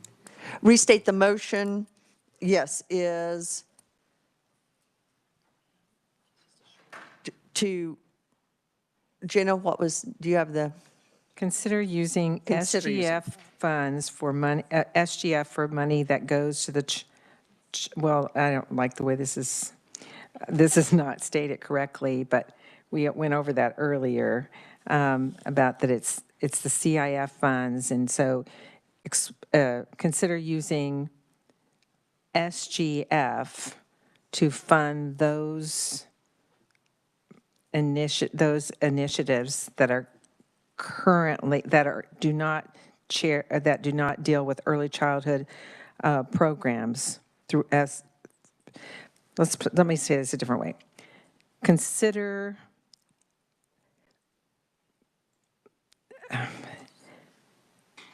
I'm clear on where we're the at. CIF funds should consider using CIF funds to fund children's program, children's initiatives, and all other items that are currently funded through CIF to be funded with SGF. Okay, Would is that be everyone? correct? I'm asking, calling a friend out there.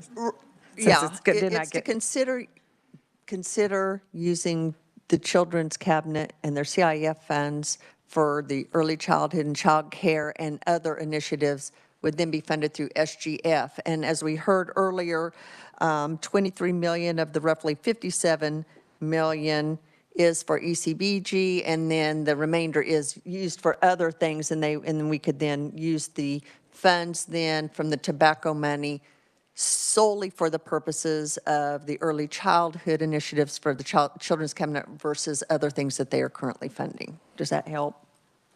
Yes. Okay, is that clear for everyone? Okay, Senator Gossage. The first time I didn't hear the word consider, which is why I was a no.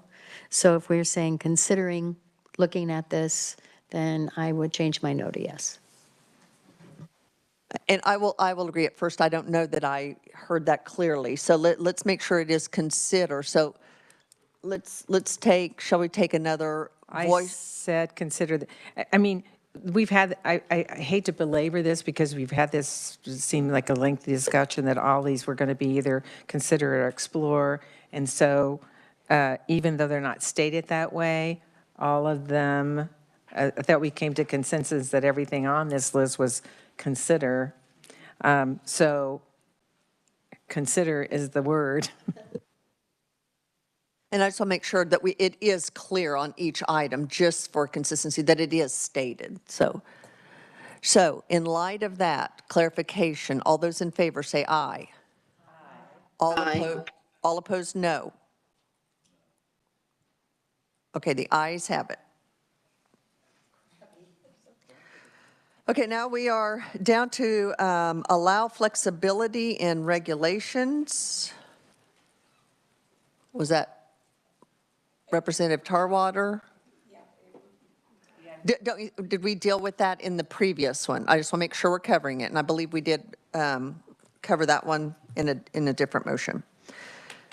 And I believe we are down to financial incentives for specialty childcare options, infants, non-traditional hours, et cetera. I cannot recall who, Representative Ruiz. I'm going to use both words. Consider exploring financial incentives for specialty childcare options.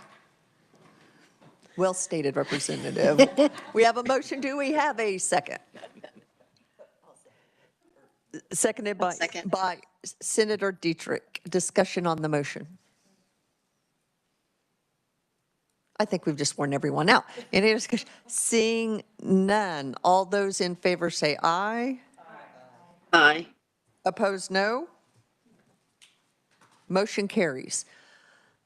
Okay, double check my work. I believe those are all of the agreed upon short-term recommendations for the committee.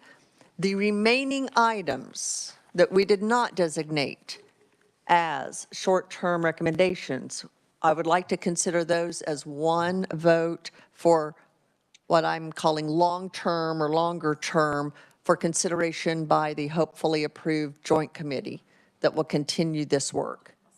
So I'm going to make that motion that the remaining items are for consideration for long-term, and I have a second by Senator Petty. Discussion on the motion.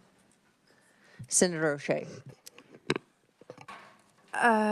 Thank you. I think some of these to me are a little pie in the sky. And I guess when I think about the future of our committee's time together, if there are still more of the short-term solutions that need to be discussed further, I'd rather our committee take those up first, which maybe everyone's just implying, but I just wanted to share that. And I do think, as you know, our short-term recommendations are considered in the legislature or not, then we will be able to adjust and prioritize our agenda for this committee going forward. At least that would be my intention, if that's acceptable to the committee. Representative Blue. Thank you, Madam Chair. I don't know if you would entertain a substitute motion to remove Medicaid expansion from the long-term list.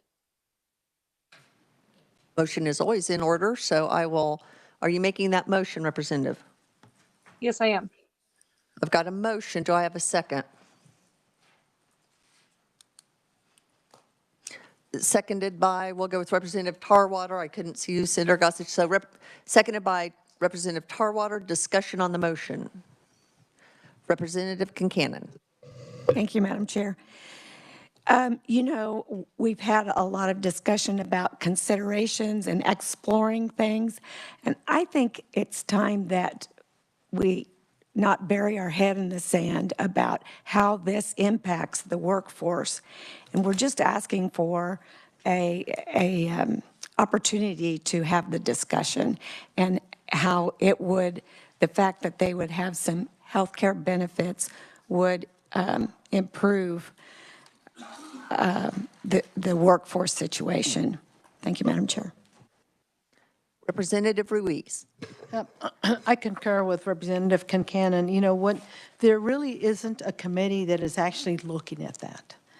And, you know, I've got a hodgepodge of information coming from different places about, you know, how the impact of not having benefits, including health insurance with childcare workers.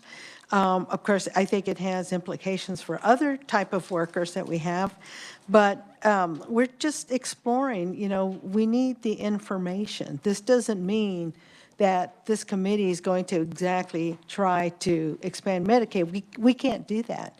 But just being able to explore, I just think it's short-sighted if we eliminate just this one because it's Medicaid expansion.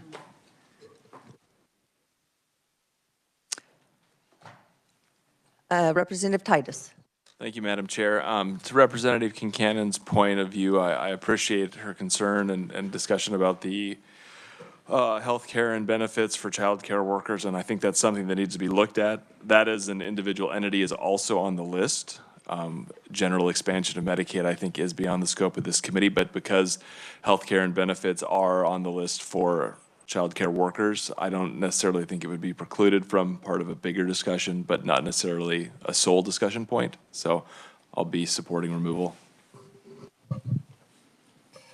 Senator O'Shea. Thank you, Madam Chair. I tend to agree with that. And I would be curious, and maybe this is something that some of the stakeholders can put together or research, but if you looked at our childcare workforce in Kansas right now, I'd be really curious, like, okay, how many people are on a spouse's plan? How many people are currently on the exchange? How many people, just to like really grasp a snapshot of what that looks like. And I'd be super interested in that for other industries as well, but so if stakeholders research could look into something like that, that'd be helpful.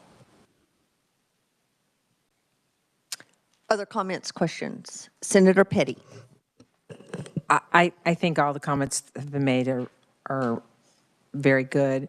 I think as the chair talked earlier about, not just talking about providers or the families, how important it is, and the children. So the reality is that parents who have health care are more in tune with providing health care for their children. So even though a child might be eligible for CHIP, if their parents don't have health care, then sometimes they don't follow through. It's not because they don't care about them, but because it's just part of the environment they're in. So this, talking about Medicaid expansion or looking at it within the contents of healthcare is an issue, I think, that impacts our children, our families, and the workers. Additional, Senator Gossage? I would just say, for the sake of time, I have my coat on for a reason. That's because I have a 4:30 appointment to help someone who does childcare with her health care, with her health insurance. And as a health insurance agent, I do that all the time, and November 1st is the first day, so I had to push everybody back. And so I would appreciate if we could vote now so that I can go help this lady. Additional questions, comments? Okay, so the motion now is to remove Medicaid expansion from our long-term list consideration. All those in favor of removing it, say aye. Aye. Opposed, no? No. I'm in doubt. So let's raise hands. All in favor of removing it, please raise your hand. Aye. Hands raised. We got 4. All opposed and want to keep it, raise your hand. 1, 2, 3, 4, 5. The vote is 4-5, so the Medicaid expansion stays on the long-term list. So to explore, let's make sure we have that clear, or consider, that's the word of the day. So if you're a Sesame Street fan, consider is our word of the day. And then I am told, just for process sake, we are back on the original motion to consider that, all the long-term items as a slate. We have a motion and we've had a second. Is there any additional discussion on that? Hearing none, all in favor, say aye. Aye. Opposed, no? Motion passes. Committee, that brings us to the end of our work for today. I apologize for getting us out late. Thank you for your patience and for your work. And hopefully we'll be able to get the joint committee and be able to explore some of these items more in depth. So thank you to staff and for all of our attendees today. We are adjourned.